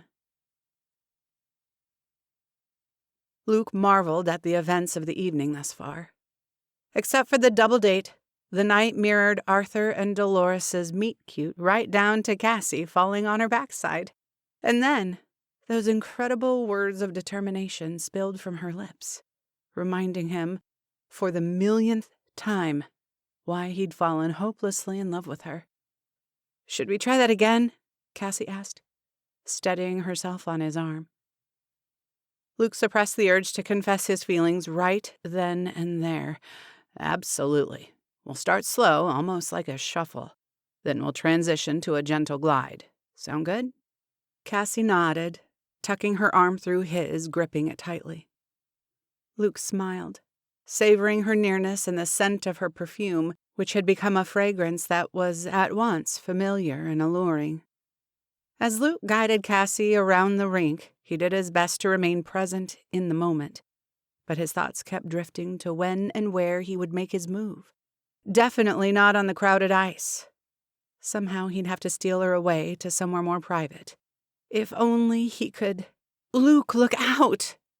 Startled, Luke glanced up to see a child paused in the middle of their path. Swerving quickly, Luke dragged Cassie with him. They swayed and staggered for several seconds, struggling to remain upright. When they finally stopped teetering, Cassie's hands were draped around Luke's neck while he grasped her waist. Suddenly, it didn't matter that dozens of people swirled around them, their skates swishing across the ice. Even the cacophony of their shouts and laughter faded into the background. To Luke, Cassie was the only other person in existence. Brushing a loose curl from her cheek, he let his touch linger, and her sharp intake of breath sent ripples of heat through his body. As he searched her face looking for a sign, her eyelashes fluttered, and her lips parted ever so slightly. Finally seizing his opportunity, Luke lowered his mouth to hers. But before he could taste her lips, Ben's voice shattered the thin veil of intimacy surrounding them. As if he'd been yanked from a dream, it took Luke a moment to focus on Ben's blurred figure as it sped toward them, sliding to a stop. "Here you go!" Ben grinned as he thrust a cell phone toward Cassie. "I found it on the ice in the spot where you fell." "Thank you." Cassie sounded as frazzled as Luke felt. Luke glanced around, scanning the rink for Eliza. When he spotted her near the edge, chatting with Penny Hart, he felt a surge of irrational irritation that she hadn't stopped Ben from rushing over and ruining the moment.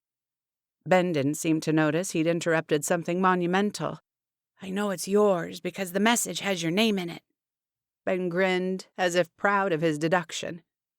Without glancing at the text, Cassie stuffed her phone back inside her coat pocket.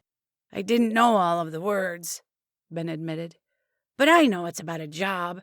Are you getting a new job, Cassie?" Luke's gaze darted to Cassie's face. Her cheeks were tinged pink, and Luke could tell it was from far more than the cold. Chapter 17.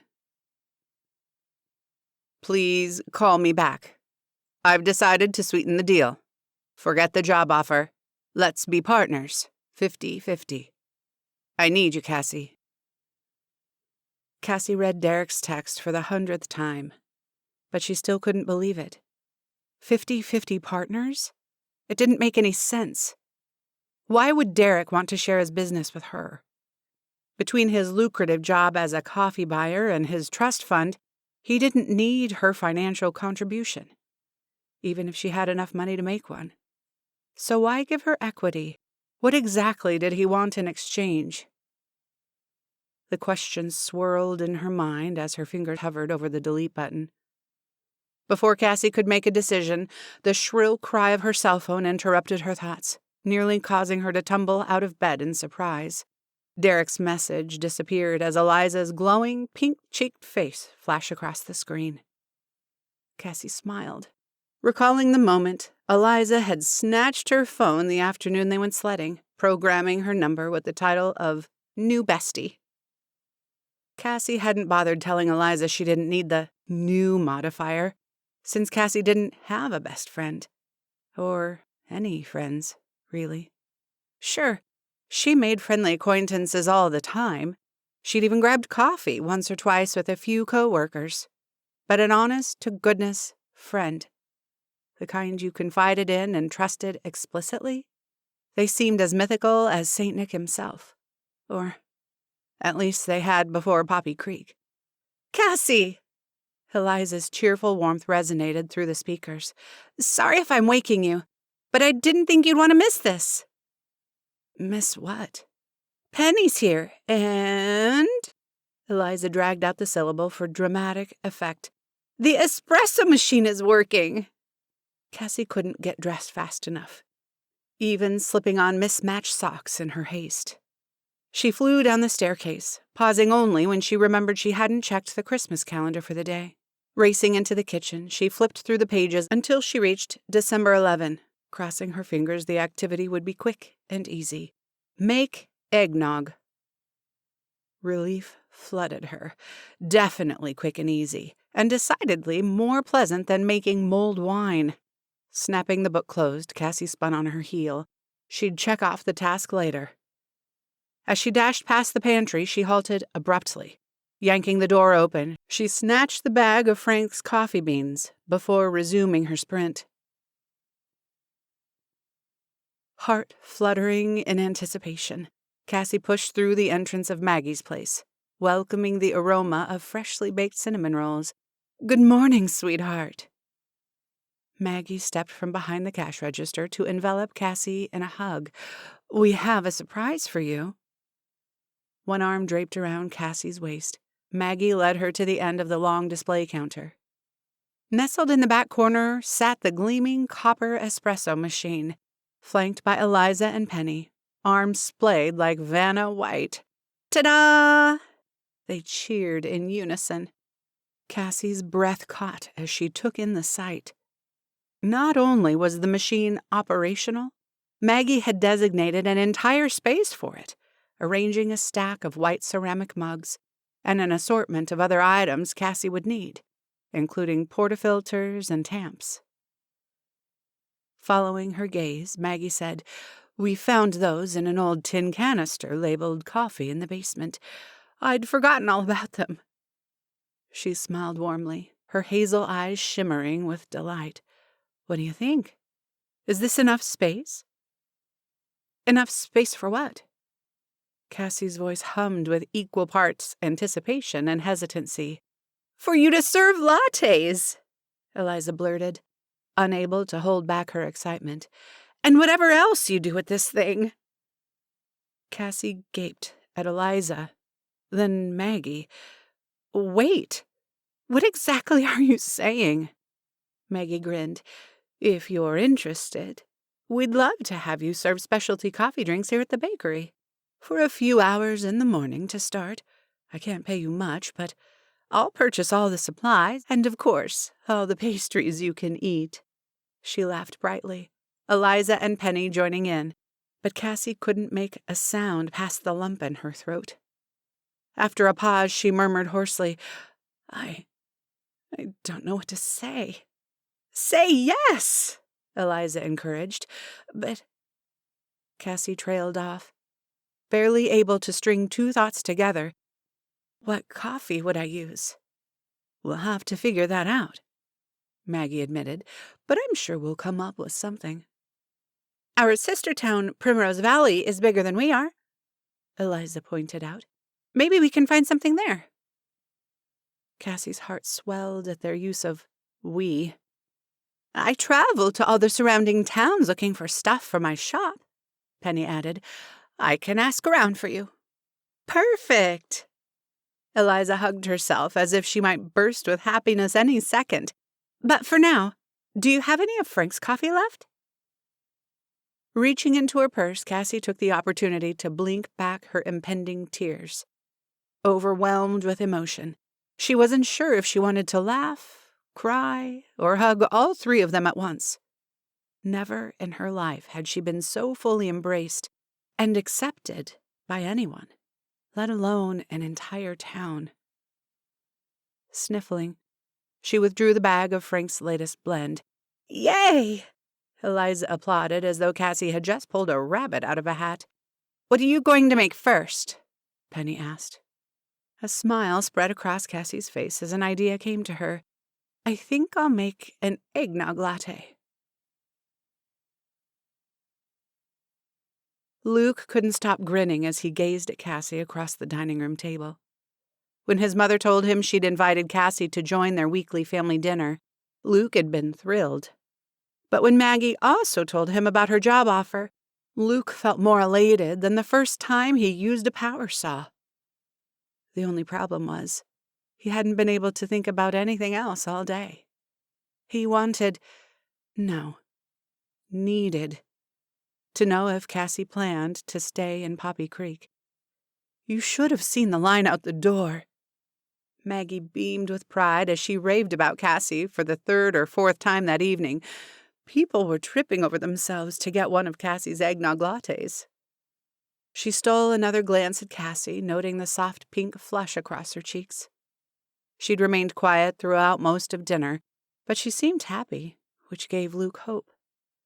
You might be exaggerating a little, Maggie, Cassie smiled, glowing under the praise. Nonsense. I've never seen the bakery more crowded with eager customers, and I hope it was only the first successful morning of many more to come. Cassie's smile wavered.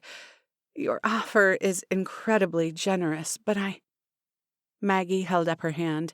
You don't have to decide right this minute. Rising to her feet, she added, If you two wouldn't mind clearing the table, I'll slice the mulberry pie and we can eat dessert in front of the fire. Luke stood and began stacking the plates as his mother disappeared into the kitchen, but he wasn't willing to let the topic drop just yet. Over the sound of clinking dishware, he asked, So, what do you think about working at the bakery? Cassie's lips parted, but before she could answer, the shocking, loud call of a cuckoo bird reverberated throughout the house.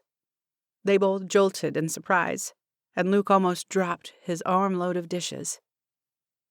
Cassie threw her head back and laughed until tears ran down her cheeks. Luke couldn't help but chuckle himself. Catching her breath, Cassie flashed a sheepish grin. Saved by the bird.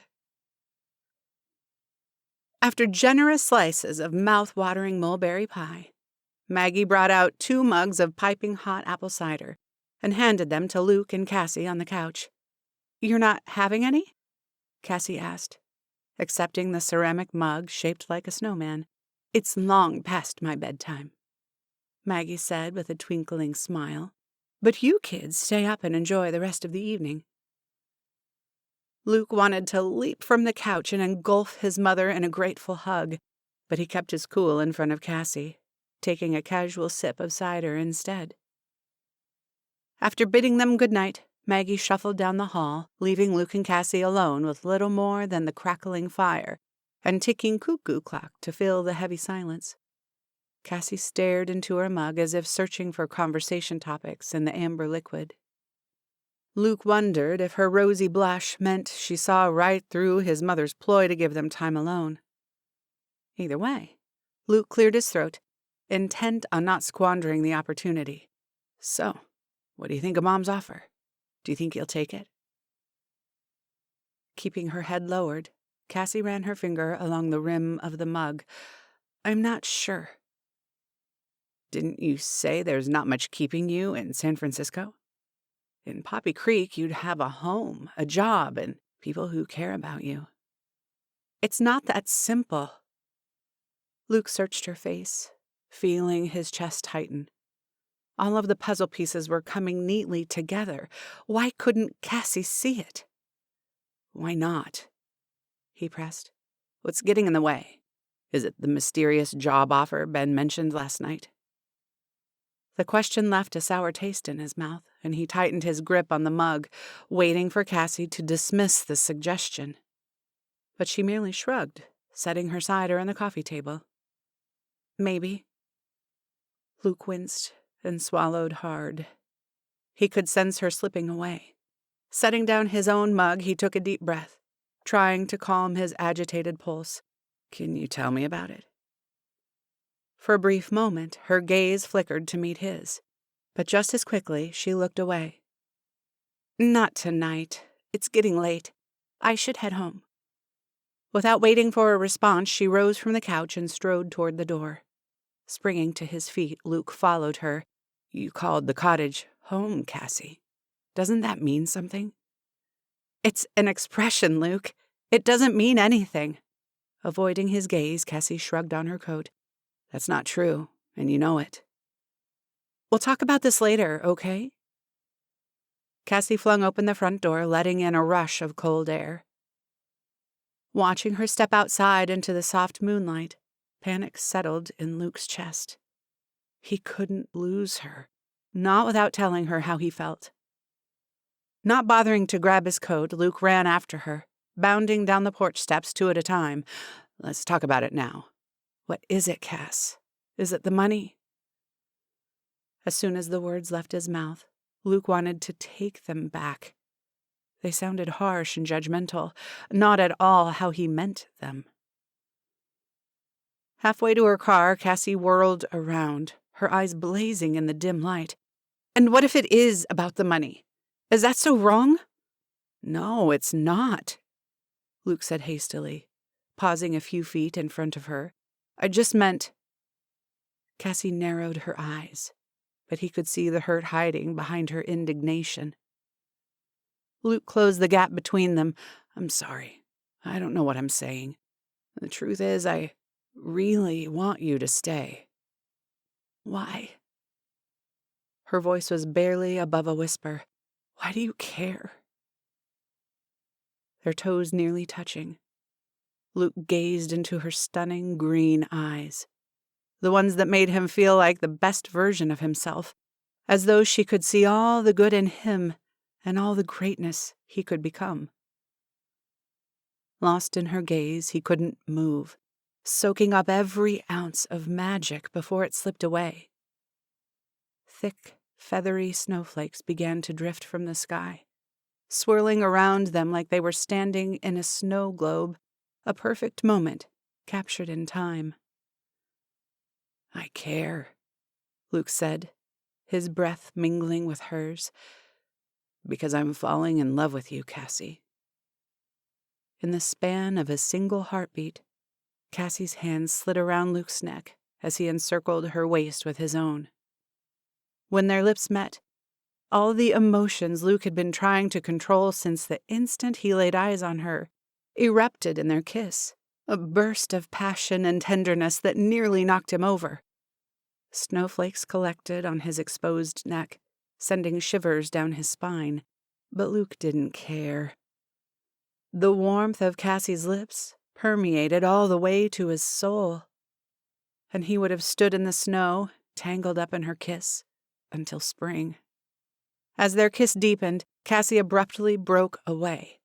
Her eyes wide and startled, she stepped back, covering her mouth with her hand. Rue. Luke reached for her, but she shook her head, blinking back tears. I have to go. Without looking back, Cassie fled to her car, disappearing in the whirl of snowflakes. As Luke watched her slip from sight, his heart wrenched inside his chest, as if he might have just lost a piece of himself. For good.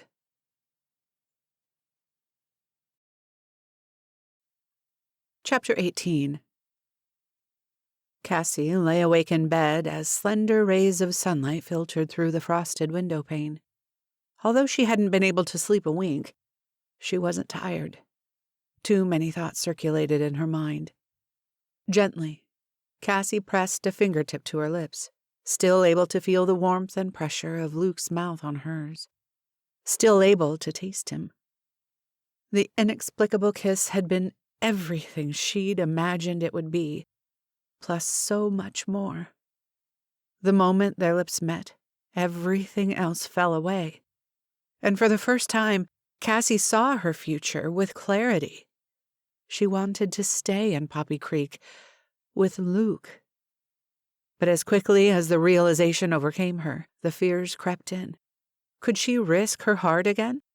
And what about the promise to her mother? "I'm falling in love with you, Cassie." Luke's words were like an anchor securing her to a safe shore. And if she were honest, she wasn't just falling in love with him. She'd already fallen. But she didn't have a clue what to do about it. Cassie padded softly down the staircase, greeted by the sight of her Christmas tree, reflecting vibrant colors across the bay window. The robust branches still permeated the house with the fresh, tangy scent of fir needles. Closing her eyes, Cassie took a moment to inhale the cleansing aroma. With comfortable familiarity, Cassie moved through her morning routine, stocking the fireplace with another log, brewing a pot of coffee, and flipping to the day's activity in the Christmas calendar. December 12. Read A Christmas Carol. Cradling her favorite mug, Cassie glanced out the kitchen window. A thin layer of snow coated the ground, creating the perfect atmosphere to curl up and read by the fire. Plus, Cassie looked forward to getting out of her own head for a few hours. After topping off her mug, Cassie surveyed the small bookcase in the corner of the living room. Musty, leather-bound classics lined the shelves, offering their colorful spines for her perusal. Tracing the etched titles with her fingertips, Cassie's gaze fell on a thin cherry-red spine with gold lettering. Carefully, she slid it from its resting place. Tucked beneath a heavy quilt, a cup of coffee in hand, Cassie cracked open A Christmas Carol, not knowing what to expect. She'd heard the basic storyline: cantankerous old man who hates Christmas is visited by strange ghosts. But she wasn't prepared for the experience that unfolded. From page 1, Cassie was completely engrossed in Charles Dickens' world of hope, kindness, and redemption. And by the end, she'd long finished her coffee and dampened the corner of the quilt with her tears. One line in particular stayed with her, even as she turned the very last page. "No space of regret can make amends for one life's opportunity misused." The sentiment sank deep into her heart, touching her soul. Had Cassie been given an opportunity in Poppy Creek? A chance to change her life and become part of something greater than herself. Part of a community who loved and cared for one another, even part of a family. A tear slid down her cheek, seeping into the page. Cassie quickly dabbed the blemish with the edge of her sleeve before gently closing the book. Unlike Scrooge, Cassie didn't have a ghost to show her the future, but she didn't need one. She knew in her heart that if she didn't try everything in her power to stay in Poppy Creek with Luke, she would regret it for the rest of her life.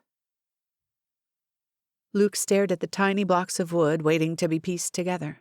Usually, working in his shop brought him a sense of calm. But right now, Luke didn't think anything could dispel the ache in his chest. He'd thought about calling Cassie all day, even driving over to the cottage to talk. But what would he say? He'd already poured out his heart. A part of him had been so sure she felt the same way. But when she broke their kiss, running away without an explanation, She'd broken his heart, too. He'd peered at the shapes again, wondering why he should even bother to finish her surprise. But then, he knew the answer to that. While he wasn't sure what he should do next, he had to do something. Anything. Even if it meant... The grating sound of the barn-style door sliding open startled Luke from his thoughts. To his surprise, his mother entered the shop carrying a casserole dish wrapped in foil. "Hey, Mom. I wasn't expecting to see you tonight. Is everything okay?" Ignoring his question, Maggie took in the workshop, her eyes widening as they passed over several pieces of furniture in various stages before completion. "It's been a while since I visited." She set the casserole dish on his workbench before running a hand along the rough surface of the unfinished rocking chair. "This is beautiful." "Thanks." Luke smiled, particularly pleased with that piece. "I knew you enjoyed this hobby, but I didn't realize." Maggie paused, once again taking in the scope of the space. Turning to face her son, her features softened. "Luke, do you ever wish that you had more time to—" "Mom," Luke cut in quickly. "Is something wrong? I didn't miss your phone call, did I?" Luke reached for his back pocket in search of his cell phone. His mother rarely came to his house, preferring to have Luke visit her. Luke suspected she enjoyed being surrounded by all of the memories. "No, nothing's wrong," Maggie assured him. "I wanted to drop off some leftovers from last night and ask how things went with Cassie after I went to bed." Luke sighed. Things could have gone better. Dragging out a stool, he perched on the edge, gesturing for Maggie to take the rocking chair. It still needed a little work, but it was functional. Plus, it sat closest to the space heater. What happened? Maggie rocked slowly, concern creasing her forehead. "I asked her to stay in Poppy Creek once the calendar is over," Luke said simply, not ready to divulge everything, especially not their kiss. "And what did she say?" "That she hasn't decided what she wants to do yet."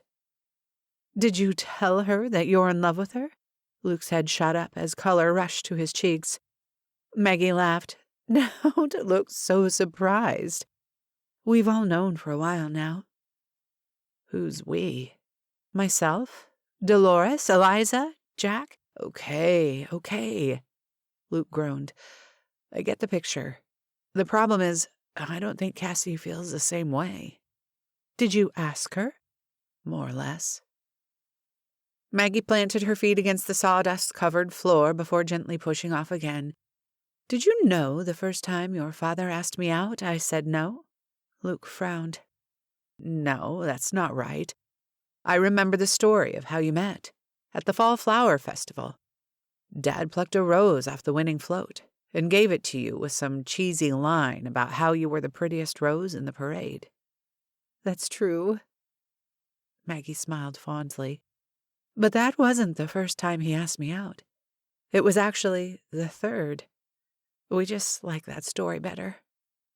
"Okay, so what's the real story then?" Maggie rested her head against the back of the chair, her hazel eyes soft and dreamy. "The first time your father asked me out was a Sunday after church. The second time was on Valentine's Day 3 months later." She chuckled at the memory.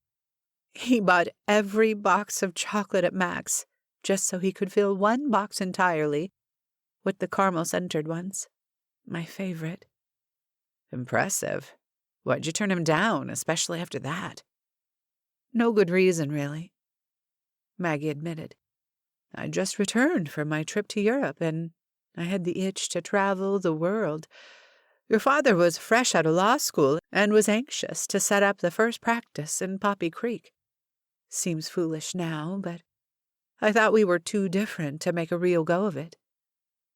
"What changed your mind?" Resting both elbows on his knees, Luke leaned forward, soaking up every word. Maggie's eyes glittered with wistful tears. "That story about the parade, there's a part we leave out."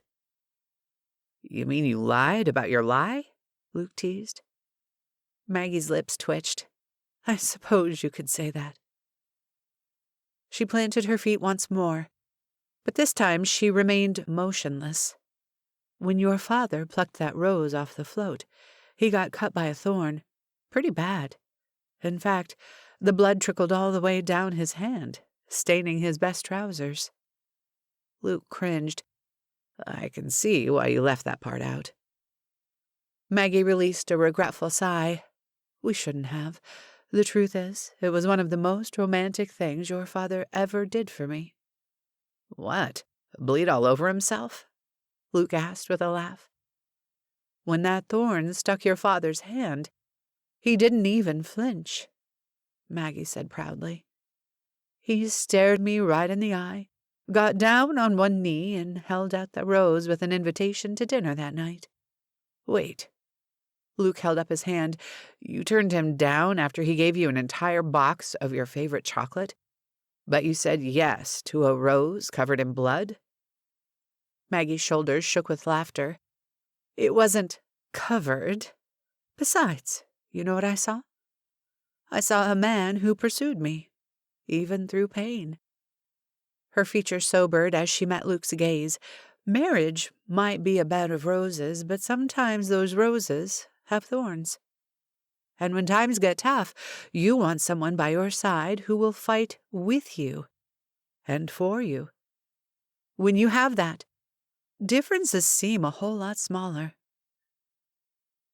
Tears glistened in her eyes, and she sniffed a few times before adding, And you know what? Your father was the biggest champion of my dreams, from taking me to Paris on our honeymoon to buying the bakery. Luke swallowed past the tightness in his throat. He'd always admired his parents for their love, devotion, and ability to find joy even in the most difficult circumstances. But now he had an even deeper appreciation for their love story. So, you're saying I shouldn't give up? I'm saying some things take time. Like third time's the charm? Luke grinned, adding a little levity before they both wound up in tears. Sometimes. Maggie smiled softly. They sat in silence for a long time, the low hum of the space heater and the gentle swishing of the rocking chair, filling the space between them. I think a season of change is coming, Maggie murmured, breaking the stillness. For all of us. Chapter 19. As Cassie poured herself another cup of coffee, she realized she hadn't stopped smiling all morning. Since reading A Christmas Carol the previous day, the impact of her epiphany had been settling in, creating a seismic shift in her heart and mind. Staying in Poppy Creek would change so much more than her address. It would change her entire life. And the one area where it scared and excited Cassie the most was her relationship with Luke. What would it mean for them, and what would he say when she told him the news? Cassie's smile faltered as her hand shot to the necklace at her throat. She spun the heart charm, tightening the delicate chain as her mind raced with possibilities. What if Luke no longer had feelings for her? Or what if he couldn't forgive her for running away the night they kissed? Releasing the charm, Cassie took a long sip of coffee, allowing the soothing liquid to calm her racing pulse as it tingled against her taste buds, before she told Luke. And any of her hopes or fears became a reality, Cassie needed a plan. She'd still have to sell the cottage to put her mother through rehab, which meant Cassie needed to find a new place to live as soon as possible. Finishing off her third cup of coffee, Cassie scrolled through property listings on her phone. She wasn't surprised to find Poppy Creek didn't have a single apartment complex, but rental properties in general were practically non-existent. She'd have to broaden her search to surrounding towns, which wasn't ideal, especially if she'd be working at Maggie's place. Cassie glanced at the time and her heart skittered in anticipation. At that exact moment, Maggie would be flipping the sign in the bakery's front window to open, swallowing the last drop of coffee. Cassie rinsed her favorite mug in the sink and set it on a dish towel to dry. As she reached for her car keys on the kitchen island, she caught sight of the Christmas calendar. She quickly thumbed the pages to the day's date. December 13. Have a snowball fight. Cassie's gaze darted to the window. All of yesterday's snow had melted into puddles. Panic gripped her chest as she circled back to the calendar, double-checking the day's entry. The words remained unchanged. How could this be happening? Up until that moment, the activities had been perfectly aligned with the weather, as if her grandmother were orchestrating the forecast from a perch in the clouds. But this time, the calendar was off by an entire day. Cassie's knees weakened, and she leaned against the counter, her pulse increasing as quickly as her doubts. After all she'd been through, could this one mishap ruin everything? She needed to talk to Luke. He might know what to do, but what would she say? She owed him an apology, an explanation. She couldn't go to him for help before she fixed things between them, but how exactly would she do that? Cassie massaged her fingertips against her temple, taking deep breaths to calm herself down. Maybe the calendar would work itself out. After all, there was still time for it to snow again. Stranger things have happened in Poppy Creek than snowfall 2 days in a row. All Cassie needed to do was give the calendar more time, and maybe time would help her figure out what to say to Luke. As Cassie walked the few feet from her car to Maggie's place, she kept one eye on the sky. Nothing but miles of periwinkle blue dotted with frothy white clouds. Still, Cassie told herself not to panic. She still had plenty of time. "Good morning, dear." Maggie greeted her with a rosy smile. "Aren't you bright and early today?" Cassie didn't even wait for Maggie to finish sliding the last cinnamon roll into the case before skipping around the counter and enveloping her in a hug. Maggie laughed. "And in a bright and chipper mood, too." Pulling back, Cassie beamed at the older woman, who became more of a mother to her in a short amount of time than her own flesh and blood. "Maggie, is your job offer still available?" "Of course." Maggie's eyes widened. "Are you saying—" Cassie threw her arms around her again. "Yes." As Maggie squeezed her back, Cassie closed her eyes, inhaling the scent of cinnamon and sugar, suddenly overcome with emotion. "Thank you. Thank you," she murmured, close to tears. "What's going on?" Eliza burst through the kitchen door with a fresh batch of gingerbread scones. "Why are you crying?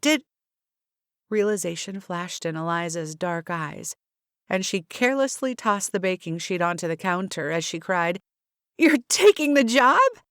Pulling back, Cassie swiped her damp cheeks. "I am." Eliza squealed and tackled Cassie in a bear hug. Giggling, Cassie squeezed back. "I still have a few things to figure out, so I probably won't be able to officially start until after Christmas." "I can't believe you're staying!" Eliza cheered, hopping up and down in her excitement. "That's the best news ever!" "It certainly is." Maggie's eyes sparkled with happy tears. "We should celebrate." Just then the bell jingled, signaling their first customer of the day. Maggie excused herself after hugging Cassie one more time. "Have you told Luke?" Eliza whispered, pulling Cassie off to the side. Blushing, Cassie stared at the scuffed hardwood floor. "Not yet." "Then let's go find him. I bet he's at his office already." "Wait," Cassie said quickly, placing a hand on her arm. "Not yet." "Why not?" I have a few things to take care of first." "Like what?" Eliza planted one hand on her hip, both eyebrows raised. "Well, I'd like to get a few things in order first, like talking to Frank about serving his coffee." "Really?" Eliza's eyes lit up as though she'd already forgotten all about telling Luke. "Do you think he'll say yes?" "Maybe. I hope so." Cassie hadn't thought it all the way through yet, but she felt hopeful. "I also have to figure out what I'm going to do about the Christmas calendar." "What do you mean?" As Cassie glanced toward the front window, her stomach twisted. Rays of sunlight danced across the tabletops, reflecting off the crystal vases filled with holly leaves and red carnations. I'm trying not to panic yet, but today's activity is a snowball fight, and we're fresh out of snow. Eliza frowned. Yikes, that's not good. To put it mildly. Cassie agreed. Eliza steepled her fingers and pressed them to her lips, her eyes scrunched shut in concentration. Cassie waited patiently until Eliza's eyes popped open, and she grinned mischievously. I have a feeling this afternoon's forecast will show heavy snowfall. But how? Cassie started as Eliza grabbed her hand. Come on, I'll show you my idea. Luke shifted Ben's Captain America backpack to his other shoulder. Grateful, Ben's school let out early, necessitating Luke pick him up for Eliza. Besides giving them guy time, hanging out with Ben provided a momentary distraction. Luke needed to clear the air with Cassie soon, even though he had no idea what to say. But aside from his own feelings, he had a job to do, and he couldn't let another day pass without finding out if she'd completed the necessary activities on the Christmas calendar. What Luke needed was some sort of peace offering, a way to move past the awkwardness of the kiss. Then, with a little more time, he could try again. Luke smiled, recalling his parents' unconventional love story. Some things take time. His mother's words had looped in his mind ever since their conversation. Luke didn't mind being patient, but come Christmas Day, he'd be out of time. So, are you ready for the pageant in a few days? Luke asked, diverting his own complicated thoughts.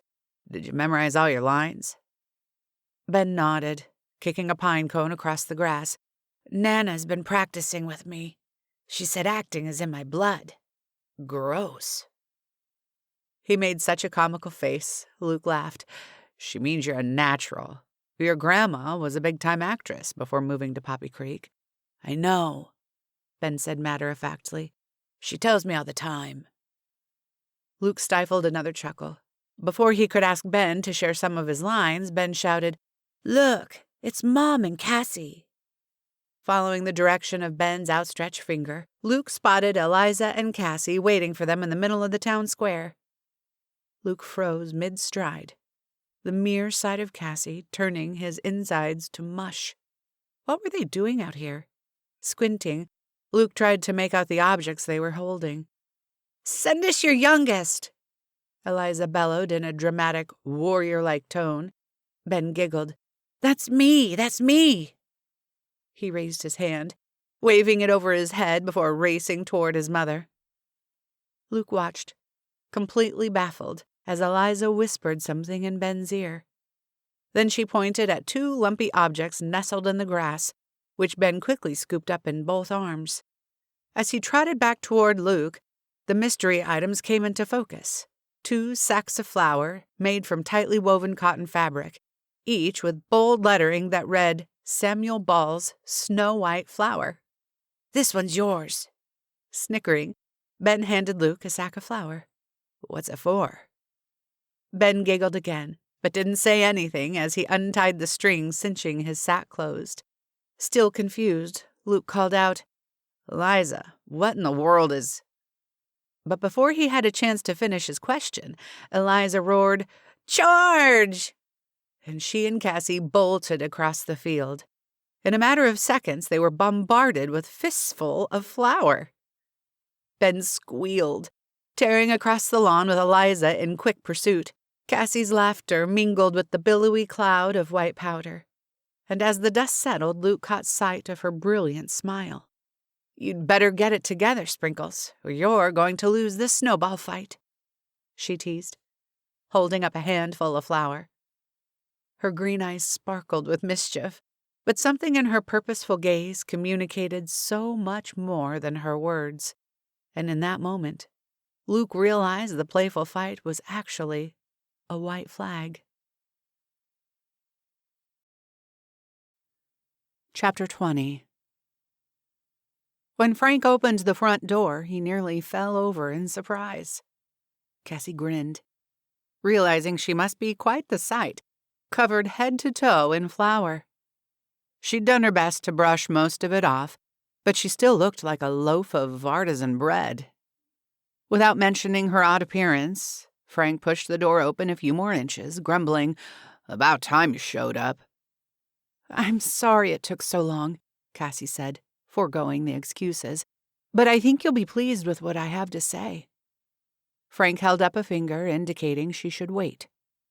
Then, waving for her to follow, he led her down the hallway to his study.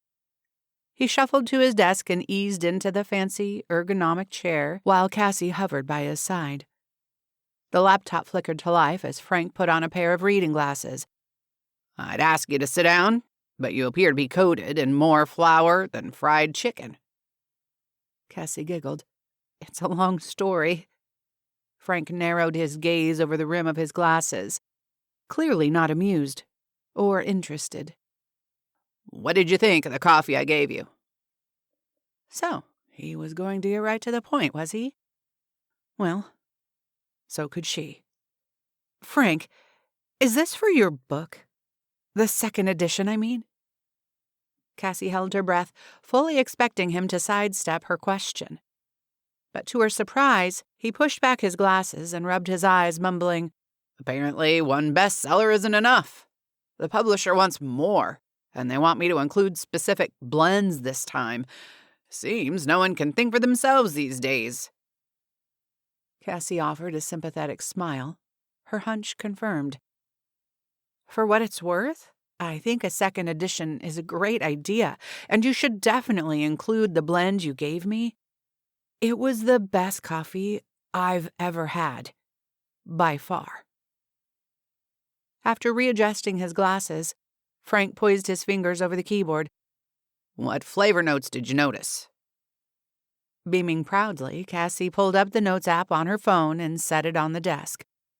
"I followed the basic cupping method and jotted down each score." Surprise, then something vaguely resembling admiration flickered across Frank's face. But he quickly reset his features in his trademark stony expression. "Good." The click-clack of the keyboard filled the silence as Frank transferred the information from her phone into an open document. Cassie chewed her bottom lip, the question she'd been dying to ask gnawing at her stomach. She drew in a deep breath. "Frank, I've been wondering, why ask me? About the coffee, I mean. It's not like you need a second opinion. You're Richard Stanton, after all. The #1 authority on all things coffee." His fingertips froze over the keys, his strained features highlighted in the bluish glow of the computer screen. After a moment, he reached into the top right drawer of his desk and withdrew a tiny orange pill bottle. He handed it to her, then resumed typing. Confused, Cassie turned it over in her hand, the pills rattling inside the plastic container as she tried to make sense of what he'd given her. She didn't recognize the name on the label or anything else about the prescription, although it appeared to be some sort of heart medication. When she finally scanned the fine print stipulating the side effects, she winced. "May affect sense of taste." Cassie's gaze flew to Frank's face, which remained unreadable. "I'm so sorry," she whispered, her heart aching for him. "I'm not dying," he snapped, before softening slightly. "It comes and goes, but—" His voice trailed off, and Cassie noticed the droop in his shoulders. Cassie, perhaps more so than anyone, knew exactly what it would mean for Frank to lose his sense of taste. A coffee roaster's most coveted tool. An exceptional palate was a gift, one that could elevate you far beyond the rest of the industry. Fighting back compassionate tears, Cassie forced a smile. "My taste buds are at your disposal any time." Giving her a skeptical side-eye, he asked, "Have you ever roasted before?" "Once, but it was a drum roaster." Frank snorted. "Whatever knucklehead invented that monstrosity should never be allowed to touch another coffee bean in his life." They're that bad? Cassie asked, amused by his intense reaction. Let me ask you something, Frank said with a stern glare. Would you cook a 10-pound turkey on a frying pan? Cassie frowned. No. Of course you wouldn't. The bottom would get scorched, leaving the rest of it raw. You need the circulating heat of an oven. Any fool knows that. Cassie suppressed a laugh. So, a drum roaster is the frying pan and the air roaster is the oven. Now you've got it. Frank slapped his palm on the desk, nodding his approval. Come on, let's go see if you can cook a turkey. Cassie couldn't believe she was roasting coffee with Richard Stanton, her coffee hero, in his quirky barn-turned-roastery. Frank walked her through the entire process, from letting her select 3 different varieties of green beans, Sumatra, Costa Rica, and Kenya, to carry out each step of the roasting process until they had 10 pounds of Cassie's blend, cooling in a tall mason jar. The glass lets the coffee sweat out unwanted moisture, Frank explained. Cassie grinned, not dreaming of interrupting him, even though she'd read his book a dozen times. There was something special about hearing it from the mouth of the master. Frank, what do you do with all this coffee? Cassie asked, taking in the row of jars filled from a previous roast. You can't possibly drink it all yourself. Frank immediately stiffened. What I do with it's my own business, he snapped, silencing Cassie on the spot. Unscrewing the lid, he scooped some of the piping hot beans into a smaller quart-size mason jar. I'll send this home with you. You can taste it once it cools down. The flavors will need time to develop. He shoved the jar in her hands. For now, go jot down the precise blend and temperature in the notebook in my study, in case you got lucky and it tastes halfway decent. His lips quirked ever so slightly, belaying the harshness of his words. Thrilled to be given the responsibility, Cassie tucked the warm jar under her arm and scurried into the house. Shuffling through the various papers littering the desk, Cassie searched for Frank's notebook to no avail.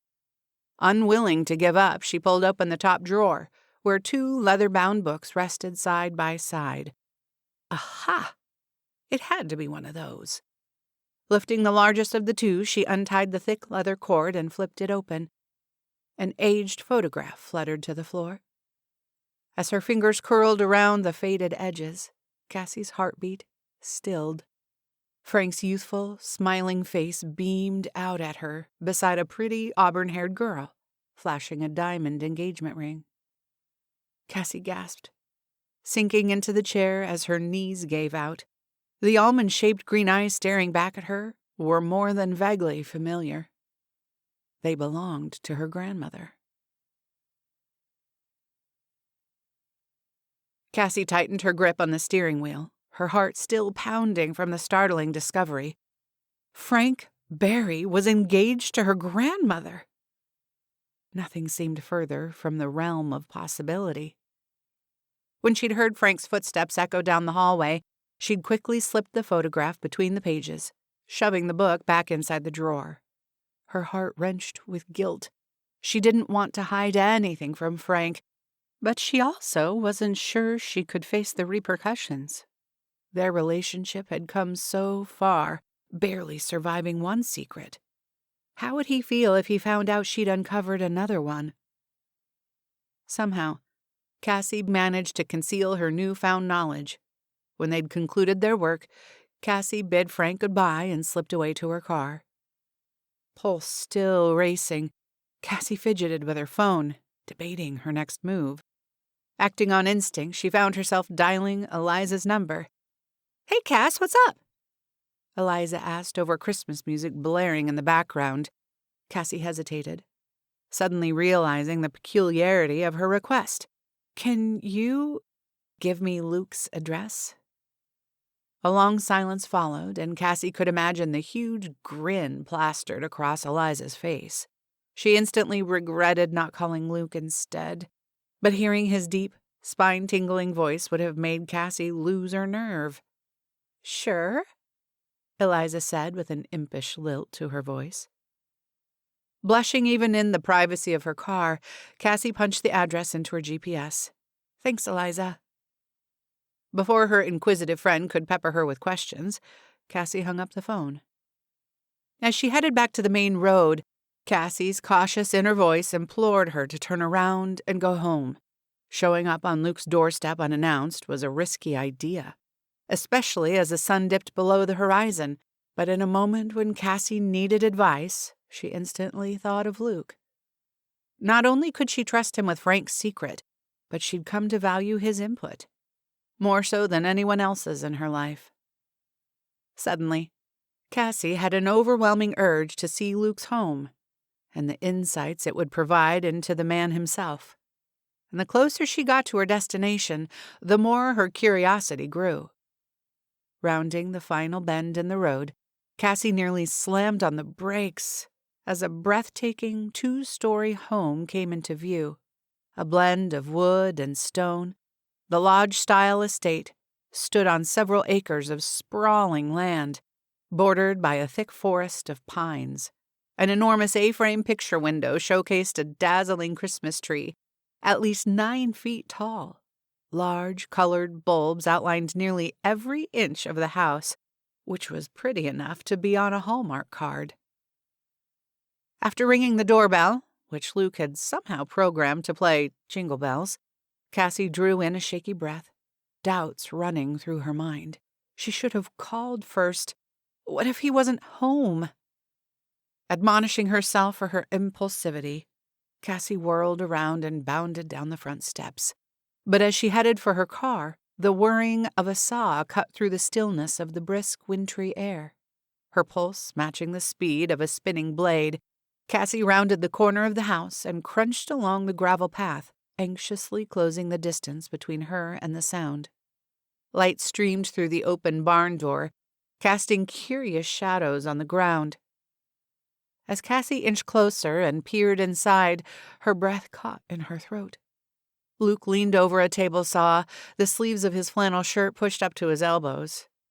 Even from a distance, Cassie could see the muscles in his forearms flex as he guided the plank of wood toward the rotating blade. Cassie swallowed, her mouth suddenly dry. Alarmed by the rush of emotions rippling through her, she backed away, rear-ending a pile of wood.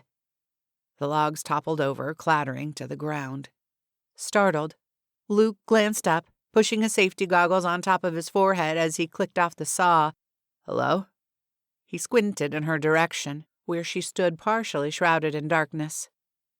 The hairs on Cassie's arms tingled at the hopeful catch in Luke's voice as he asked, "Cassie, is that you?" Chapter 21. Luke blinked a few times to make sure he wasn't dreaming. Could it really be her? Timidly, Cassie stepped from the shadows into the warmth of the barn. "Hi." She tucked a curl behind her ear, blushing slightly as she met his gaze. Luke's heart sputtered to a stop. Something about having the woman he loved here in his workshop made breathing impossible. It took him a moment to string the right words together. "Wow, this is a nice surprise." "I should have called," Cassie blurted, then flushed an even deeper shade of pink. "Why?" Luke asked, flashing a teasing grin. "If you haven't noticed, no one calls ahead in Poppy Creek." The corners of Cassie's lips curved into a small smile. "That's true." "What brings you by?" Luke pulled out 2 stools from beneath his drafting table, dragging them in front of the space heater. But Cassie's gaze traveled past them to the unfinished rocking chair. "Luke, this is beautiful." As though drawn to it, she reached out a hand, running it along the unpolished surface. "Thanks." Luke felt a similar sense of pride when his mother had praised the same chair the night before. But coming from Cassie, the words sent a different sensation coursing through him, one that ran so much deeper. "I have a few more hours of work left before it's finished, but it's coming along." "Is it for sale?" I don't know what I'm going to do with it, to be honest. I just enjoy the process. Cassie turned to face him, a softness in her eyes. I think I know what you mean. Resisting the urge to pull her into his arms, Luke offered, If you want, I can teach you a little woodworking. I'll even let you use the table saw. Cassie grinned. Is it anything like a chainsaw? Pretty close. Luke chuckled, fondly recalling the night they'd cut down Cassie's Christmas tree. You'll want to remove your coat and scarf first. I try not to wear anything too bulky or loose. Nothing that could get caught in the blade. As Cassie slipped off her outerwear, revealing the softest-looking beige sweater Luke had ever seen, he asked, Before I forget, was there something specific that brought you by? Anything to distract him from how completely huggable she looked. Yes! Something huge, actually. Luke's stomach churned, and he prayed it was good news. Should I be sitting down? He asked, hoping humor would calm his flash of nerves. It's not a bad idea, Cassie said, then drew in a breath. Luke waited, perched on the edge of the stool.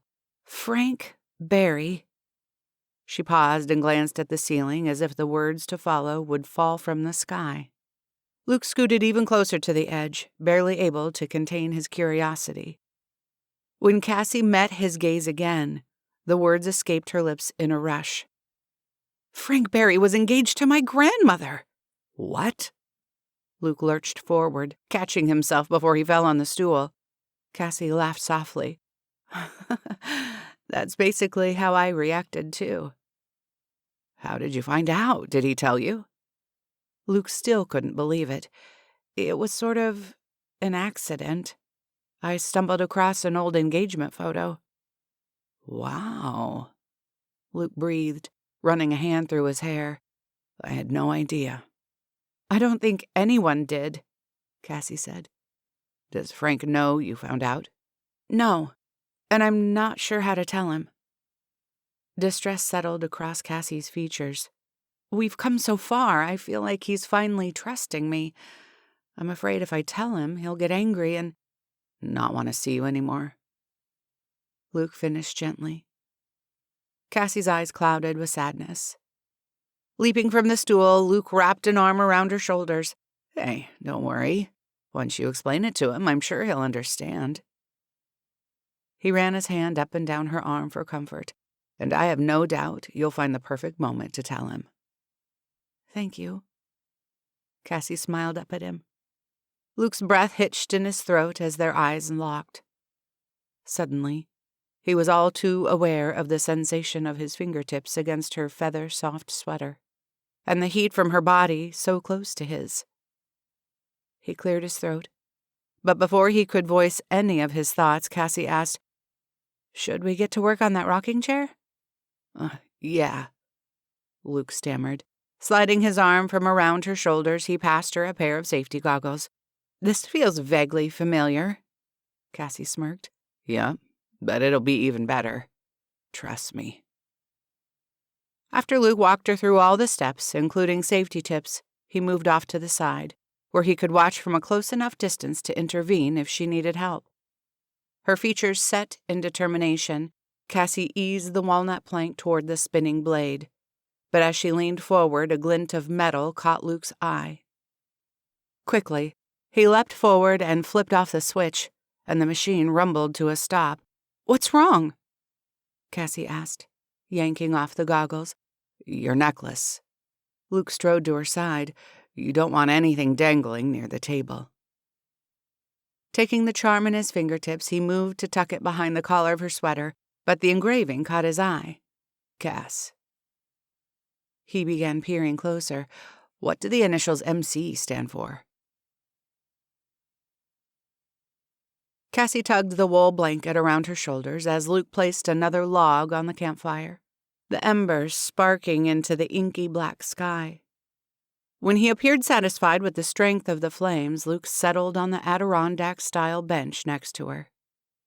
Cassie held the blanket open, allowing Luke to sidle in next to her, instantly feeling the heat surge between them. Warm enough? He asked. tucking the edges around her. "Yes, thanks." Cassie toyed with the silver heart charm at her throat, the reason for Luke's effort. When she'd said it was a long story, he'd insisted on making her more comfortable first, and, almost as if he'd known she'd be more at ease outside, he set to work adding kindling to the large built-in fireplace made from mortared stones. Nestled beside him, Cassie marveled at how in tune they'd become. He seemed to know what she needed almost before she did. So, Luke's gaze traveled to the necklace. Now that we're settled, what does MC stand for? "It stands for Megan Conway," Cassie said simply, staring into the coppery flames. "Who's Megan Conway?" Running her finger along the smooth edge of the charm, Cassie blinked back hot tears. "I don't know. We never met." Luke placed a hand on her knee. "I'm sorry, Cass, but I still don't understand." Cassie squeezed her eyes shut, and a single tear escaped and slid down her cheek. Gently, Luke brushed it aside, sending tremors coursing through her. He pulled the blanket tighter around her shoulders, drawing her closer against him. "Derek, my ex, gave me this necklace our first Christmas together," Cassie explained past the lump in her throat. "It was the first time anyone had given me a Christmas present beyond the occasional Secret Santa gift exchange at work. It was special. Something he'd picked out just for me." Her voice trembled, and she had to pause, sucking in a breath to steady her emotions. "Your mother never gave you a Christmas present?" Luke asked, tracing a comforting circle on her upper arm with his thumb. "Mom never really did Christmas," Cassie admitted. "So when I opened my gift from Derek and saw this beautiful necklace..." Her voice broke off. Luke didn't pressure her to continue, merely tightening his embrace. Cassie leaned into him, gathering comfort from his closeness. "It took me a minute to realize the wrong initials were engraved on the charm. Derek tried to play it off, saying the jeweler made a mistake, but he sounded so nervous, so unlike himself, I didn't believe him." Cassie felt Luke's fingers clench against her arm, and the small display of outrage on her behalf was like a balm to her broken heart. There wasn't a doubt in Cassie's mind that Luke was different than Derek, or, really, any man she'd ever met. And as the bitterness from her past slowly loosened its grip around her heart, she said, "Derek finally told me the truth, admitting he'd been seeing someone else and bought us the same present, mixing them up by mistake." "I'm so sorry, Cassie." Luke's voice strained with empathy. "It's okay," she murmured, not meaning Derek's actions, but rather her own state of mind.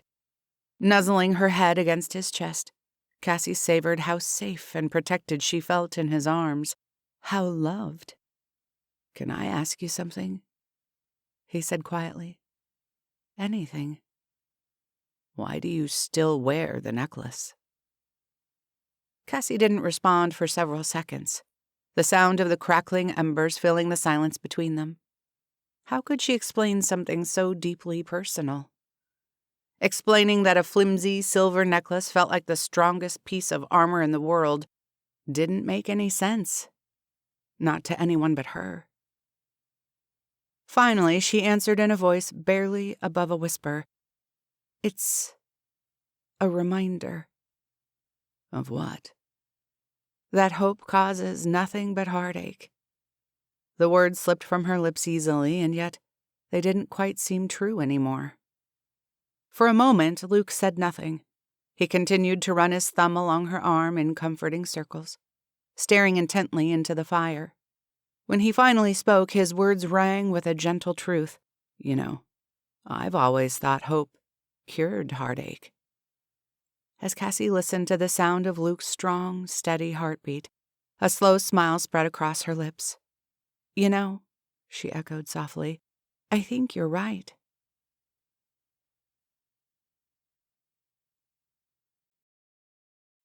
Chapter 22. After sharing her past with Luke, Cassie was even more assured in her decision to turn down Derek's job offer. While the temptation to own a piece of her lifelong dream was strong, it wasn't strong enough to tie herself to Derek. Besides, by staying in Poppy Creek, a different dream was coming true, one far more meaningful. Cassie spent the morning making specialty coffees at Maggie's, using the beans from her last roast with Frank. Once again, a line formed out the door for Cassie's unique and tantalizing concoctions. While she didn't have any ownership in the bakery itself, she felt a sense of pride in what she created. And the smiles on people's faces when she crafted something special just for them gave her a sense of purpose. Whether it was making a ginger snap latte for Dolores or a candied lavender mocha for Penny. She'd even invented a spicy chai latte for Jack, incorporating smoked paprika and cardamom from his signature barbecue sauce. After several hours at the espresso machine, Cassie felt so exhilarated she didn't want it to end. But she'd exhausted her supply of coffee, which meant several disappointed customers had to leave with their pastries sans latte. "All done for the day?" Maggie asked. Her tone carried a hint of weariness, and considering she'd been on her feet all morning glued to the cash register, Cassie couldn't blame her for being tired. "I'm all out of coffee, but I'd love to stick around for a bit. Maybe I could fill in for you for a while." "Oh, no. I couldn't ask you to." "You didn't ask," Cassie interjected with a smile. "I offered. Honestly, I'd love to help out. I think Eliza and I can manage for the rest of the day." "Manage what?" Eliza swooped in with a tray of colossal sugar cookies, frosted to resemble brightly colored ornaments. Cassie graciously offered to fill in for me, but "That's a great idea," Eliza cut in, refilling the dwindling cookie display. "You deserve a break. You haven't had one since—" She scrunched her nose in thought. "When did you open this place? 30 years ago?" Maggie laughed. 31. And I suppose you have a point. It has been a while, but are you sure? "Of course," Eliza beamed. "I'm done baking for the day, so that just leaves the prep for tomorrow. I can show Cassie how to use the register." "Oh, I've used plenty of registers, but—" Cassie stopped short when her gaze settled on the bronzed antique register. It had more buttons and gears than the espresso machine. "Never mind," she grinned sheepishly. "You'd better show me. But I'm a quick learner. Honestly, Maggie, we'll be fine. Better than fine. And considering I'll be working here after Christmas, I should learn anyway." "Exactly." Eliza practically shooed Maggie out the door. "Okay, then." Maggie slowly tugged the polka dot apron over her head. It will be nice to have a little time off. Her hazel eyes glimmered as she appeared to ponder the possibilities. I have a few presents to wrap, Debbie May Comer's last book on my nightstand, and a couple last-minute Christmas cards I still need to send. Oh! Cassie's hand flew to her heart. I almost forgot. I'm so glad you reminded me, Maggie. Today's activity is send someone a Christmas card. Do you know where I can buy one? Don't be silly, Maggie said. You'll come by my place tonight and use one of mine. I have dozens of beautiful cards itching to bring a smile to someone's face. That would be lovely, thank you. Cassie decided not to mention she planned to send the card to her mother, and knowing Donna, her smile would be of the upside-down variety. But maybe some of the Christmas spirit Cassie found in Poppy Creek would find its way into her mother's heart, too. Kissing both girls on the cheek, Maggie said goodbye and sailed out of the bakery with an unmistakable skip in her step. Grinning after her, Eliza squeezed Cassie's hand. I'm so glad you suggested this. She works way too hard, and she seems tired lately. A break will do her some good. Happy to help. Cassie swiveled on her heels, excitement fluttering in her stomach as she scanned the shop. Where should I start? First, Eliza said, placing both hands on Cassie's shoulders, spinning her around. I'll show you the register. Have the keys stick, and I won't calculate the change for you. Cassie let out a good-natured groan. What have I gotten myself into? You'll get the hang of it. Just don't accidentally short Frida Connolly on her change. She's a retired math teacher, and she counts it every time." Eliza laughed, and the infectious lilt teased a giggle from Cassie's lips, too. Since the moment she met Eliza, the spunky blonde won her over with her endearing honesty and well-meaning meddling, and Cassie could tell that working together was going to be more fun than quality control at Santa's workshop. Cassie had experienced so much joy in Poppy Creek, she simply couldn't understand why her mother had ever left. As Cassie sat at the white wicker dining set situated in Maggie's cheery kitchen nook, she sifted through a stack of glittery Christmas cards, enjoying the scent of cinnamon and sugar filling the homey space. "I can't believe you took a break from the bakery to come home and bake," Cassie teased. The corner of Maggie's eyes crinkled as she laughed. "I'm so busy managing the operations side of the business, I hardly get to bake for myself anymore." Maggie rolled the plump ball of dough in a shallow dish of cinnamon and sugar. "And that vanilla cinnamon latte you made me earlier left me craving a fresh batch of snickerdoodles." Cassie's mouth watered as her gaze drifted toward the oven. "They do smell delicious. The first batch will be ready by the time you're finished with that Christmas card." Maggie smiled, nodding toward the stack Cassie had only sifted halfway through. "And who's the lucky recipient?" Cassie fidgeted with a particularly gaudy card with hearts and flowers bursting from Santa's sack, which appeared to be crafted from an actual swatch of red velvet. "My mom," she murmured, running a finger over the soft fabric. "How lovely. I'm sure it'll make her day." "Maybe, if she even opens it. She usually avoids any hint of holiday mail, as though an elf might pop out and sing a telegram." Maggie chuckled. "Do you think your mother will visit you in Poppy Creek for Christmas?" "Not a chance," Cassie sighed, thumbing through the stack of cards absent-mindedly. "Unfortunately, I don't think you could pay my mother to come back here." Frowning, Maggie rolled another clump of dough in the palm of her hand, making a perfect circle. "That's too bad." A niggling thought tugged at the back of Cassie's mind, one she'd debated asking Maggie half a dozen times, but could never quite bring herself to form the words. "Maggie?" Maggie concentrated on lining all the cookies in a perfect row on the baking sheet. "Did you—" Cassie paused and swallowed past the uncomfortable lump in her throat. "Did you know my mother?" There. The question was out. She couldn't take it back now. A ball of dough slipped from Maggie's fingers, bounced against the edge of the cookie sheet, and flattened on the tile floor. As Cassie watched Maggie scoop it up with a spatula and toss it in the trash, her heart beat in an anxious rhythm, awaiting Maggie's response.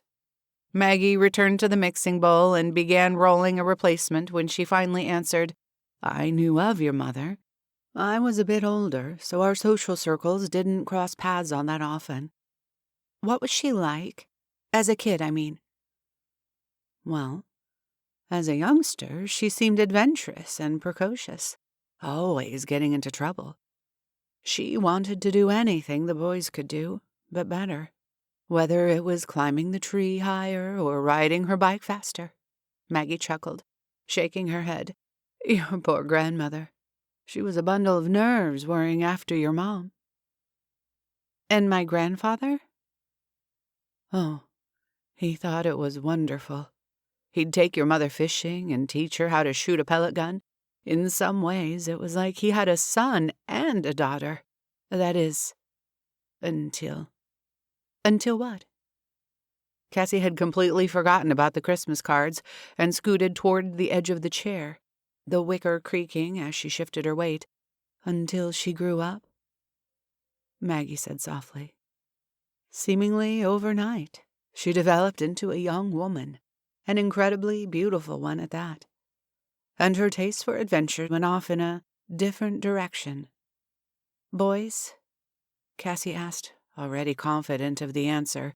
"Among other things," Maggie answered tactfully. It didn't take much imagination for Cassie to guess what Maggie meant. She'd long suspected her mother's drinking endeavors had started early. That must have been difficult for her parents. It was. They did their best, but your mother... Maggie trailed off, the cookies long forgotten. Had a mind of her own? Cassie finished. Things only got worse when your grandfather passed away. How old was my mom? Barely 17. Cassie's throat tightened. Never having met her own father, she could only imagine the pain of losing someone you loved. How awful. Your poor mother seemed to completely lose herself after that. She got pregnant a few months later, which nearly broke your grandmother's heart. Was she angry? More scared, I think. Of course, I can only guess. I wasn't privy to all of this information when it happened. I heard rumors, but I suspect the fact that she'd just lost her husband, her own health was fragile, and your mother was still a child, all factored into your grandmother's decision to... Maggie hesitated. To what? Cassie sat so close to the edge of the chair, she might as well have been sitting on the floor. Maggie closed her eyes, her features strained. When she finally opened them, her eyes sparkled with tears. She asked your mother to give you up for adoption. All the air drained from Cassie's lungs, and she collapsed against the back of the chair. Oh, honey. Wiping her hands on her apron, Maggie rushed over and sank into the chair beside her. Placing her palms over Cassie's hands, she gave them a reassuring squeeze. Your grandmother loved you dearly. I'm certain she did. A tear slid down Cassie's cheek as she forced a thin-lipped smile. During her time in Poppy Creek, she'd come to believe her grandmother loved her, even though she'd never been a part of her life.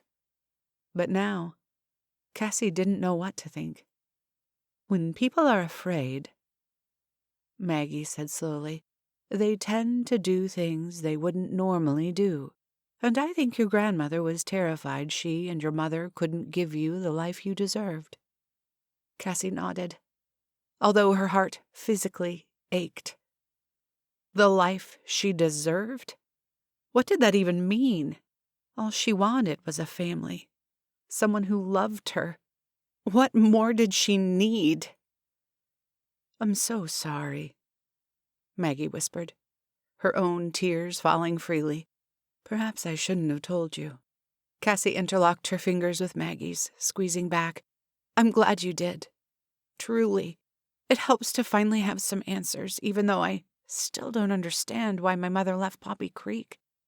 No one knows.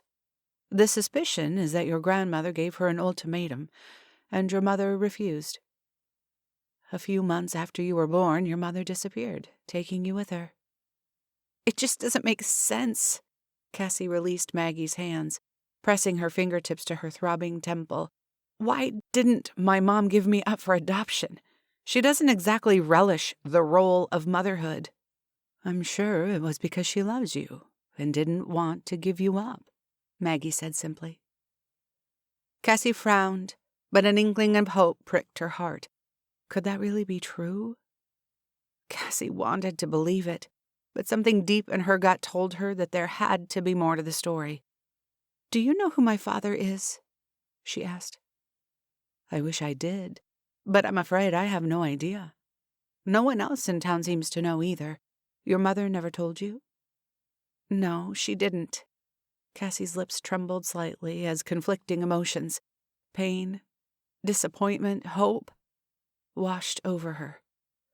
Well, I'll tell you one thing I do know, Maggie said, rising to her feet.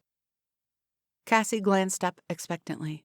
The first batch of cookies should be done, and nothing brightens a mood better than a warm-from-the-oven snickerdoodle. Cassie smiled as Maggie slipped on a pair of plaid oven mitts and yanked open the oven door. The mouth-watering aroma of sugar and spice spilled into the kitchen.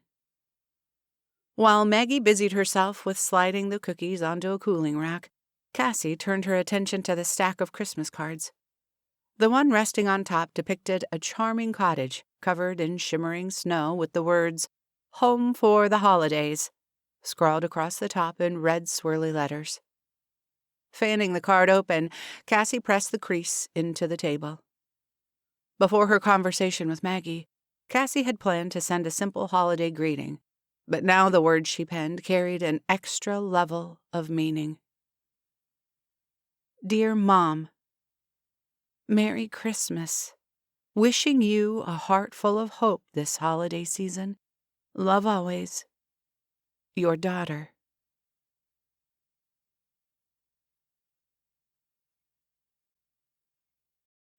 Chapter 23. When Cassie stepped into the cottage that evening after leaving Maggie's, she didn't bother to turn on the lights. Standing in the darkness, she watched the multicolored glow from the Christmas tree dance across the vintage wallpaper. Closing her eyes, she inhaled the same comforting sense of lavender and lemon wood polish she'd noticed the first day she arrived. The aroma she'd come to associate with a woman she'd never met, but whom she'd come to love dearly nonetheless. The same woman she'd recently learned may never have wanted her, a thought Cassie couldn't quite reconcile in her heart. As she flicked on the switch, light flooded the living room, illuminating familiar sights she'd grown to cherish. The comfy couch where she and Luke had sat side by side, watching Christmas movies. The cozy armchair where she'd read A Christmas Carol. So many memories had turned this cottage into a home. But there was still one room in the house where she'd yet to venture. The brass doorknob to her grandmother's room turned easily, and the creaking hinges gave way as if they were expecting her. Cassie's heartbeat thrummed in her ears as she crept across the threshold. Shut off from the rest of the house, the frigid chill in the room sent a shiver down Cassie's spine. A small potbelly stove sat dormant in the corner, unused since her grandmother's passing. 2 brocade armchairs faced the stove, and a 4-poster bed rested against the opposite wall. But what caught Cassie's attention was an antique dresser adorned with a collection of silver picture frames. Inching closer, Cassie lifted the first frame, rubbing her thumb along the tarnished edges as she studied the black and white photograph of a young couple on their wedding day. Their blissful, smiling faces shone even beneath a dust-laden glass. Cassie noticed with interest that her grandmother's vibrant, youthful features didn't appear much older than in the photograph she'd discovered in Frank's office. The next handful of frames displayed the same couple as they aged over the span of several decades. But as Cassie's fingertips grazed the final frame, she pulled back in surprise. A young Donna Hayward gazed into the distance, her large green eyes hollow, the rims smudged with inky black eyeliner. In her thin arms, she cradled an infant with a telltale patch of chestnut curls, visible above the folds of a pink crochet blanket. To Cassie's knowledge, she was looking at the only photograph of herself as a child. A burning sensation filled the back of Cassie's throat as she blinked at the image. Hot tears threatened to spill down her cheeks, and she quickly flipped the photograph face down on the dresser, overcome with emotion. First, the revelation in Maggie's kitchen, and now this. Cassie didn't know what to do with herself. So, she did the only logical thing that came to mind. She tore through the rest of her grandmother's belongings in search of more answers. Combing through the dresser drawers yielded nothing useful. Neither did the antique steamer trunk of extra quilts at the foot of the bed. It wasn't until Cassie dislodged something wedged in the bottom drawer of her grandmother's nightstand that her skin prickled with hope. A plain manila envelope, crinkled and smelling faintly of potpourri and menthol. Hands trembling, Cassie carried the envelope to the edge of the bed, the springs groaning in protest as she perched on the worn floral quilt. In one quick motion, Cassie spilled the contents of the envelope onto the bed. A jumble of glossy Polaroids and typed letters stared up at her. As a familiar face came into view, Cassie's breath stalled in her throat. Unable to believe her own eyes, she frantically rummaged through the pile, growing dizzier by the second as the same features appeared over and over again. Every single face in the collection of photographs was hers. Cassie paced the faded wool rug, trying to make sense of the items on her grandmother's bed. She'd gone through the photographs and letters from the private investigator a dozen times, still unable to fully accept the reality of this situation. But Cassie should have known that her grandmother had hired someone to track her down. How else would Edith have found her? Yet, the fact that Edith hired an investigator wasn't what upset Cassie. It was the cold, hard truths staring her in the face that Cassie found truly unsettling. Words like unemployed, alone, jaded, depressed jumped out from the investigator's reports, each one a dart to Cassie's pride. She didn't relish the idea of being followed by a stranger, let alone judged by one. Cassie felt exposed, humiliated, and Cassie's pace slowed as a thought gripped her, and she sank into the armchair, cupping her face with both hands. Her shoulders began to shake as a sob rose in her chest. Since the moment she'd sat in Luke's office, stunned by the news of the clause in her grandmother's will, Cassie had wanted to know why. Why had Edith added the clause? Was it a game? A joke? A senile woman's peculiarity? As realization curled around her heart, Cassie cried both from gratefulness and from grief. Grateful that her grandmother had saved her from a life of emptiness, and grieved that she never had a chance to know her. Maybe at one time Edith thought Cassie would be better off with another family. But after seeing the kind of life Cassie led, Edith found a way to bring her into the type of family Cassie had always hoped for, the one she'd found in Poppy Creek. While she still didn't know the significance of the calendar itself, Cassie felt certain it wasn't merely the frivolous whim of a dying woman. It was a gift. Luke wasn't sure what to expect when he received Cassie's cryptic text that simply read, "Come to the cottage ASAP." But when Cassie threw open the door, flushed and wide-eyed, Luke felt a pang of concern. What happened? Stepping aside for Luke to enter, Cassie flashed a small, sheepish smile. "I got a little carried away." Luke's jaw dropped as he took in the chaos of the living room. Every single drawer and cupboard had been opened, their contents scattered about the room. As far as he knew, there'd never been a burglary in Poppy Creek, but this haphazard scene sure looked like one. "Are you okay? What happened?" he repeated. "I found something." Cassie grabbed Luke's hand and led him to the coffee table. His heart flipped, both from her touch and anticipation. "What exactly were you looking for?" "Anything and everything," Cassie told him. "I found I don't even know what you call it, a dossier? A file?" Cassie scrunched up her face in thought, then shrugged. "Let's call it a report. I found a report the PI sent my grandmother about me, and it got me thinking. What else could I find?" Luke frowned. "He sent her a report? I thought she just hired him to find your address." "Yeah, well, turns out it was a bit more extensive than that. But that's not why I asked you to come over." Kneeling, she pulled him down beside her. "Look at this." Cassie lifted a small velvet box from the coffee table. As she slowly cracked open the lid, a folded note fluttered onto the table, revealing a stunning antique engagement ring. A flawless, oval-cut diamond sparkled in the center, bordered by vibrant-hued emeralds. "Isn't it the most gorgeous ring you've ever seen?" Reverently, Cassie slipped it on her ring finger, allowing the diamond to catch the light. Luke couldn't respond. The sight of the ring on Cassie's finger completely stole his breath. Then, as if breaking a spell, she slid it off her finger with a sigh. "It's the same ring my grandmother was wearing in the photo I found in Frank's office. And that's not all."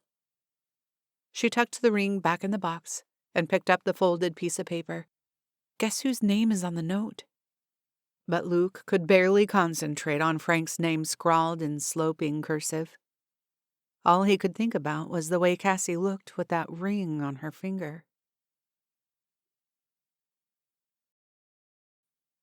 Chapter 24. Cassie smiled to herself as she hung the evergreen wreath on the crooked, rusty nail jutting out of Frank's front door. She'd chosen a simple swirl of fresh greenery with a few pine cones sprinkled throughout. No bow. 0 frills. At the very least, even if he hadn't appreciated the festivity, he might leave it up for the pleasant aroma. Closing her eyes, Cassie took a moment to enjoy the delightful scent herself. When she opened them again, Frank's suspicious gaze greeted her. "What's that?" he grunted. "It's a Christmas wreath." Cassie breezed past him into the hall, realizing her unease around Frank had all but evaporated. Frank grumbled under his breath, but shut the door, leaving the wreath in its place. "Have you tried my blend yet?" Cassie asked, loosening her scarf as the warmth emanating from the large brick fireplace enveloped her. "It wasn't half bad," Frank said with a glimmer in his eye. "Half bad?" In mock protest, Cassie placed both hands on her hips. "It was nearly perfect, thank you very much. But I was thinking we could try using the same beans and take the temperature to 400 degrees this time." "You want to go lighter?" Frank furrowed his brow, but after a few moments the tension released. "That could work. It would balance out the earthiness of the Sumatra." His eyes brightened with eagerness as he ambled down the hall toward the back porch. Stomach fluttering, Cassie followed closely behind. She loved seeing the excitement in his step. Without knowing the details of his ailment, she assumed he had good days and bad. Today seemed like a good day. Once again, Frank let Cassie take the lead with the roast. When they returned to the kitchen afterward, he made a pot of coffee using Cassie's original blend from a few days earlier, while the new version cooled. Although he kept his back to her as he shuffled about the kitchen, Cassie could have sworn she heard him whistling. Taking the seat opposite her, Frank slid a mug across the table. Cassie gripped it with both hands, inhaling the aromatic steam as it curled above the rim. "Frank, can I ask you something?" "I joined the Navy so we could live in a free country." His lips twitched before he took a sip from his mug. Cassie smiled, feeling a little more hopeful after his attempt at humor. "I'm going caroling tonight with a few friends and some folks from town. I'd like you to come with us." The humor drained from Frank's features, and Cassie rushed on. "We're meeting at the little chapel at the top of the hill before walking to Main Street. 7 o'clock. I can pick you up if you don't drive." "I drive," Frank muttered. "But why would I want to do something like that?" "Because it's fun." Cassie hoped her tone conveyed enough enthusiasm. Frank narrowed his eyes. "And that's the reason you're going?" Cassie shifted under his scrutinizing gaze. She supposed that were half true. The other half was a little more complicated, but maybe he'd just given her the opportunity she'd been waiting for. "That's part of it," she said slowly. "And the other part?" Cassie's grip tightened around the mug. She'd gone over this conversation 1,000 times in her head, but now that she faced it, she didn't know what to say. "Do you know why I'm here?" she asked, hoping to lay a foundation for the conversation to follow. "To pester an old man?" he teased. Cassie couldn't help a slight grin. "I meant in Poppy Creek." Frank shrugged and took another sip of coffee. "I'm here because I inherited my grandmother's house." Her name was Edith Hayward. Holding her breath, she waited for his response. But except for an almost imperceptible twitch in his jaw, she saw nothing. "But it wasn't as simple as I thought," Cassie continued. "She added a clause in her will. To inherit the house, I have to carry out a different festive task each day until Christmas." This news elicited a flicker of surprise, and Cassie pressed on. "Today, I have to go caroling. Turns out there's an organized group that goes out on the same evening every year. My grandmother used to be one of them. I'm told she had a beautiful voice." "Like a nightingale," Frank murmured. His eyes widened in shock as though the words had escaped without his consent. The legs of the chair scraped against the hardwood floor as he stood abruptly. Turning his back to her, he refilled his mug from the mocha pot resting on the stove. From behind, Cassie caught his shoulders tremble slightly.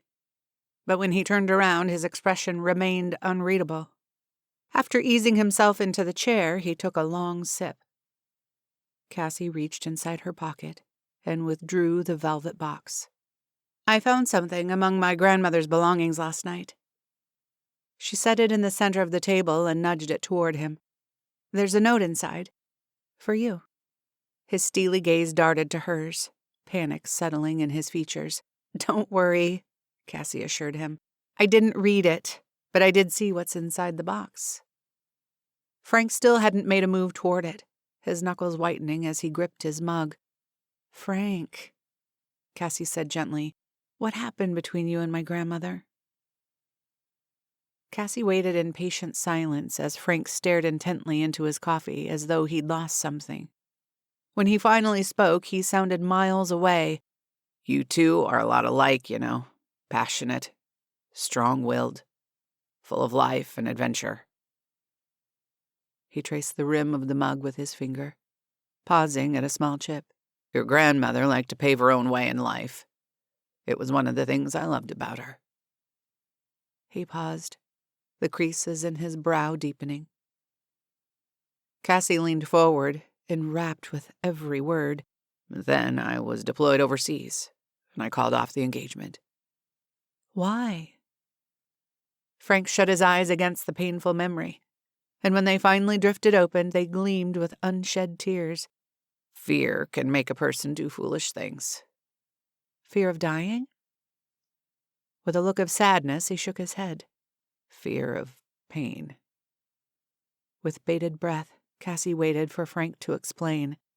"Your grandmother was like an exotic creature."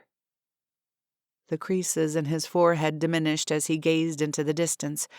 "Beautiful and wild. I didn't know if—" The faint tapping of a branch against the kitchen window finished his thought. Cassie scooted toward the edge of the chair. "If she would wait for you?" she concluded, the pieces finally coming together in her mind.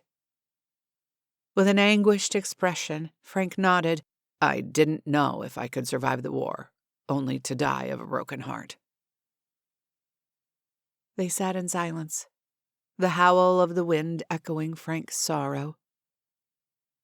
As she mulled over his words, Cassie realized that, in a way, Frank had fulfilled his own prophecy, and now he lived each day with regret wrapped around him like Jacob Marley's chains. Fear can make a person do foolish things, like not living their life. Reaching across the table, Cassie opened the box, revealing the note tucked inside with the ring. "Neither of us can go back in time," she said softly. "But we can go forward." Her own eyes shimmering with tears, Cassie placed a hand on Frank's forearm and squeezed gently. "I really hope you come tonight." With that, Cassie left Frank alone with his thoughts and the note. Luke gazed at Cassie with fondness as she scanned the church parking lot. "I don't think he's coming," Cassie said with a disappointed sigh. "There's still time." Luke joined her in surveying the crowd of carolers. Eliza and his mom passed out baked goods, while Penny and Dolores helped Sadie serve her famous hot chocolate. Ben and a group of friends played a rambunctious game of tag, their shouts and laughter carrying into the crisp night air. Soon, another sound joined the cacophony, the thundering rumble of a car engine. Dumbfounded, Luke gawked as a mint-condition 1951 Chevy convertible crested the hill. The deep, glittering purple color reminded him of sunlight shimmering through a glass bottle of grape soda. Luke admired the smooth lines and gentle curves of the stunning classic as it parked at the end of a long line of less impressive vehicles. Frank Barry, clothed in a long tweed coat and gray fedora, slid from the driver's seat. "He came!" Cassie cheered with delight. Searching the unfamiliar faces, Frank remained by his car, tall and proud like a statue of a soldier. Cassie rushed toward him, smothering him in an unrestrained hug. Luke grinned as Frank's eyes widened in surprise before he awkwardly patted her back. "She's pretty special, isn't she?" The sound of his mother's voice by his side startled Luke, but he instantly softened. "She sure is." His gaze never left Cassie as she looped her arm through Frank's and led him toward the gathering, introducing him to a few people along the way. "To think," Maggie continued, "Frank has lived in Poppy Creek all these years, and it took an outsider to draw him from his shell." Luke paused at the term outsider. Sure, Cassie had started out that way, but somehow the description no longer fit. "Did she tell you she's going to stay?" Maggie asked softly. Jerking his head, Luke gaped at his mother. "How did you know? Did she tell you that?" "She may have accepted my job offer." Scooping his mother off the ground, Luke twirled her around. Thank you. Tilting her head back, Maggie laughed. "Don't thank me. We all want her to stay, though maybe not as much as you." She patted his cheek as he set her back down. "I'm so happy for you, son." Her hazel eyes shone, mirroring the joy in his own heart. But Luke immediately sobered. Just because she's staying doesn't mean it's for me." "Maybe not entirely," Maggie admitted, "but I see the way she looks at you. Many years have passed since your father and I first fell in love, but I can still recognize the signs." Luke glanced down at the pitted asphalt, feeling the familiar tightness in his throat. "I still miss him." Maggie gave his hand a comforting squeeze. "Me too. There are still times I forget he's gone. I'll turn to tell him something, and then reality comes rushing back. Other times, his absence is so strong my heart hurts almost as much as the day we lost him." Luke nodded wordlessly. The day he'd helped Cassie decorate the cottage, he'd known she was special. And the first person he wanted to tell was his dad. Maggie sniffled, rubbing her eyes with the back of her hand. "Your father would be very proud of you, Luke." "Thanks, Mom." Luke offered a faint smile, but Maggie shook her head. "Let me finish." Gripping his hand, she met Luke's gaze with purpose. "He'd be proud because of who you are. As parents, we try our best to teach you what we know. But it's when you become your own person, the man God created you to be, that a parent is truly proud." She shook her head, smiling through her tears. "Lord knows I loved your father. But the world only needed one Leonard Davis, and it got the best one. Now it needs the best version of Luke Davis." Overwhelmed with emotion, Luke didn't know what to say. But before he could respond, the stirring sound of "O Holy Night" filled the clear, starlit sky as the carolers began their descent down the hill toward Main Street. Maggie's breath caught in her throat as she clutched Luke's hand. Beaming down at his mother, Luke wrapped an arm around her shoulders. His heart full, Luke lifted his voice to join the others in singing his father's favorite song, glimpsing Cassie at the top of the hill. Arm in arm with Frank, she glanced over her shoulder and caught his eye. Her lips spread into an inviting smile as she held out her hand for him. The moonlight cast a silvery glow across her face, and Luke took a mental snapshot of the moment he received his father's blessing.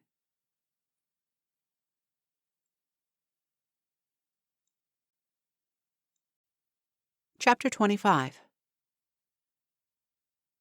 Cassie wasn't sure if she walked or floated into Thistle and Thorn. After spending the evening caroling with Luke, Frank, and so many others who'd become dear friends, her heart felt more airborne than Santa's sleigh. And when she'd read the day's activity, "Buy someone a Christmas present," Cassie knew exactly what she wanted.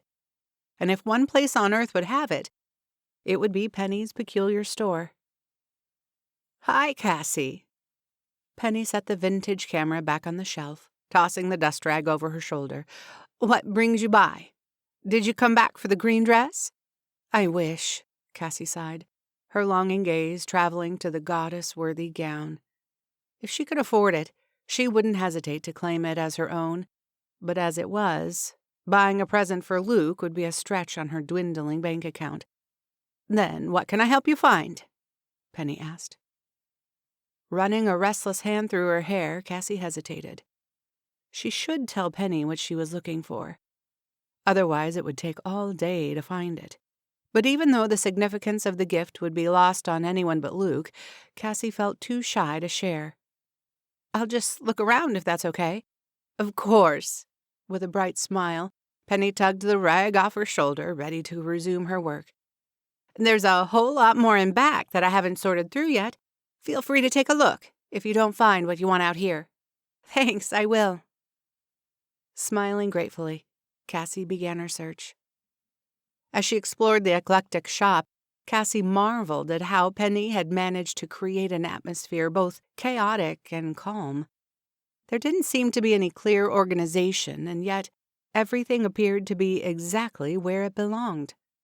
Christmas carols resonated from a crackling gramophone, and the evocative scent of aged leather and spicy pipe tobacco lulled her into a dreamy state, making the minutes tick by like seconds.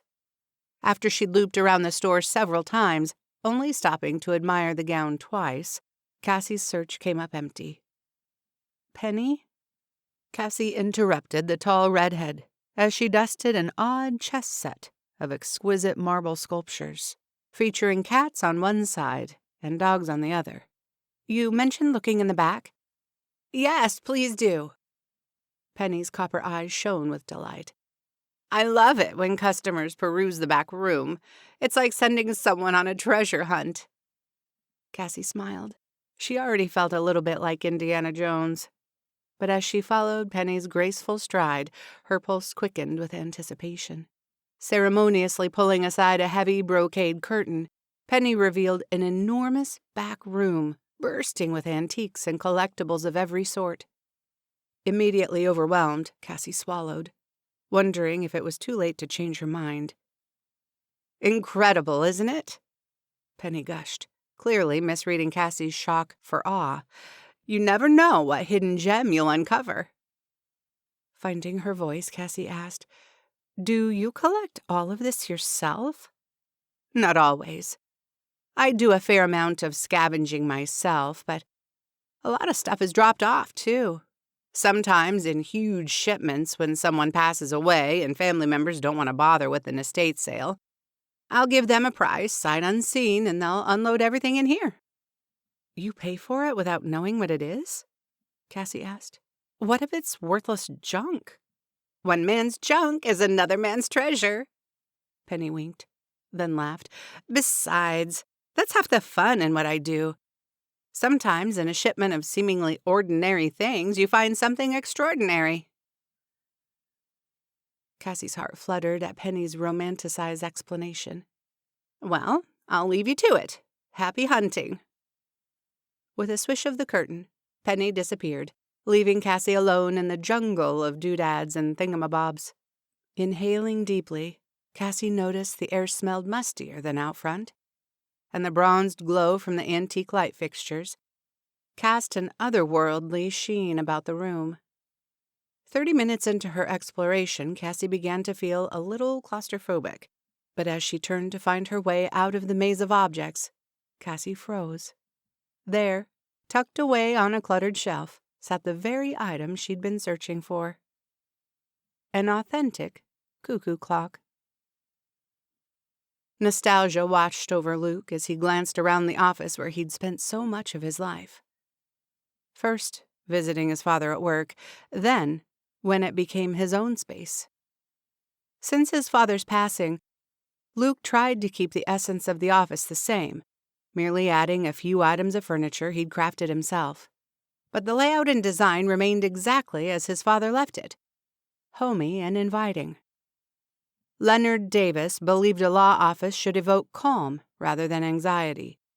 He wanted his clients to feel as though they were entering his own living room, not a stuffy reception area, especially if they had to discuss something painful like the death of a loved one. That meant setting up his practice in a location with enough square footage to accommodate an oversized sofa, a few chairs, shelves filled with books and board games, a table for refreshments, and, of course, a large Christmas tree during the holiday season. The private office space wasn't small either. Luke had more than enough room for his expansive desk, 2 leather club chairs, and an entire wall of bookcases and filing cabinets. But his favorite feature of the room was a window seat that overlooked the courtyard. Luke would sit there for hours reading or doing his homework after school. Just thinking about selling the space left an emptiness in the pit of his stomach. "Hey, anybody home?" Jack's loud bellow interrupted Luke's thoughts. Striding back into the reception area, Luke asked, "Did we have an appointment today?" "Do we ever?" Jack laughed, heading straight for the cookie jar. Good point. Remind me to talk to my secretary about that. Ha! Jack stuffed an entire ginger snap into his mouth, mumbling, "If you ever get one. The closest you've got is Dolores. Where is she, by the way?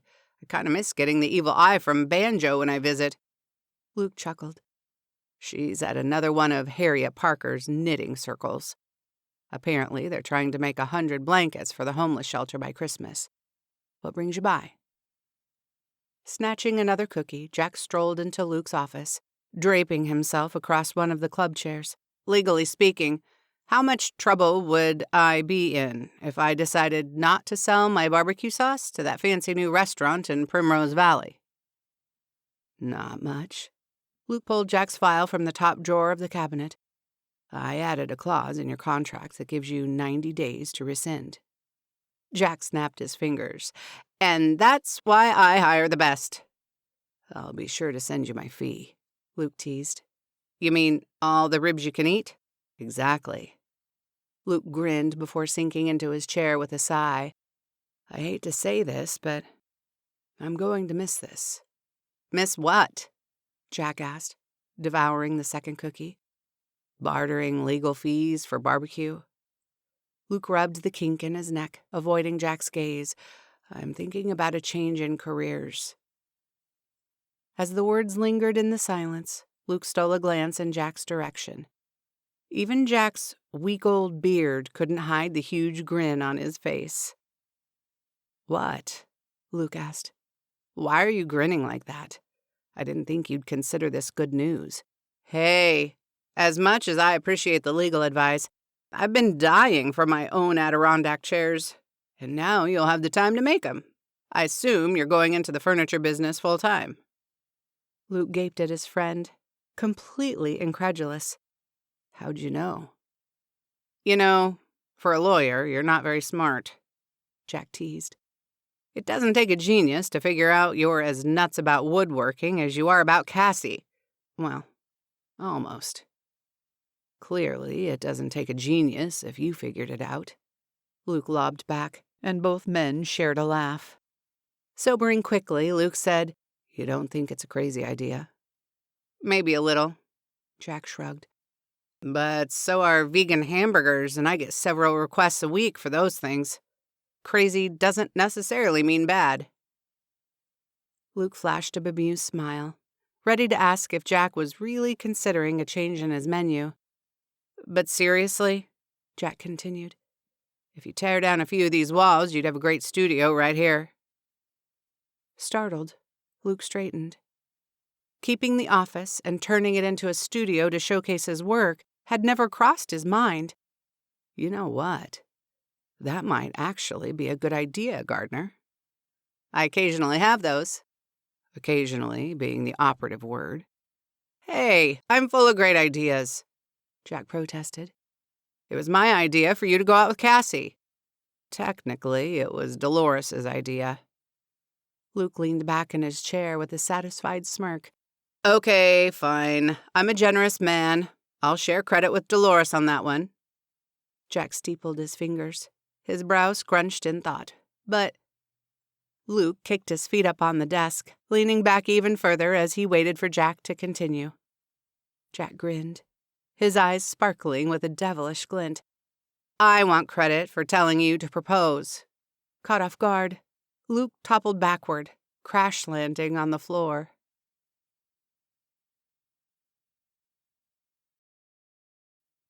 Chapter 26. As Cassie sat cross-legged in front of the coffee table wrapping Christmas presents, the calendar's task for December 17, everything seemed right in the world. In just over a week, she'd own the cottage and would be able to put it on the market. Assuming it sold quickly, she could enroll her mother in rehab in a matter of months, not only getting her the help she desperately needed, but perhaps paving the way for a meaningful mother-daughter relationship. Enveloped by the soft acoustic Christmas music, Cassie soaked up the ambiance around her. A bright, crackling fire danced in the hearth. Bits of ribbon and colorful wrapping paper littered the floor like confetti, celebrating the stack of presents tucked beneath the tree. Cassie only had one gift left, Luke's cuckoo clock. She hadn't quite decided how to wrap the oddly shaped item. Cassie's skin tingled as she envisioned Luke's face when he opened it. Surely he would remember sharing his father's story and understand the significance.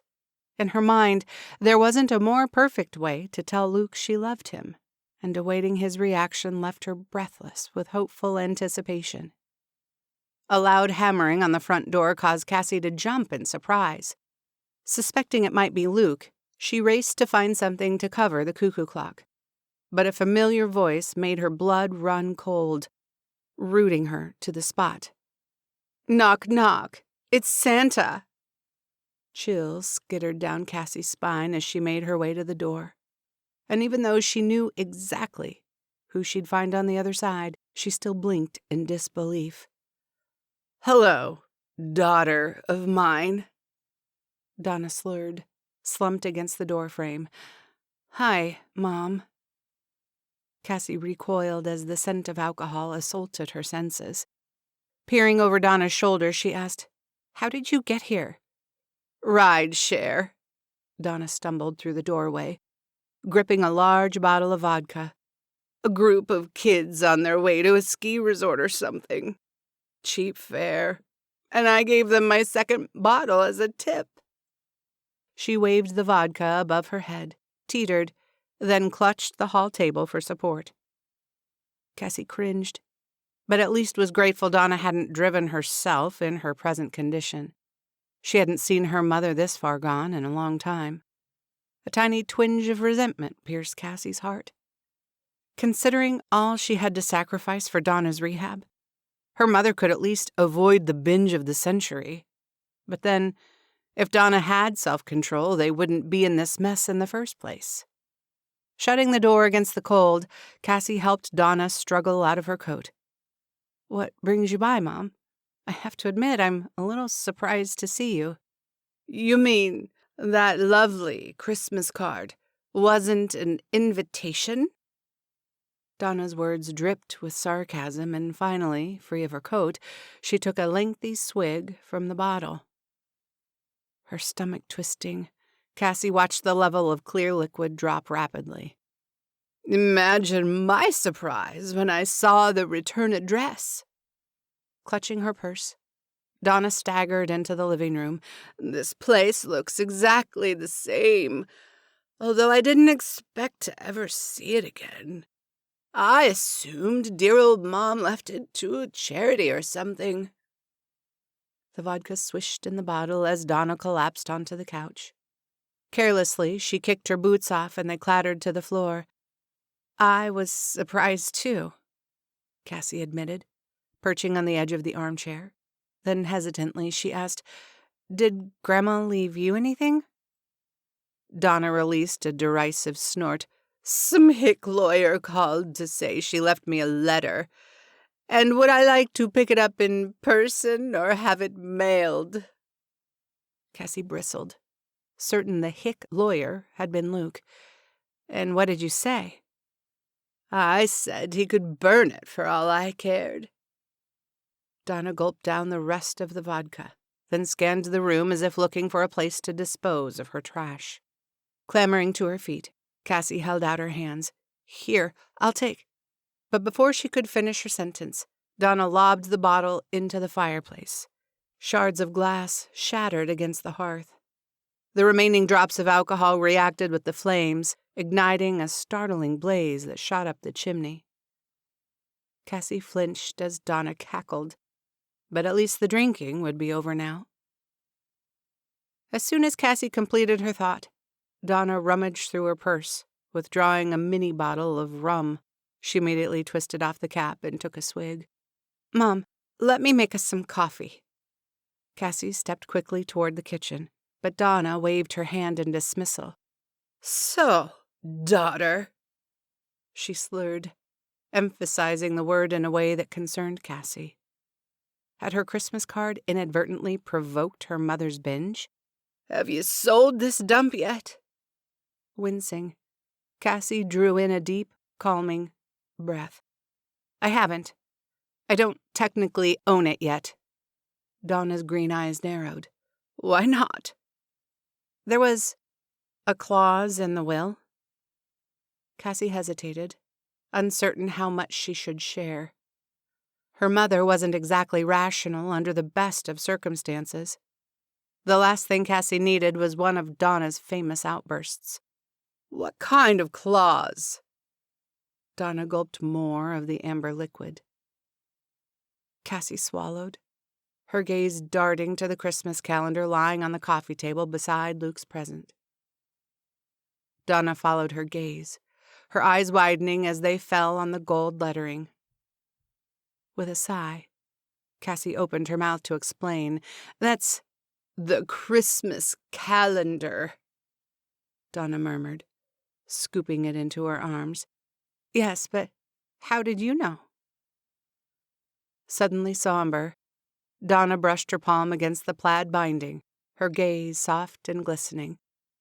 "My dad made this the year he got sick." Cassie held her breath, afraid to even blink for fear she'd hinder her mother from sharing further. Donna pressed it to her chest, squeezing her eyes shut. "He wanted to savor every moment of his last Christmas." Her words carried like a mournful gust of wind, bringing Cassie close to tears. "That must have been a special Christmas together," Cassie said softly. Donna's eyes flew open and flashed with anger, and as though the fabric had burned her fingertips, Donna flung the calendar onto the floor. "He died Christmas Eve." Dread filled Cassie's chest as Donna downed the rest of the rum, tossing the empty bottle into the fireplace along with the other one. Once again, the flames erupted as the sound of broken glass shattered with the tranquil melody of Christmas music. Cassie jerked her head away, unable to watch her mother spiral out of control. "I'm going to make us some coffee." Turning sharply, she hurried into the kitchen and set a kettle of water on the stove. Not wanting to leave her mother alone, Cassie prepared the coffee as swiftly as possible, pulling the kettle off the stove before the water had even boiled. After allowing the grounds to steep for 2 minutes, rather than 4, she poured the steaming coffee over 3 teaspoons of sugar. The spoon shook in her hand as she gave the mixture a quick stir. Rushing back into the living room with 2 brimming mugs, Cassie froze. Donna lay passed out, face down on the carpet, a puddle of liquid a few inches from her face. Bleak acceptance filled Cassie's heart, as it had so many times before. Setting the mugs on the coffee table, she checked her mother's breathing, slow and steady. In case she threw up again, Cassie left Donna lying face down and draped a blanket over her sprawled body. Cassie knew her mother would feel better once she slept it off. Quietly, Cassie cleaned up the mess on the carpet and set to work tidying the rest of the room. As she picked up scraps of wrapping paper and ribbon, a strange uneasiness stirred in the pit of her stomach. Where was the Christmas calendar? The fire crackled and sparked, startling Cassie and drawing her attention. Her hand flew to her throat. Singed fragments of plaid fabric, and blackened bits of paper wafted up the chimney in a cloud of smoke, along with Cassie's hopes for the future. Cassie cried until her throat burned and her eyes swelled, unable to shed another tear. Every muscle in her body, including her heart, felt numb. She wanted to be angry, outraged even, and show her mother the door once and for all. But as she gazed at Donna, prostrate on the floor, all she felt was pity. Her mother needed help, desperately. The drinking was more than a reckless pastime. It was a disease, one that had a grip on Donna so tight, even the people around her couldn't breathe. Cassie could think of only one thing to end its hold on both of them. After getting a much-needed drink of water, Cassie picked up her phone. "Hey, Cass." Derek's tone exuded a mixture of surprise and delight. "It's great to hear from you." "I'm not calling to chit-chat." The phone shook in Cassie's hand as she forced herself to continue. "I'm calling about your offer." "Great. I knew you'd come around." Cassie grimaced at his arrogant certainty. This was a mistake. Her finger hovered over the end call button, but her gaze flickered to her mother. Sucking in a breath, she closed her eyes. "I have one condition." "Anything." "I want a loan of $15,000. Her request was met with silence. Then Derek's cool, assured voice filled her ear. "Sure, no problem. When do you want it?" "Tomorrow morning. Have it wired to my bank account, then we'll meet to discuss the terms of our partnership." She held her breath, waiting for Derek to protest her unreasonable demand. "Will do," he said. Shoot me your banking info, and I'll have it squared away in the morning. And, Cass, is everything okay? Her lower lip trembled, agitated that he dared to show his concern, and that it affected her. Squaring her shoulders, she said briskly, "I'll call you tomorrow to arrange a time and a place to meet," then hung up the phone. As her breathing slowed, Cassie's knees weakened and she sank onto the bar stool. What had she just done? She thought of Luke and her heart wrenched. Pressing her palm to her chest, she practiced taking slow, steady breaths. It was only a loan, a temporary solution. She'd work with Derek for a little while, then find a way out. Somehow. Bleary-eyed, Cassie dragged herself back into the living room. Donna hadn't moved an inch, but her eyelids quivered as though she were dreaming. Sagging into the couch, Cassie pulled the quilt around herself. She needed to sleep. Maybe things would look better in the morning. Cassie buried her face in the throw pillow, muffling her groan. Who was she kidding? The calendar was gone, literally a pile of ash. And to think, just that morning she'd thumbed ahead a few pages to take a sneak peek, and then snapped the book shut before she ruined all the surprises. Flipping onto her back, Cassie stared at the pine beams stretched across the ceiling. Hindsight really was 20/20. If she'd allowed herself to peek ahead until the end, maybe she could still complete everything. Regret left a sour taste in her mouth. Cassie squeezed her eyes shut, willing herself to fall asleep. She could only solve one problem at a time. And first, she needed to get Donna into rehab.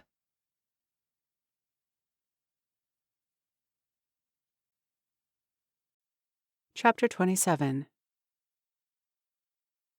As they sat in the reception area of the Snyder Sobriety Center the following afternoon, Cassie stared at her phone. The text she'd composed to Luke glared back at her accusingly. It wasn't good enough. Not even close. But it would have to do until Cassie figured out a few more things first. Cassie stretched out her fingers, noticing her palms were clammy. After wiping them on her jeans, she pressed send.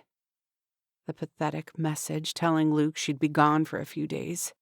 But not to worry, traveled the invisible lines of communication. Within seconds, Luke's name appeared on her screen. Cassie's heart skipped, and she breathed a sigh of relief that she'd turned her cell on vibrate before they began the tour of the facility. Glancing sideways, she checked on her mother. Donna alternated between sitting and standing, repositioning herself in different corners of the room as though she were playing musical chairs. Rather than answer Luke's call, Cassie responded with another text. Can't talk now. Back in SF. I'll complete today's tasks here. I'll explain everything soon. Her throat thick with shame, she sent the message before stuffing the phone back inside her purse.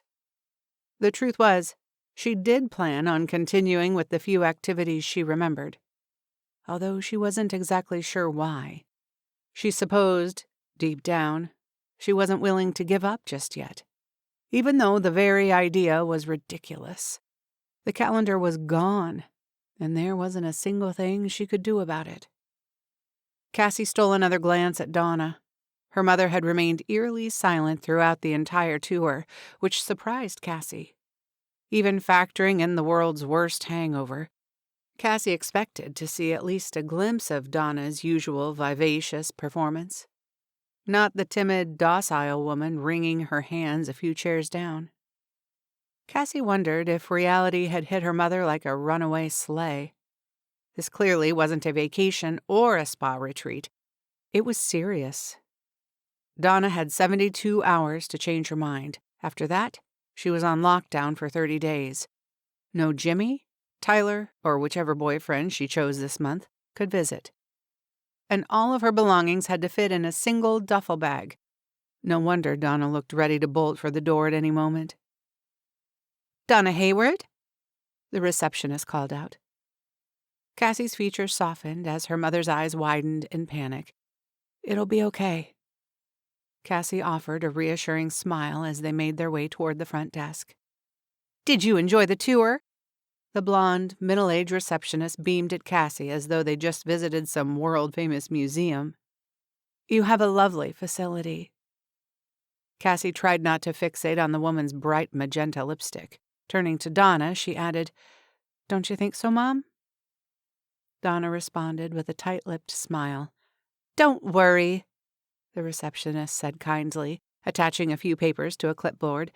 Everyone's nervous on their first day. She slid the clipboard across the counter. Did you understand everything outlined during your tour? Donna nodded slowly. Excellent, the woman chirped. The waiver is simply a confirmation. Please sign here, here, and here. She placed an X beside the appropriate boxes before handing the pen to Donna. As Donna reached for it, Cassie noticed a slight tremble in her fingers. She racked her brain for something encouraging to say, but the receptionist spoke first. The full amount is due up front. As stated, you have 3 days for a refund, minus a $1,000 deposit. She directed her comment at Donna until Cassie pulled out her wallet. Cassie's chest tightened as she slid out her credit card. The thin piece of plastic weighed heavily in her fingertips as she passed it to the receptionist. The entire process only lasted a few minutes, but to Cassie, each single minute dragged on for an eternity. She could count every labored heartbeat as it throbbed in her temple, and her stiff hand seemed to resist as she signed the receipt. Perfect. The receptionist collected the clipboard from Donna and attached the receipt at the top. You're all set. Joshua will show you to your room. A muscular young man with a friendly smile approached, holding out his hand for Donna's bag. Cassie sighed inwardly, waiting for one of Donna's inappropriate comments. But Donna merely handed him the duffel without saying a word. Right this way. Joshua nodded toward a wide corridor. The polished tile floor gleamed beneath the custom light fixtures, and original watercolors depicting various San Francisco landmarks dotted the muted blue walls. But Donna didn't seem to notice any of the upscale features. Hollow-eyed, she trailed behind, barely picking her feet up off the slick floor. Tears stung Cassie's eyes as she watched her mother shuffle down the hall, head bent. And before she could think better of it, she leapt for Donna's hand, pulling her into a hug. Burying her face in her mother's long hair, Cassie murmured, "I love you," as she inhaled the familiar scent of strawberry-scented shampoo. Cassie clung to her mother, not expecting Donna to hug her back. But to Cassie's surprise, the tension melted from Donna's shoulders, and before Cassie realized what was happening, Donna's arms encircled her waist. The embrace lasted mere seconds, but the moment would stay with Cassie forever, imprinted on her heart as a banner of hope. Standing on the corner of the tiny residential street, Cassie almost smiled at the row of lovely Victorian homes draped in miles of multicolored Christmas lights. But any enjoyment she would normally have experienced ticking off the day's task on the Christmas calendar evaporated with the chill of Derek's voice. Hey, sorry I'm late. It took me 20 minutes to find a parking spot.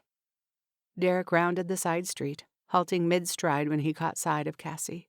Her stomach lurched at the obvious sign of approval plastered across his face. You look great, he breathed, scanning the length of her body. Cassie squirmed inside her peacoat. She hadn't gone to any extra trouble, wearing her cinched black coat over skinny jeans and a cream sweater.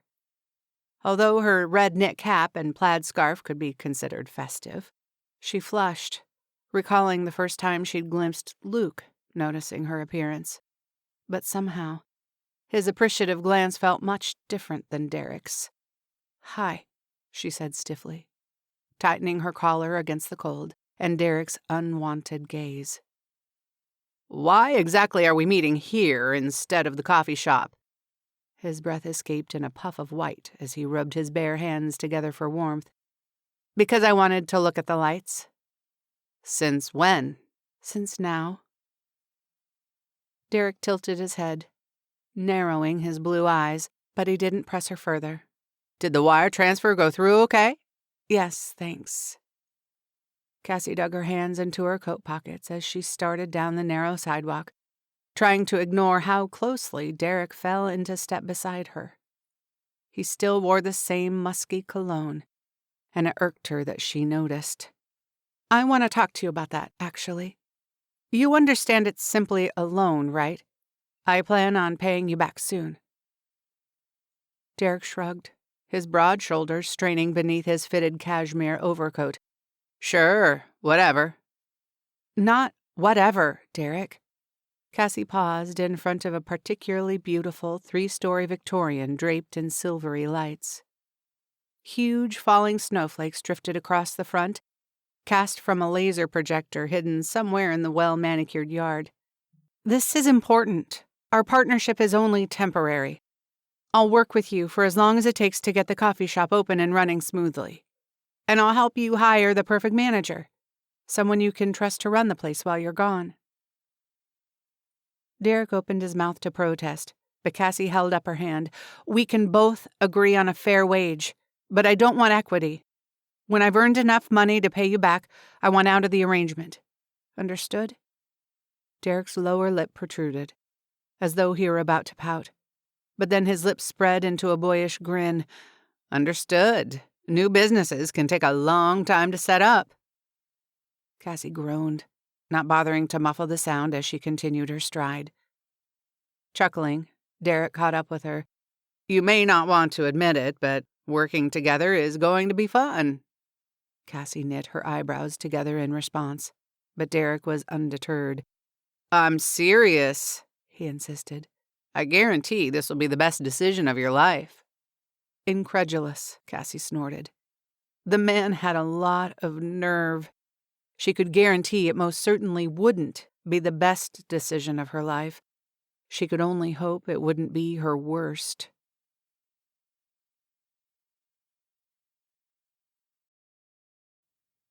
Chapter 28. Sliding his key into the lock, Luke took one last look at the driveway. Cassie's blue Prius was nowhere in sight, which meant she was still in San Francisco.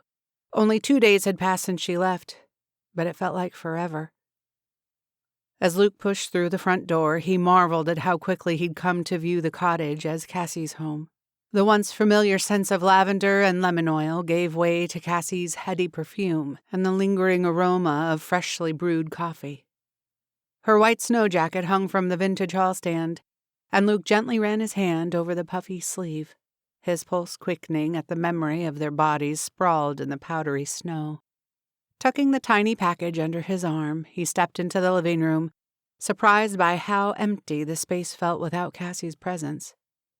He also noticed the disarray, as though she'd left in the middle of gift wrapping. Luke smiled as he took in the stack of presents neatly arranged beneath the tree.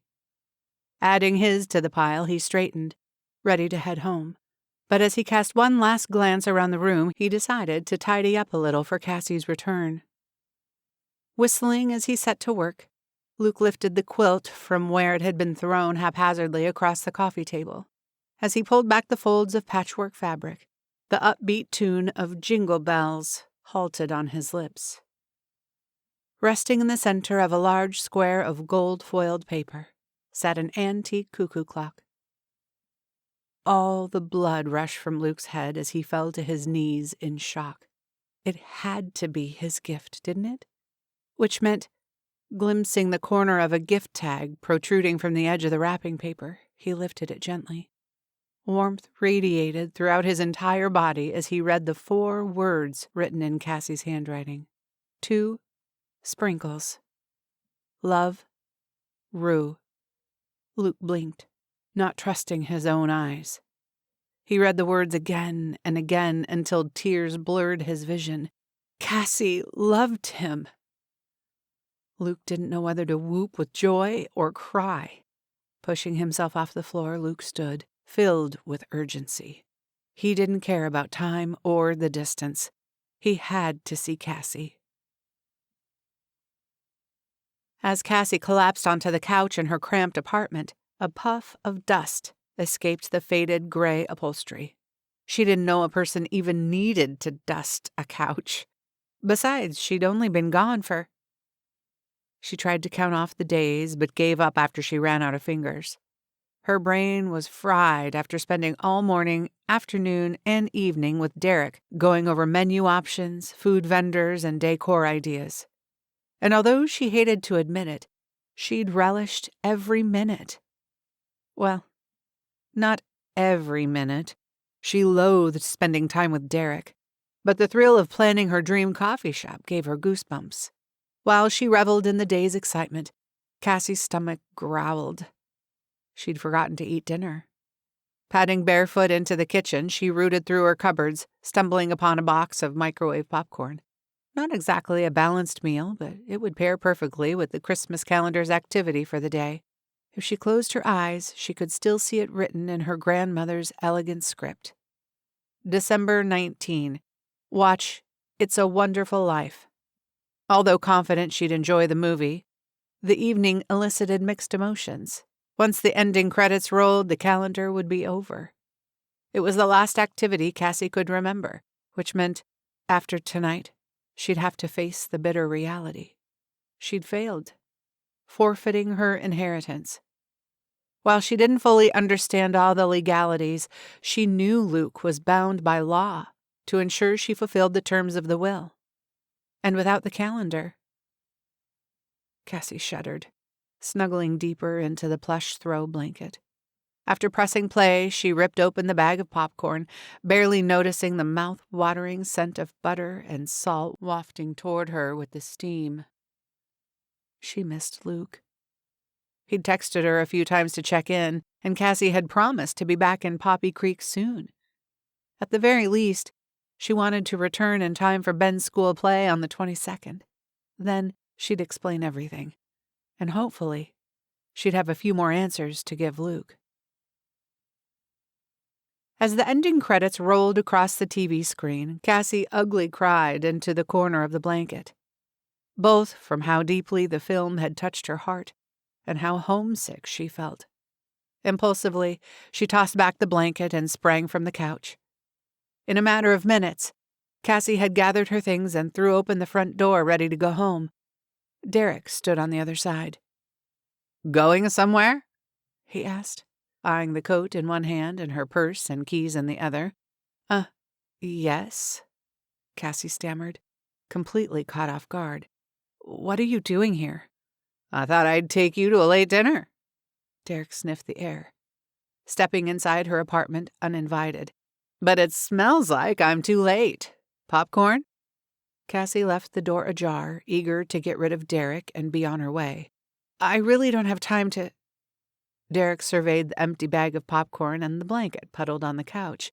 Movie night? Cassie sighed, slipping on her coat so Derek would get the hint. It's a Wonderful Life. Classic. Derek nodded, smiling slightly as Cassie struggled into the sleeves. Wait, your hair's caught in your... He reached for a strand of hair tangled in her necklace and froze. The blood drained from his face as his fingers coiled around the charm. I'll get it. Cassie hastily tried to brush his hand aside, but he wouldn't let go. Color rushed to Derek's previously paled face. Why do you... His words faltered, as if he couldn't bring himself to say them aloud. Cassie opened her mouth to explain, but hesitated, realizing her feelings had completely changed. The necklace had lost all ties to her heart. It was merely a thing, a meaningless bauble, and one she no longer wanted. Derek, let go. Tell me why you're wearing this. His tone was sharp, accusatory, and his flush deepened, a mixture of shame and confusion. If you would let go. Cassie took a step back, eager to break Derek's hold and remove the necklace once and for all. But as Derek followed, his toe caught on the edge of the rug. He fell forward, ripping the necklace from around her throat. Startled, Cassie released a clipped scream. Luke's heart pounded in his chest as the elevator rose to the 7th floor of Cassie's apartment building. The entire car ride he'd gone over what he'd planned to say, but when the metal doors slid open, his mind went blank. All he wanted was to tell Cassie he loved her, kiss her deeply, and never let her go. The hall light flickered as he approached Cassie's front door, and Luke was surprised to find it wide open. Then he heard her scream. Barreling into the apartment, Luke spotted a man lying on the floor. Cassie stood over him, shock etched across her face. Are you okay? Luke asked. Cassie nodded, her eyes widening even further at the sight of him. That's all Luke needed before yanking the intruder to his feet. Easy, the man grunted, cradling his nose. Something might be broken. If it's not, it will be, Luke growled. The man narrowed his eyes over his knuckles as if assessing his competition. And you are? You first, Luke demanded, one hand still around his collar. Derek Price, Cassie's business partner. That's a lie. It took all of Luke's self-control not to punch him right then and there. Ask her. Derek tilted his head in Cassie's direction. Confused, Luke glanced at Cassie. Cass. Cassie dragged her gaze from the floor. It appeared to take great effort for her to look him in the eye. I can explain. Stunned, Luke's grip slipped from the man's collar. Derek straightened and headed for the door, clearly eager to escape further confrontation. I'll see you tomorrow, he called out to Cassie over his shoulder before shooting a glare at Luke and storming out, still covering his nose. The door slammed behind him. For a moment, Luke didn't move. Every ounce of energy seemed to have drained from his body with the adrenaline. He didn't know what to say or think. Luke, what are you doing here? Cassie asked, her tone soft, barely above a whisper. And the pleased, hopeful lilt to her question gutted Luke to his core. He still wanted to wrap his arms around her and shower her with all the love and affection he possessed. But how could he? She'd left Poppy Creek to work with her ex, and didn't even tell him. He paused, gathering his thoughts. I came to check on you, to see how things were going with the Christmas calendar. Never mind, it was almost 10 o'clock p.m., and he could have waited until morning. Cassie didn't seem to notice his illogical explanation. At the mention of the Christmas calendar, her eyes pooled with tears. The urge to comfort her overrode all other emotions, and Luke instinctively slid his arm around her shoulder. "Hey, what's wrong?" They moved to the couch together, and once they sat down, the entire story spilled from Cassie's lips between sobs. Luke listened in stunned silence as Cassie told him everything, from her mother's rehab to Derek's job offer to the destruction of the Christmas calendar. His gut wrenched with each new confession, and he pulled her in closer, wishing she hadn't tried to carry the burden on her own. "It's all such a mess, and it's all my fault," Cassie sniffled, wiping her eyes with the edge of her sleeve. "It's not all your fault," Luke said firmly. "But why didn't you come to us for help?" "I don't know," Cassie said weakly. "I suppose I'm used to figuring things out on my own." Luke rested his chin on the top of her head. He could see how Cassie would feel that way. But he wanted her to know from now on that she could count on him. "I would have loaned you the money," he said softly. Shifting her weight, Cassie tilted her head back, her gaze tender as she whispered, "Thank you." Luke's breathing slowed as he held her gaze. Before he could speak, Cassie blinked, her attention dropping to her hands. "I still can't believe the calendar is gone." "Not entirely." "What do you mean?" Luke smiled. "I've been doing my job for a long time. Do you really think I wouldn't have a backup copy?" "Luke!" Throwing her arms around his neck, Cassie kissed his cheek. "You're amazing!" Luke chuckled, savoring the lingering warmth from her lips against his skin. The evening hadn't turned out the way he thought, but it had solidified one truth in his heart. He couldn't be everyone's rock, no matter how hard he tried, but he could be Cassie's.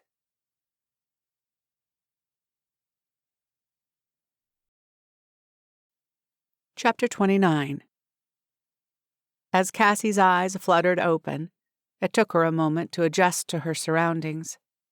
Sunlight streamed through the plastic blinds, dancing on the bare wall opposite the window. Cassie slowly sat upright, her gaze wandering from her plain dresser with the missing handle to her sparse closet. Nothing about the space felt like home anymore. And yet, warmth enveloped Cassie as her thoughts drifted to Luke asleep on the couch in the other room. Simply knowing he was nearby caused a contented sigh to escape her lips. Something about his presence set her heart at ease. Slipping from beneath the sheets, Cassie snuck a peek in her tiny bathroom mirror. Her eyes looked a little puffy from crying, but after splashing some water on her face and running her fingers through her hair, Cassie tiptoed into the living room. Her heart skipped at the sight of the empty couch, but the familiar gurgle of her coffee maker calmed her concerns. Smoothing down the front of her rumpled t-shirt, she rounded the corner into the cramped galley kitchen. Cassie's breath hitched in her throat at the sight of Luke, barefoot in jeans and a white undershirt, with his back to her, his biceps flexed as he reached into the cupboard overhead for 2 coffee mugs. Cassie stole a moment to appreciate the sight of the man she loved, the man who'd come to her rescue, even after she'd left. Overcome with emotion, her throat tightened. She thought back to the words Luke shared the night of the pajama Christmas. Love always hopes and always perseveres. Words that had never held more meaning. The coffee maker beeped, signaling the end of the brew cycle. Startled from her reverie, Cassie gasped, and Luke spun around, smiling when he saw her. "Good morning, sleepyhead." "Good morning." Cassie blushed as Luke poured her a cup, and she accepted it gratefully. "Thanks." Inhaling the nutty aroma, she suddenly missed Frank. Luke seemed to notice. "It's not the same, is it?" "No," Cassie admitted, taking a sip. The locally roasted coffee she used to love now lacked flavor and body. She imagined every cup of coffee would dull in comparison to Frank's from now on, Well, don't worry. We'll be home soon. Cassie's skin tingled at his words. I can't wait. Their eyes locked over the rims of their mugs, and the tingles turned to shivers down her spine. With a single glance, he made her forget how to breathe. Luke cleared his throat. But there's something we have to do before we leave town. What's that? I called Dolores this morning. His hazel eyes sparkled as he took a sip of coffee. And? I asked her to look up today's activity on the Christmas calendar. Cassie's heartbeat skittered in anticipation. What is it? Perform an act of service. And I have the perfect idea. Cassie smiled, barely stopping herself from kissing him on the spot. Of course, Luke had the perfect idea. There's a nonprofit down the street that serves meals to homeless veterans, Luke told her. If we get ready quickly, we still have time to help with breakfast. Sounds perfect. Downing the rest of her coffee, Cassie set her empty mug in the sink. One more thing. Luke set his mug on the counter and reached into his back pocket. He withdrew Cassie's necklace, holding it out to her. I found this on the living room floor. Cassie stared at it a moment, then taking it from Luke's hand, she strode to the garbage can. Without word, she stepped on the foot pedal that popped the lid and dropped the necklace inside. As if she'd sent some silent signal, Luke's arms were around her waist, pulling her against him. Their lips met with a breathless blend of urgency and tenderness. Standing barefoot on the cracked linoleum in her cramped kitchen, with tangled hair and coffee breath, was not how she envisioned their next kiss. But Cassie didn't care. She slipped her arms around his neck, her fingers finding their home in the hair at the nape of his neck. As far as Cassie was concerned, everything about the kiss was exactly as it should be, because it was with Luke. Luke tried to concentrate as they served pancakes and sausage links at the Forgotten Heroes homeless shelter. But in truth, he was still reeling from kissing Cassie. She turned him inside out, satisfying his soul, yet making him crave more. Even now, dressed in a hairnet and latex gloves, she set his pulse on edge. Luke. Cassie turned to him, a teasing smile tugging at her lips. Bert claims the coffee here is the best in the city. That's a pretty lofty claim. Luke turned his attention to the scruffy veteran who'd returned for a second serving of flapjacks. Are you sure about that, Bert? I'd stake my life on it. The old man placed his hand over his heart. In that case, I'll have to give it a try. Cassie grabbed a small paper cup from the stack and pumped a thimble-sized amount from the air pot. Come on, you gotta have more than that, Bert insisted. I promise. Best coffee on the West Coast. Whoa, the entire West Coast, huh? We're really raising the bar. Luke laughed as Cassie filled her cup to the brim. Luke watched with a fond smile as Cassie brought the rim to her lips, recalling the very first moment he saw her. The moment that changed everything. Amused, he wondered if she'd spit this coffee out, too. Cassie's eyebrows lowered in hesitancy as she took a sip. But as the liquid touched the tip of her tongue, her head jerked up in surprise. See? Bert nodded. A grin stretched across his weather-worn face. I told you. It's that good, Cass? Luke asked, still a bit skeptical. Not only that, Cassie said slowly, taking another sip. Her eyes met Luke's with a look of confusion. It's familiar. What do you mean, familiar? Cassie stared into the cup as though studying its contents for a clue. I think I roasted this coffee. Luke frowned. How is that possible? Cassie handed him the paper cup. I don't know, but taste it. It's my blend. The first one I made with Frank. Are you sure? Luke tasted the sultry liquid, rolling it around in his mouth before swallowing. His palate wasn't nearly as refined as Cassie's, but it did taste vaguely familiar and unbelievably delicious. Bert, Cassie smiled at the old man, do you know where this coffee comes from? He shrugged. No idea. It's here every morning. That's all I know. Will you excuse us for a minute? She asked, grabbing Luke's hand. Bert nodded, apparently content to return to his breakfast before it got cold.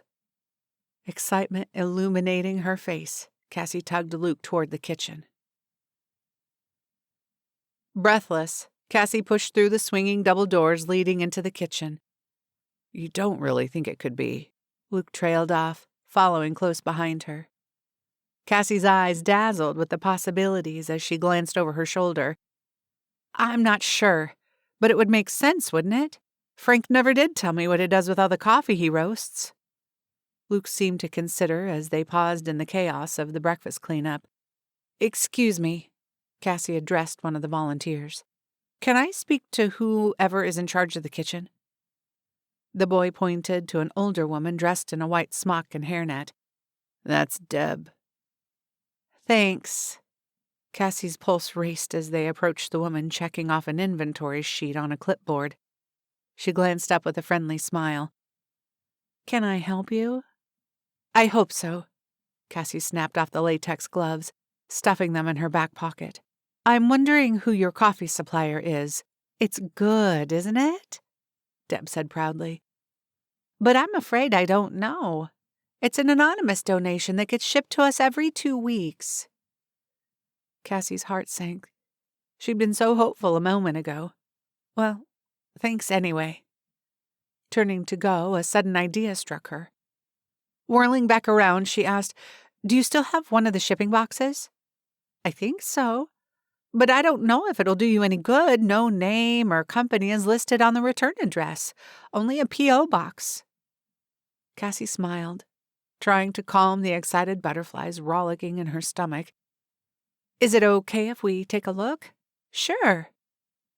Deb led them to the storage room, gesturing to a plain cardboard box resting on the shelf. There you go. Let me know if you find anything. I'd love to thank whoever it is. The vets rave about the coffee here. And I'm pretty sure it's partially responsible for bringing a lot of them in off the street. Hearing that warmed Cassie's heart, and she teared up. To hide her emotions, she concentrated on pulling the box off the shelf. Thanks, Luke told Deb. We won't be long. Cassie heard the squeak of Deb's white sneakers against the slick linoleum as she left them in the storage room. But she couldn't tear her gaze from the shipping label. The town beneath the P.O. box blurred as tears filled Cassie's eyes. Poppy Creek, California. Luke slid his arm around her shoulders. It's Frank, isn't it? He asked softly. Cassie nodded, unable to speak past the lump in her throat. Taking a few deep breaths, she murmured, It's so like him, you know? She sniffled, dabbing her damp cheek with her sleeve. To do something like this and not tell anyone. Are you going to tell Deb? No, it's not my secret to share. Cassie sighed. Plus, while he's come a long way, I don't think we've fully cracked his shell yet. Luke squeezed her upper arm. Something tells me you're not going to give up until you do. Cassie laughed as she wiped away a stray tear. It's the Poppy Creek way, after all. Love always hopes and always perseveres.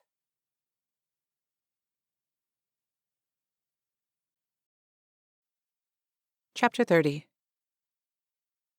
Cassie knocked on Frank's front door, smiling to herself as she adjusted the box of baking supplies in her arm. So many things had come full circle since she first stepped foot in the quaint, quirky town of Poppy Creek. She'd spent an unforgettable day with Luke in the city, then caravanned home, stopping a few times along the way.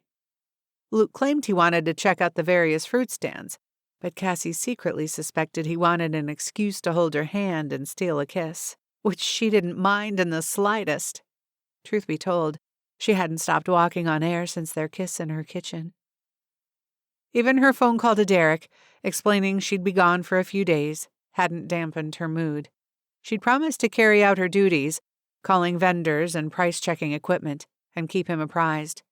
Cassie hadn't mentioned she'd also be figuring out a way to pay him back to end their arrangement.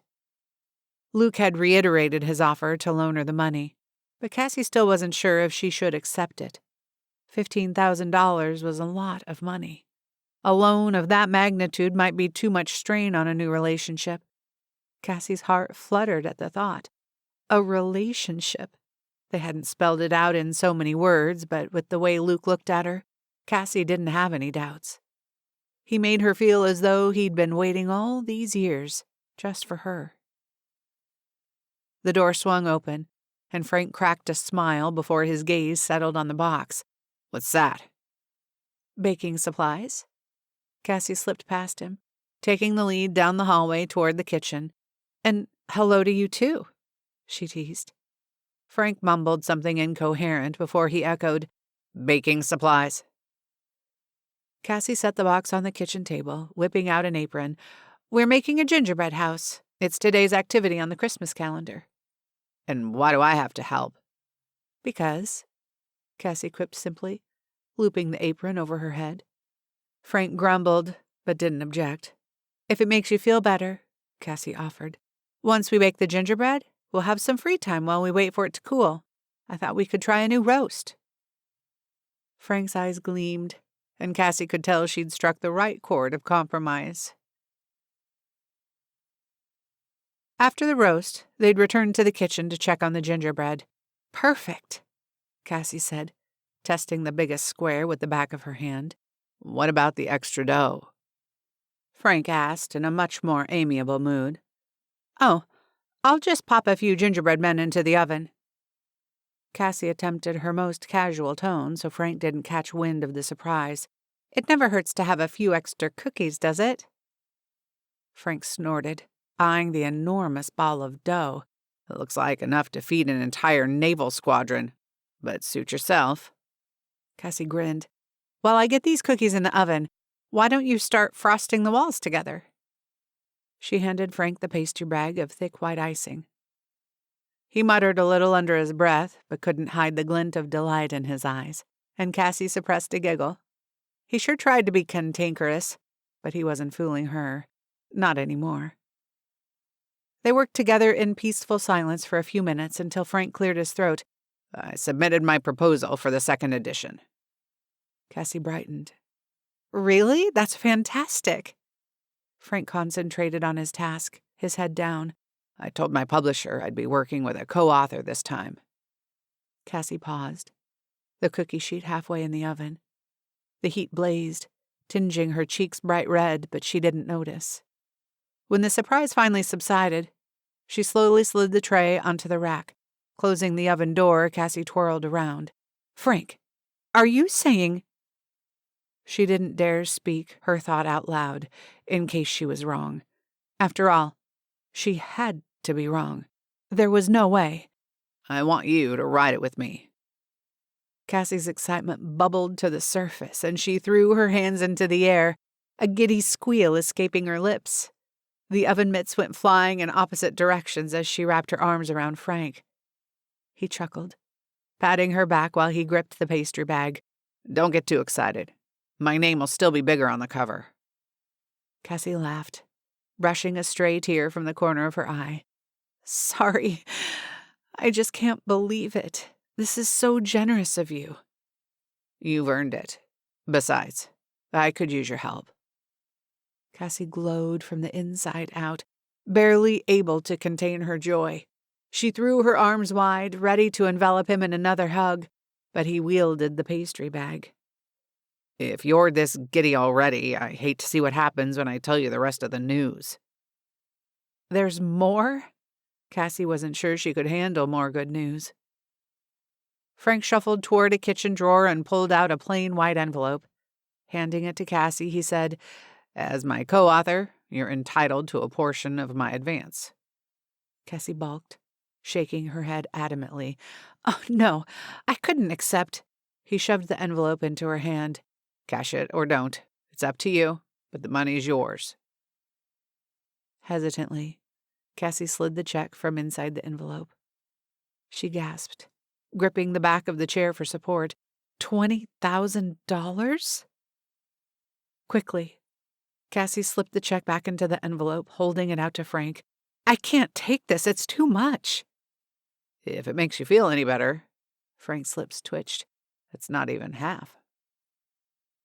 Cassie gaped at him, but Frank merely shrugged. I'd give you more, but I had a feeling you were going to be difficult about it. At first, Cassie didn't know what to say. Frank was calling her difficult? The irony caused a giggle to rise to the surface, transforming into a full-on burst of laughter. Cassie laughed so hard she almost couldn't breathe, and before she knew it, Frank had joined her. After a few minutes, they were both wiping tears of laughter from their eyes. "Frank, I don't know what to say." Before he could respond, a loud clamor outside drew their attention.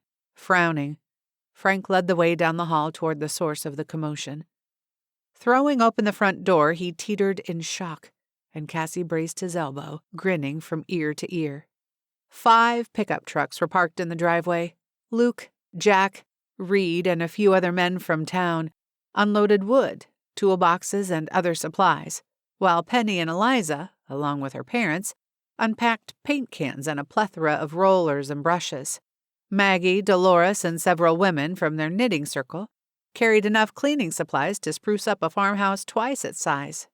Glancing their way, Luke waved, followed by a few others. "What?" Frank gasped, his gaze darting to Cassie. Cassie smiled, her face glowing with affection. "Think we made too many cookies now?" Still stunned, Frank looked out across the driveway where a tiny construction crew converged on his front lawn, ready to mend his neglected house and heart. "Why?" he croaked. "Because, like it or not, you're a part of this town, and we care about you." Tugging on his arm, she added, "How about we brew a fresh pot of coffee for all these folks?" Nodding slowly, Frank turned, his steel-gray eyes glistening. As they headed back inside, Frank reached for her hand. Giving it a shaky squeeze, he placed it in the crook of his arm.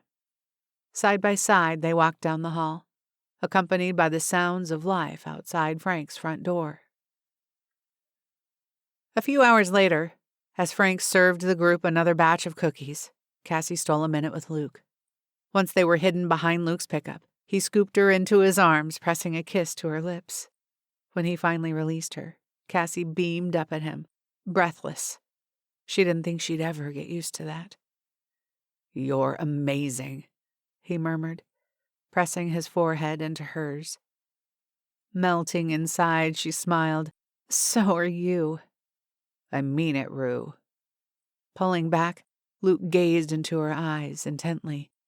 "You've changed everything. Since the moment you stepped foot in Poppy Creek, nothing has been the same, in the best possible way." Cassie's heart stilled, and time seemed to slow down as Luke took both of her hands in his.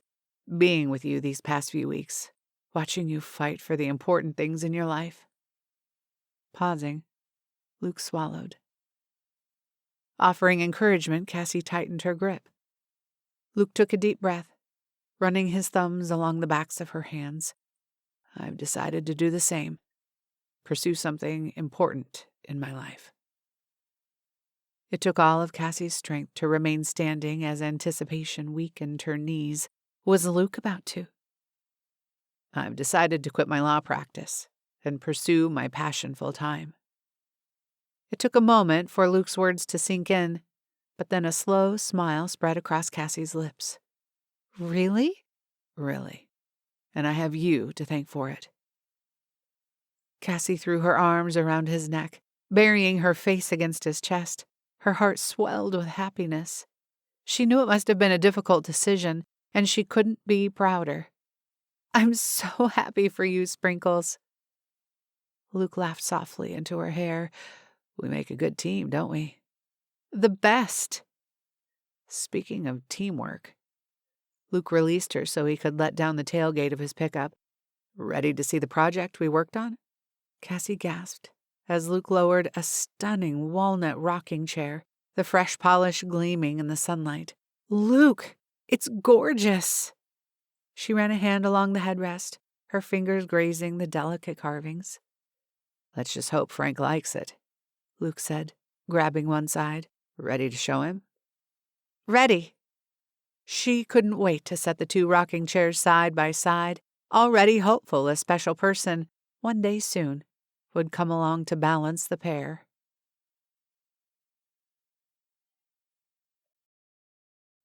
Chapter 31. December 22nd flew by like a flurry of snowflakes, and everything in Cassie's life finally seemed to be falling into place. She decided to cash Frank's check and had paid Derek back, much to his annoyance.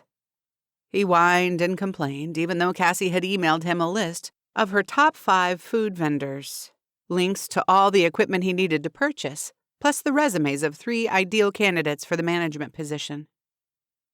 With the uncomfortable conversation behind her, Cassie then spent the afternoon with Luke going over ideas to expand his office into a studio to display his work. Even though they hadn't been picking out grinders and espresso machines, Cassie felt content simply being in Luke's company.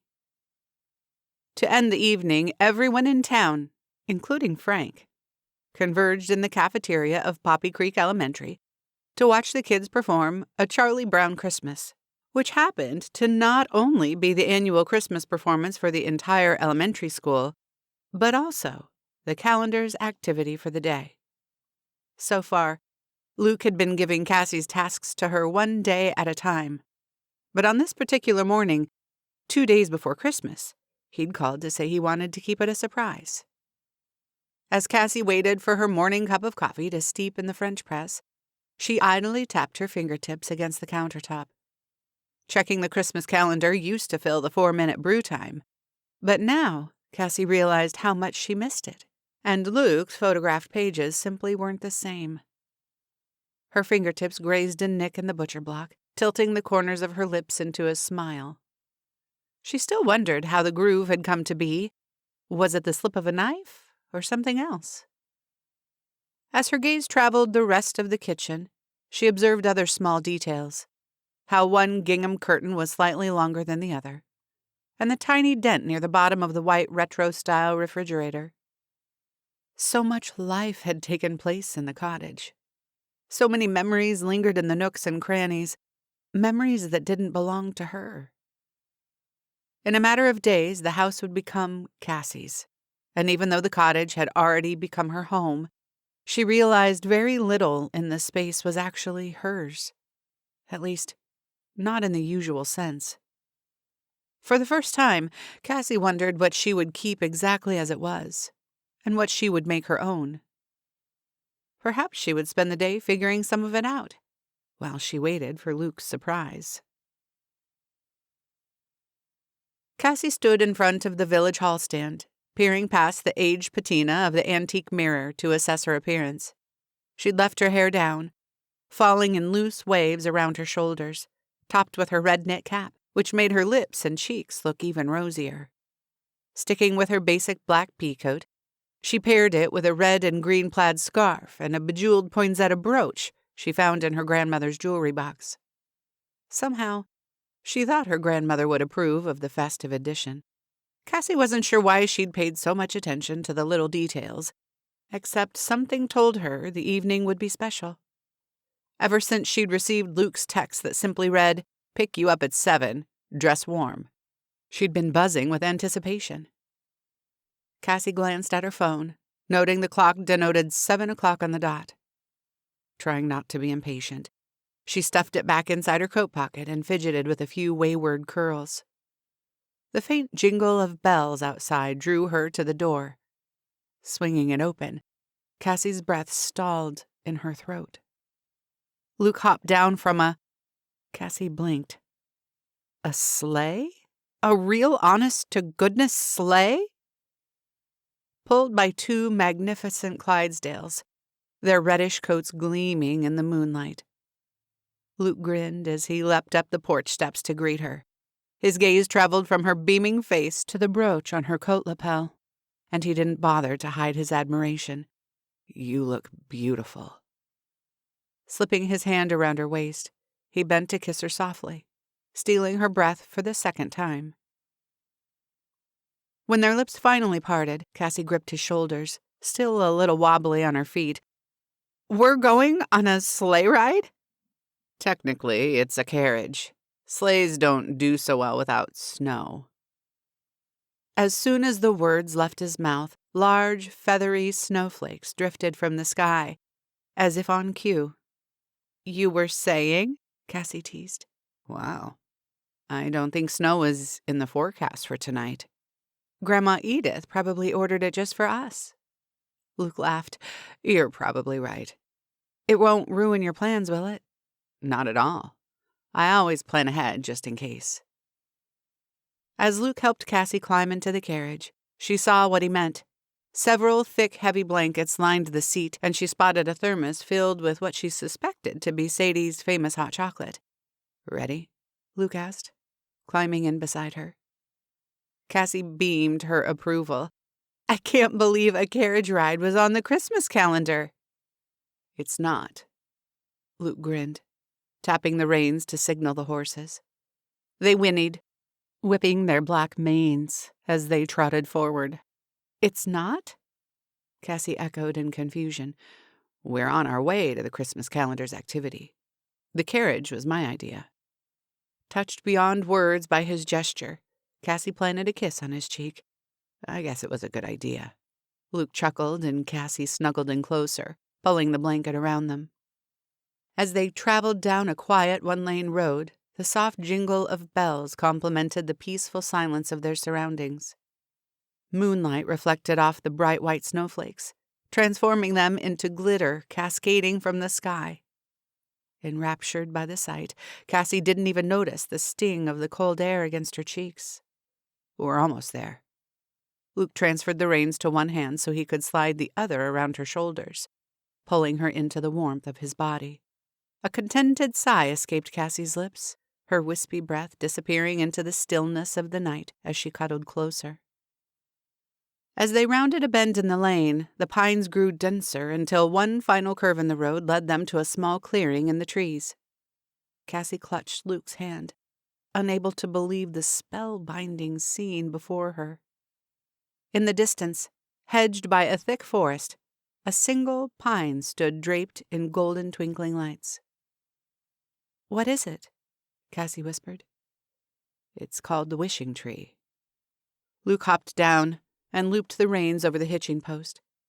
Reaching inside his pocket, he withdrew 2 slips of paper and a pen before climbing back into the carriage. Handing one slip to Cassie, he said, "You write down your wish, roll it into a scroll, and tie it on the tree." Cassie stared at the blank white space. What could she wish for? All her wishes were already coming true. Luke passed her the pen and pulled 2 strings of twine from his coat pocket, using one to wrap his scroll. "You already finished yours?" Cassie asked. "Yep. I knew exactly what I wanted." As he gazed into her eyes, Cassie shivered. Attributing it to the cold, Luke said, "Write yours down and we can head back home. The snowfall is getting heavier." Cassie pressed the pen to her lips in thought, smiling as a silly idea sprang to mind. Hastily, she scribbled down her wish, then rolled the slip of paper as directed. "You stay here where it's warm." Luke held out his hand for her scroll. "I'll go tie these to the tree." Cassie snuggled beneath the pile of blankets while Luke trotted through the snow and hung their wishes on the sparkling branches. Glancing around her fairy tale surroundings, Cassie savored the crisp scent of pine and freshly fallen snow, attempting to capture every exquisite detail of the moment. So far, the evening had been beyond perfect, and she had a feeling the magic had only begun. After a serene ride back, stealing kisses along the way, Luke pulled up in front of the cottage. Extending his hand to help Cassie down from the carriage, Luke's heart hammered against his chest. As he led her toward the cottage, he paused a few feet from the front steps, gazing at the enchanting Victorian, adorned in ethereal, shimmering lights. "Remember the first evening we ever spent together?" Luke asked. Cassie smiled, her eyes soft and dreamy. "The day you helped me decorate." "That's the day I started falling in love with you." Luke heard Cassie's sharp intake of breath, and he turned to face her. Her stunning green eyes peered up at him, searching as snowflakes gathered on her long lashes. "Rue," Luke said, his voice husky. But before he could say another word, a sharp trill startled them both. "I'm so sorry." Cassie fumbled inside her coat pocket. As she withdrew her phone, the color drained from her face. "What's wrong?" Luke asked. "It's the rehab center." "At this time of night?" Luke glanced at his wrist, realizing he wasn't even wearing a watch. "I'm so sorry," Cassie repeated. "I'm worried it's—" "It's okay. Answer it." Luke reached for her free hand in case she received bad news on the other end. Squeezing back, she answered the call on speakerphone, a gesture of trust and intimacy that warmed Luke's heart, even in the falling snow. "Hello." "Cassie Hayward?" "Yes." "I'm sorry to call you so late. I'm the night receptionist at Snyder Sobriety Center, and it's just come to my attention that no one has contacted you regarding your mother's belongings. Seeing that it's almost Christmas, I thought you'd want to be notified as soon as possible." "My mother's belongings?" Cassie wavered slightly, and Luke gripped her hand a little tighter. "Yes. Your mother left all of her belongings behind. We haven't been able to reach her, but you're listed on all of her forms." "I don't understand." Cassie pressed a hand to her forehead in confusion. Luke's stomach flipped as the pieces clicked into place. "Is my mother no longer at your facility?" Cassie didn't seem to notice the snowflakes collecting on her phone screen, so Luke gently brushed them aside, careful not to disrupt the call. A rustling of papers filled the speaker before the receptionist spoke again. "Let's see. Your mother checked out on December 20th during her 72-hour trial period." Cassie's lower lip trembled, and she squeezed her eyes shut. Luke wanted to do something, anything, but he didn't know how he could help. Wrapping his arm around her, he slowly led her up the front steps, out of the cascading snowflakes. He sat on the top step, easing her down beside him.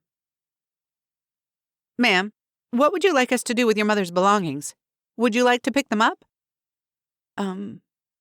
Cassie started, her voice shaky. "No, that's okay. You can keep them or give them away. It doesn't matter." A brief pause preceded the woman's response. "Very well. Thank you for your time, and have a Merry Christmas." "Merry Christmas," Cassie said hoarsely before the call ended. Leaning her head against Luke's shoulder, Cassie cried in his arms. Luke didn't tell her it would be okay, or that it would all work out in the end. He simply held her, letting the tears fall. If life had taught him anything, it was that some things were out of your control, and when the difficult times arose, having someone by your side made all the difference in the world.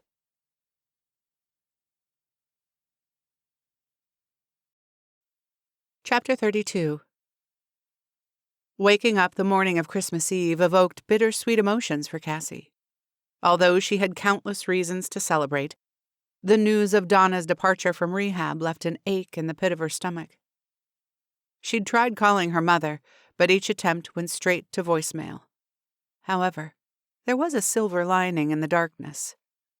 Since Donna left rehab within the 72-hour window, except for the deposit, the fee would be credited back to Cassie's account, leaving Cassie with more money than she'd ever had in her entire life. Such news would have elicited excitement, were it not for the painful situation surrounding the sudden windfall.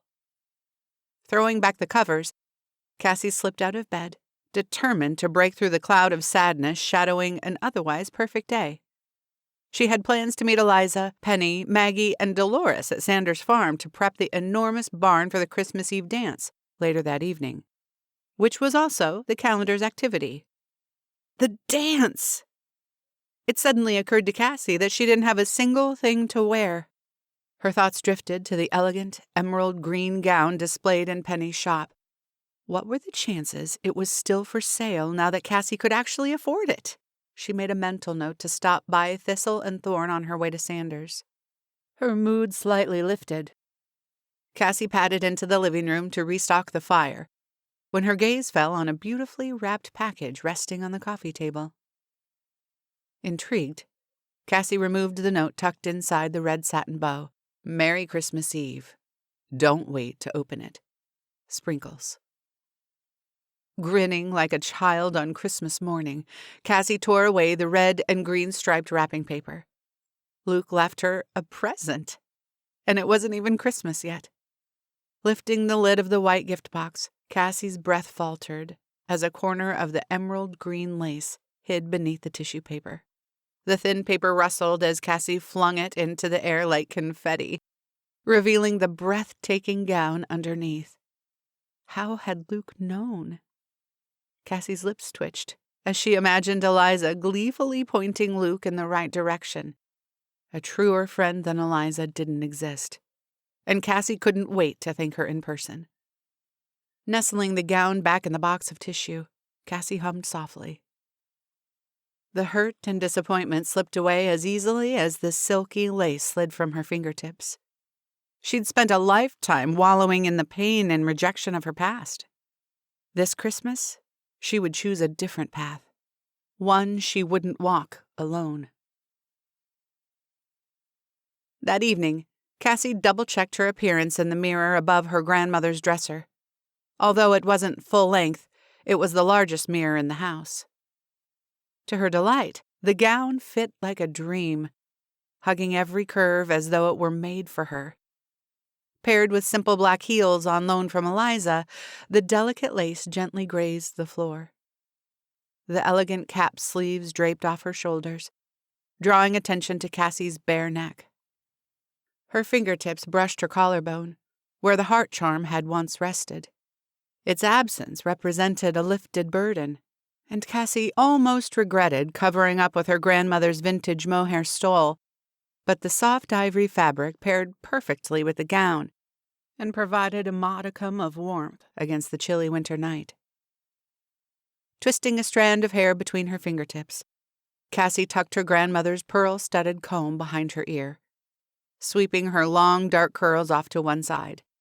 Taking one last glance in the mirror, Cassie couldn't help a satisfied smile. Her thick black lashes and berry red lips gave her an old Hollywood-style appearance, reminiscent of a Vivian Leigh. A resemblance her date would certainly appreciate. The deep rumbling of a vehicle outside drew Cassie to the front door, her heartbeat skipping in anticipation. Tugging the stole around her shoulders, Cassie beamed as she threw open the door.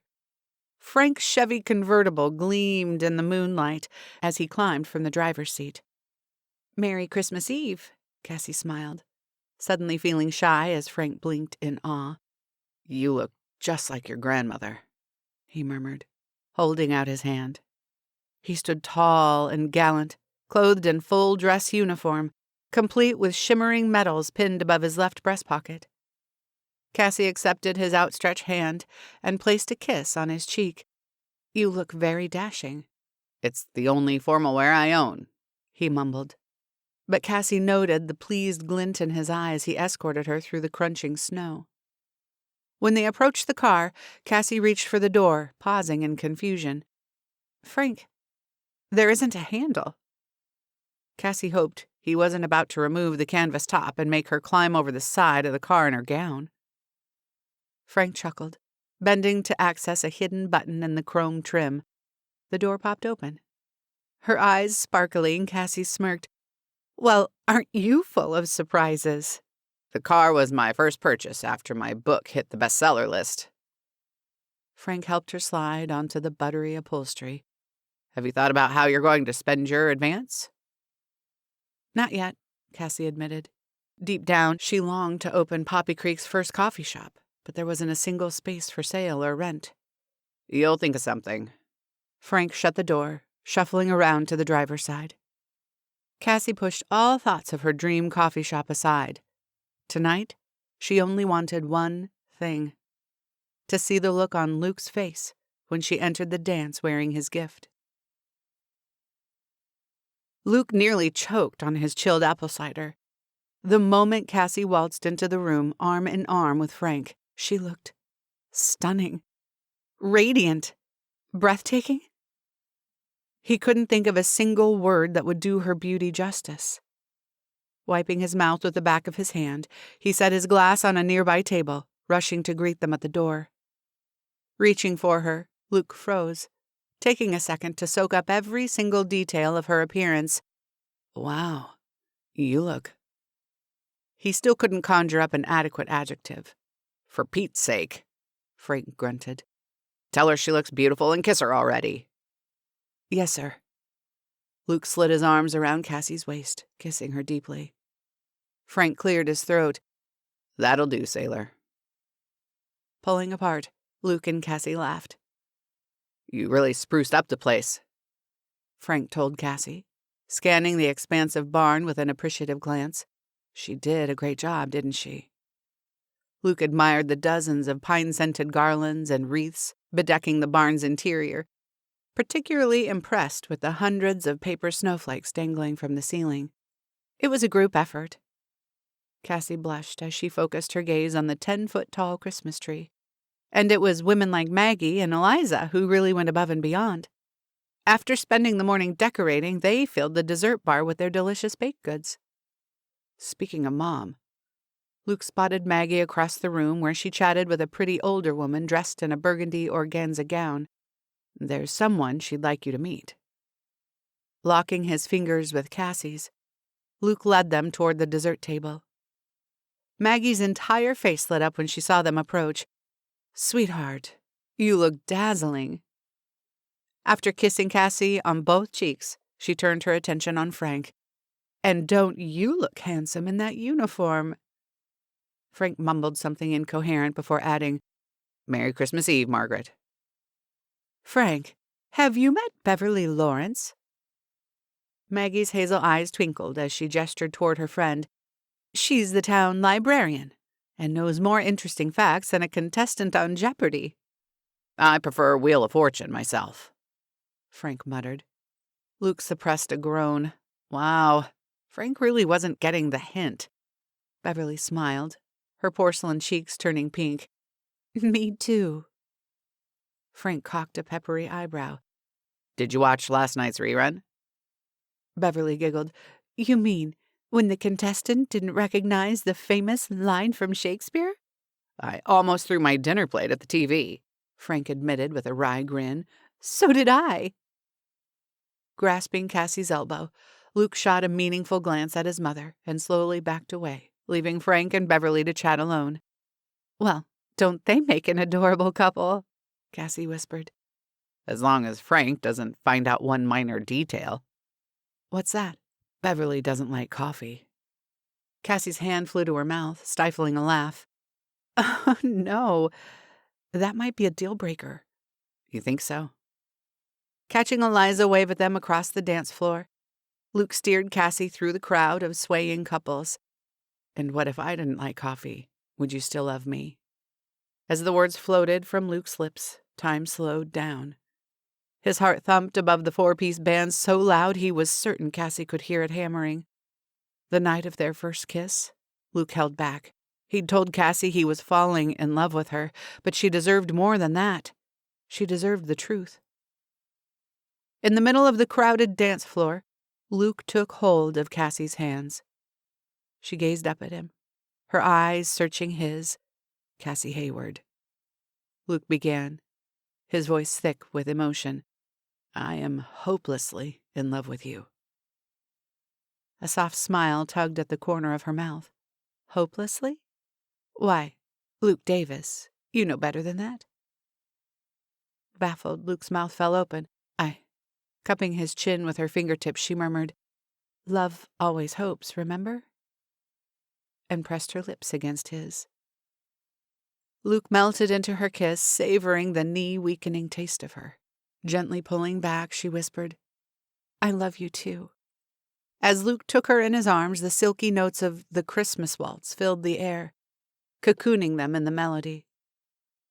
Holding Cassie against him, Luke swayed, humming along with the lyrics. This year, Luke had a pretty good feeling his New Year dream would come true.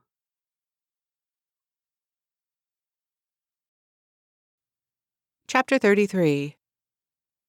Cassie's eyelashes fluttered as her surroundings drifted into focus. The edges hazy as though she was still dreaming. Outside the window, delicate snowflakes swirled in playful patterns in celebration of Christmas morning. Cassie burrowed deeper beneath the soft sheets, grateful she'd donned the flannel pajamas Eliza had given her the night of pajama Christmas. Christmas. The word danced in Cassie's mind, teasing a smile from her lips. In the past, the day had conjured nothing but heartache. But now? Hope and happiness swelled in Cassie's chest, and she pressed a hand over her heart, certain she would just burst with joy any second. In a few hours, she would join Luke at Maggie's house, along with Frank and Dolores. Eliza and Ben said they'd stop by too. This year, Cassie would spend Christmas with family, people who loved her. Stretching her arms overhead, Cassie beamed, basking in the glory of the morning and the promise of things to come. Curiously, the tantalizing aroma of warm from the oven cinnamon rolls and freshly brewed coffee tickled her nose. Ready to explain the sensation as the sheer force of her imagination, Cassie snuggled deeper beneath the covers. Then the silky notes of Nat King Cole's The Christmas Song floated up the staircase, luring Cassie out of bed. Heart skittering in anticipation, Cassie's fingers curled around the smooth banister. Had Luke come for her? A smile curved her lips, crinkling the corners of her eyes. As she slowly descended the stairs, her Christmas tree came into view, the star on top glittering brightly. Cassie's pulse quickened as she neared the last step, each chord of the Christmas song accompanying her movement. Pausing at the bottom, Cassie's breath caught as her gaze settled on Luke, surrounded by Maggie, Dolores, Frank, Ben, and Eliza, each wearing a set of pajamas identical to her own. "Merry Christmas!" they shouted in unison. Happy tears pooling in her eyes, Cassie admired her newfound family gathered around the twinkling Christmas tree. The snowfall beyond the bay window provided the perfect backdrop to the most beautiful sight she'd ever seen. "You're here!" Cassie's voice broke with emotion. Luke stepped forward, cupping a mug of steaming coffee. "We thought you should spend your first Christmas in Poppy Creek at home." Moved beyond words, Cassie leapt into Luke's arms, wrapping her arms around his neck. Grinning, Luke tried to save the coffee from sloshing onto the floor, but as Cassie's lips found Luke's, his concern slipped away. Ben's less than subtle exclamation of, "Ew," eventually pulled them apart. Giggling, Cassie slid her arms from around Luke's neck, hugging everyone else in turn. When she finally reached Frank, he tugged the collar of the gaudy pajamas, mumbling, "They made me wear this get-up." "It suits you," Cassie said, smiling fondly. Frank grunted, but his gray eyes twinkled. "Merry Christmas, Cassie." "Merry Christmas, Frank." She embraced him warmly, content with his awkward back pat. As they broke apart, Eliza looped her arm through Cassie's, leading her to the sofa. "It's time for presents. Oh, let me get—" Before Cassie could retrieve the gifts she'd set under the tree, Eliza gently shoved her into the plump cushions. "Sit, you're opening first." Cassie laughed. "You're a little pushy for Santa's helper, aren't you?" Eliza smirked, her face glowing with excitement. "Sorry, but none of us can wait another second." Touched.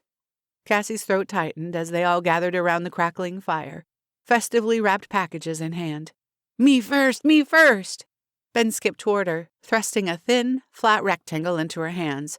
"I wrapped it all by myself." Cassie hid a smile, noticing Ben had secured several mangled scraps of wrapping paper together with way more tape than necessary. But as the pieces fell away, Cassie's hand flew to her heart. A stunning silver frame displayed a colorful drawing. Ben curled up next to her on the couch, proudly pointing to his masterpiece. "That's me. And that's you. We're building a snowman, see?" Cassie nodded, tears stinging her eyes.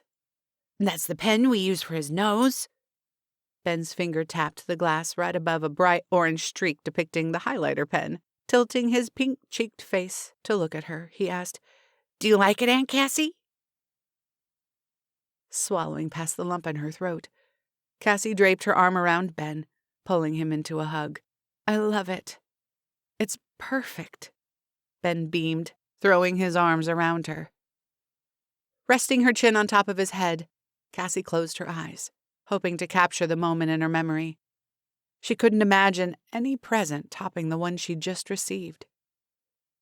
It's my turn next. Dolores eagerly placed a large gift bag on Cassie's lap. Setting Ben's picture frame on the coffee table, Cassie removed the red and green tissue paper. Laughter spilled from her lips as she withdrew a knitting starter kit. I was just thinking the other day, since I'm staying in Poppy Creek, I'd better learn how to knit. Now I can teach you. Dolores's eyes gleamed behind her glasses. I can't wait. Cassie smiled her appreciation, surprised to find she actually meant it. Our turn! Eliza cheered from her perch on the arm of the couch. She nudged Maggie, who sat beside her. Reaching across Ben, Maggie handed Cassie a small red stocking. Her fingers curved around Cassie's for a moment, squeezing gently before pulling away. Turning the stocking over, a long brass key fell into the palm of Cassie's hand. Confused, Cassie searched Maggie's face. Maggie smiled with a motherly affection. It's the key to the bakery. Cassie stared at the aged metal. Its sheen dull and scratched from wear, still uncertain what it meant. Was Maggie making her a manager? The thought that she trusted her to open and close the shop touched Cassie's heart. Thank you, Maggie. It's really a gift from both of us. Maggie reached for Eliza's hand.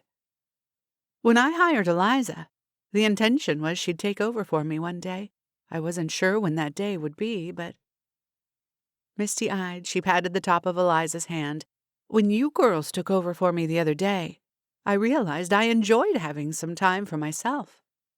So after a lot of consideration, I've decided to retire. And I can't think of two better women to take over the business for me. Dumbstruck, Cassie's gaze darted between Maggie and Eliza. What do you say, Cass? Eliza asked. Do you want to be business partners? Cassie grasped for the right words, but her brain wouldn't cooperate. I don't know what to say. Then say yes, Maggie supplied. Of course, Luke will help us make it official. And if it makes you more comfortable, we can work out a small price constructed as a payment plan from the profits. Cassie thought of the money sitting in her bank account. Assuming Eliza had little saved, they could make a fair down payment to Maggie and still have money to remodel. She drew in a shaky breath. This couldn't be happening. Well, Cass? Eliza leaned forward eagerly. Clutching the key, Cassie's eyes sparkled with a wellspring of emotion. Yes, I'd love to be business partners. Yay! Eliza bounced on the arm of the sofa, nearly toppling off in her enthusiasm. Thank you, Cassie whispered, reaching across Ben to embrace Maggie. Ben giggled and squirmed out from under them, escaped to join Luke on the love seat. Eliza took his place, completing the group hug. I'm so glad you said yes, and Mags, you'll still be around all the time, right? Of course I will. I suspect you'll have to come up with a new name, though. Maggie wiped a happy tear from the corner of her eye.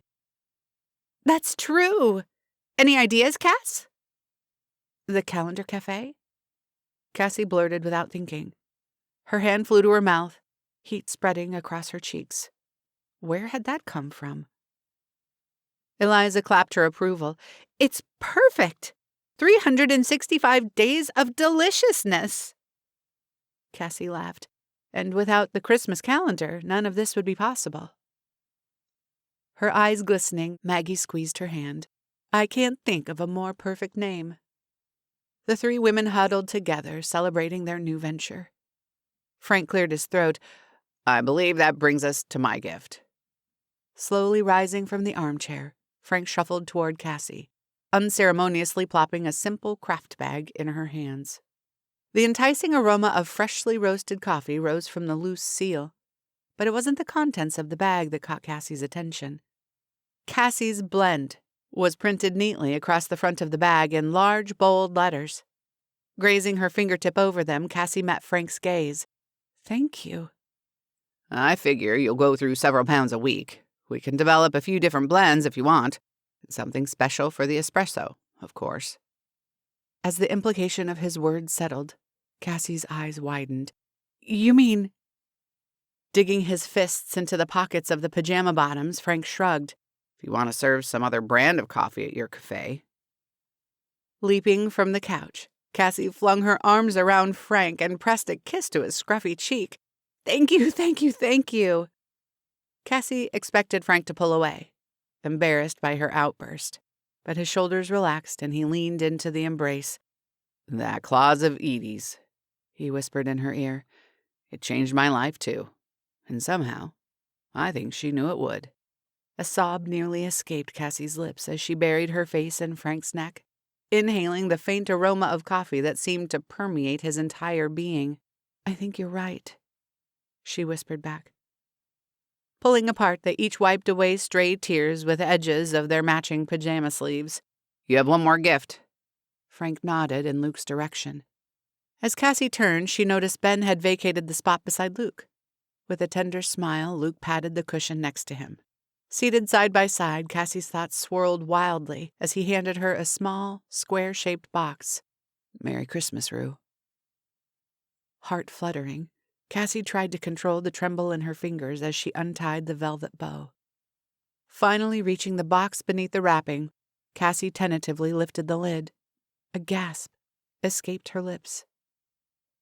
Luke scooted closer, placing his hand on her knee as her fingertips gripped the red satin cord. Slowly, Cassie withdrew an exact replica of the cottage, each intricate detail of the ornament carved by hand. Oh, Luke, Cassie breathed. I thought we'd continue your grandmother's tradition, Luke said softly. And there's something else inside. Cassie's gaze flickered to Luke's face. Could it be? He gestured toward the miniature red door. Drawing in a deep breath, Cassie eased the door open and peered inside. Her breath caught, and as she tilted the ornament, a glittering gold necklace slid into the palm of her hand. I thought you could use a new one. Lifting it gently, Luke held it up for her to see. Light reflected off the charm shaped like a tipped coffee cup. The delicate chain appeared to loop through the handle, and tiny diamonds sparkled along the rim. But the engraving in the center garnered all her attention. 2 simple letters that made her heart sing like a Christmas choir. Rue. Do you want to put it on? Luke asked. In response, Cassie pressed her lips to his, lacing her fingers through his hair. Tenderly cupping the side of her face, Luke returned her kiss, speaking the depths of his love without a single word. Contentment filled Cassie's heart as she topped off her coffee mug, once again admiring the colorful poppies splashed across the smooth white porcelain. Laughter and chatter carried into the kitchen from the living room, along with the triumphant notes of Andy Williams' It's the Most Wonderful Time of the Year.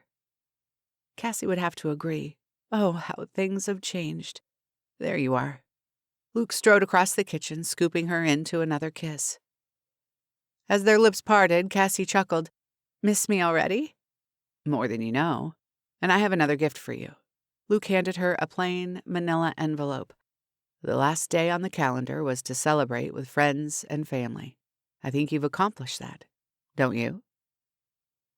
Cassie met Luke's gaze, her pulse pounding in her ears. Her fingers trembled slightly as she peeled open the seal. Even though she had been working toward this moment all December, she couldn't believe it had actually arrived. She hesitated as her fingertips met the sharp edge of the paper. Luke bent and kissed her forehead. Do you want a minute alone? Reaching for him, Cassie shook her head. Luke slid an arm around her waist and lovingly brushed aside a loose curl. After taking a couple of deep breaths, Cassie slid the top sheet from the envelope. As she gazed at the deed to the cottage, her vision blurred. She'd finally received her inheritance. Yet, holding the deed in her hand felt so surreal, as if, in some strange way, Cassie had already received her inheritance, and it had nothing to do with the 4 walls surrounding her. There's more, Luke said, as though reading her thoughts. Cassie withdrew a second sheet of paper, her breath faltering as the handwritten letter came into focus. Wiping her damp cheeks with the edge of her sleeve, Cassie blinked back the impending tears, not wanting to miss a single word. My dearest granddaughter, you've made it. Of course I knew you would. You're a Hayward, which means you're too stubborn to quit a challenge. I just pray you're not too stubborn to have a change of heart. Christmas is a gift. But like any gift, you have to accept it. Call it a clause, if you will.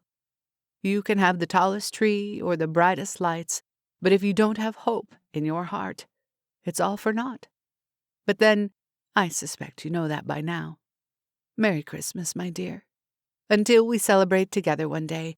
In the meantime, I'll leave you with words paraphrased from our good friend, Charles Dickens. May you keep Christmas well. All my love, Grandma Edie. P.S. Give Luke my love.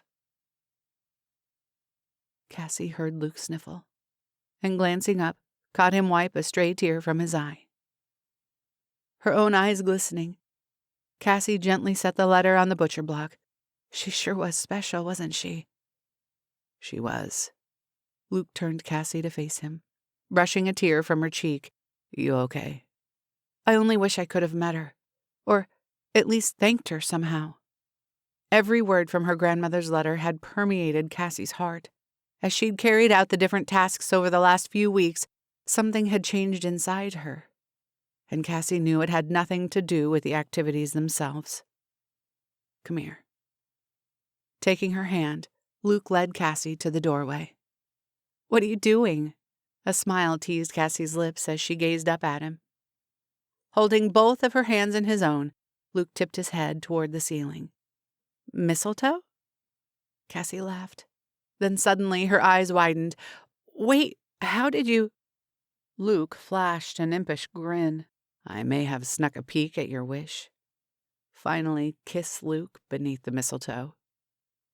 Blushing, Cassie made a move to swat his arm, but Luke wouldn't release her hands.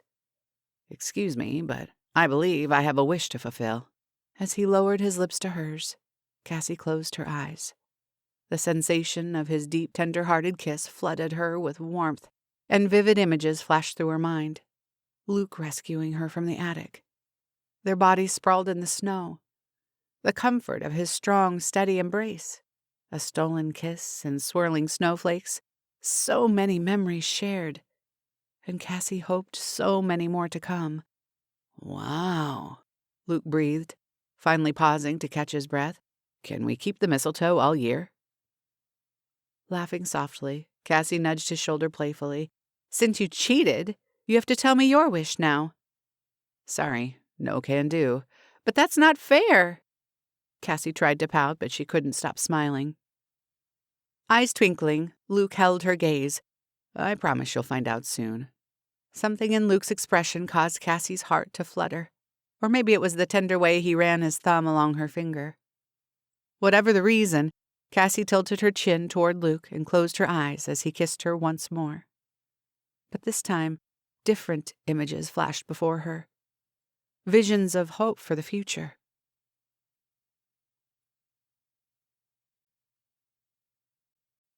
Epilogue. Eliza loved New Year's Eve, especially this year. She could practically smell the tantalizing aroma of fresh starts and endless possibilities carried on the crisp winter night air. Pulling the collar of her plum-colored peacoat tighter around her neck, she shivered, more from excitement than the cold. A combination of space heaters, 2 bonfires, and nearly every resident in Poppy Creek huddled together in the town square created a cocoon of warmth. All eyes were on the clock tower of the courthouse, counting down the seconds until midnight. The dulcet notes of Auld Lang Syne complemented the collective expressions of hope and nostalgia, and Eliza swayed along with the melody. The coming year would be different. She would be different. Although Poppy Creek embraced her and Ben, showering her with love and support even during her unexpected pregnancy, she saw the way people looked at her. Their smiles could never quite hide the pity in their eyes. In high school, she'd spouted all her grand plans with the confidence of youth, go to culinary school, and study abroad in Paris under the tutelage of a renowned pastry chef, before opening an artisan bakery in San Francisco.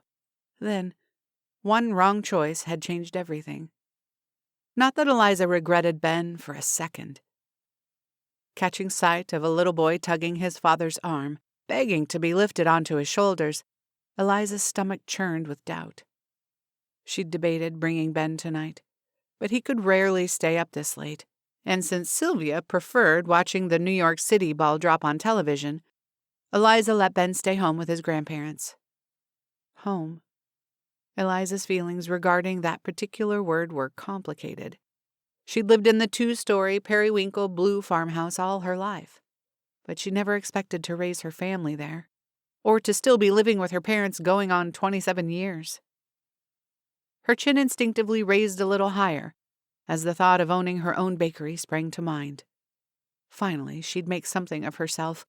No more poor Eliza. She'd be a businesswoman, able to stand on her own 2 feet.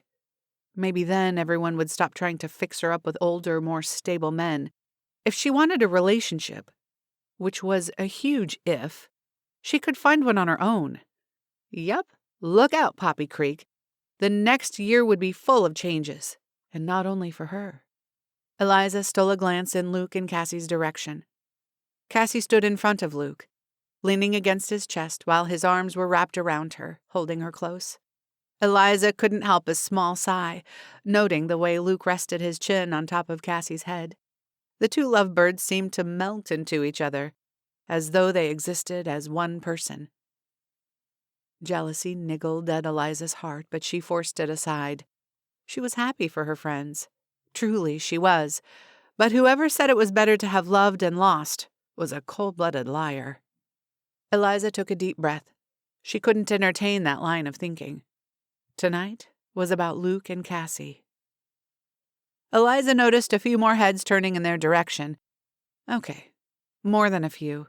The entire town seemed to shift focus from the clock tower to the blissfully unaware couple. Heat crept up Eliza's neck, coloring her cheeks. She shouldn't have said anything. Luke told her in confidence, but then he should have known better than to share a secret with her. She'd only been able to keep one secret her entire life, solely because she didn't have a choice. With only a few minutes left until midnight, the townspeople collectively held their breath in anticipation. Luke slid his arms from around Cassie and cleared his throat. "What's wrong?" Cassie turned to take in Luke's nervous expression. Maggie and Dolores sniffled, linking arms as they gazed on with the rest of the crowd.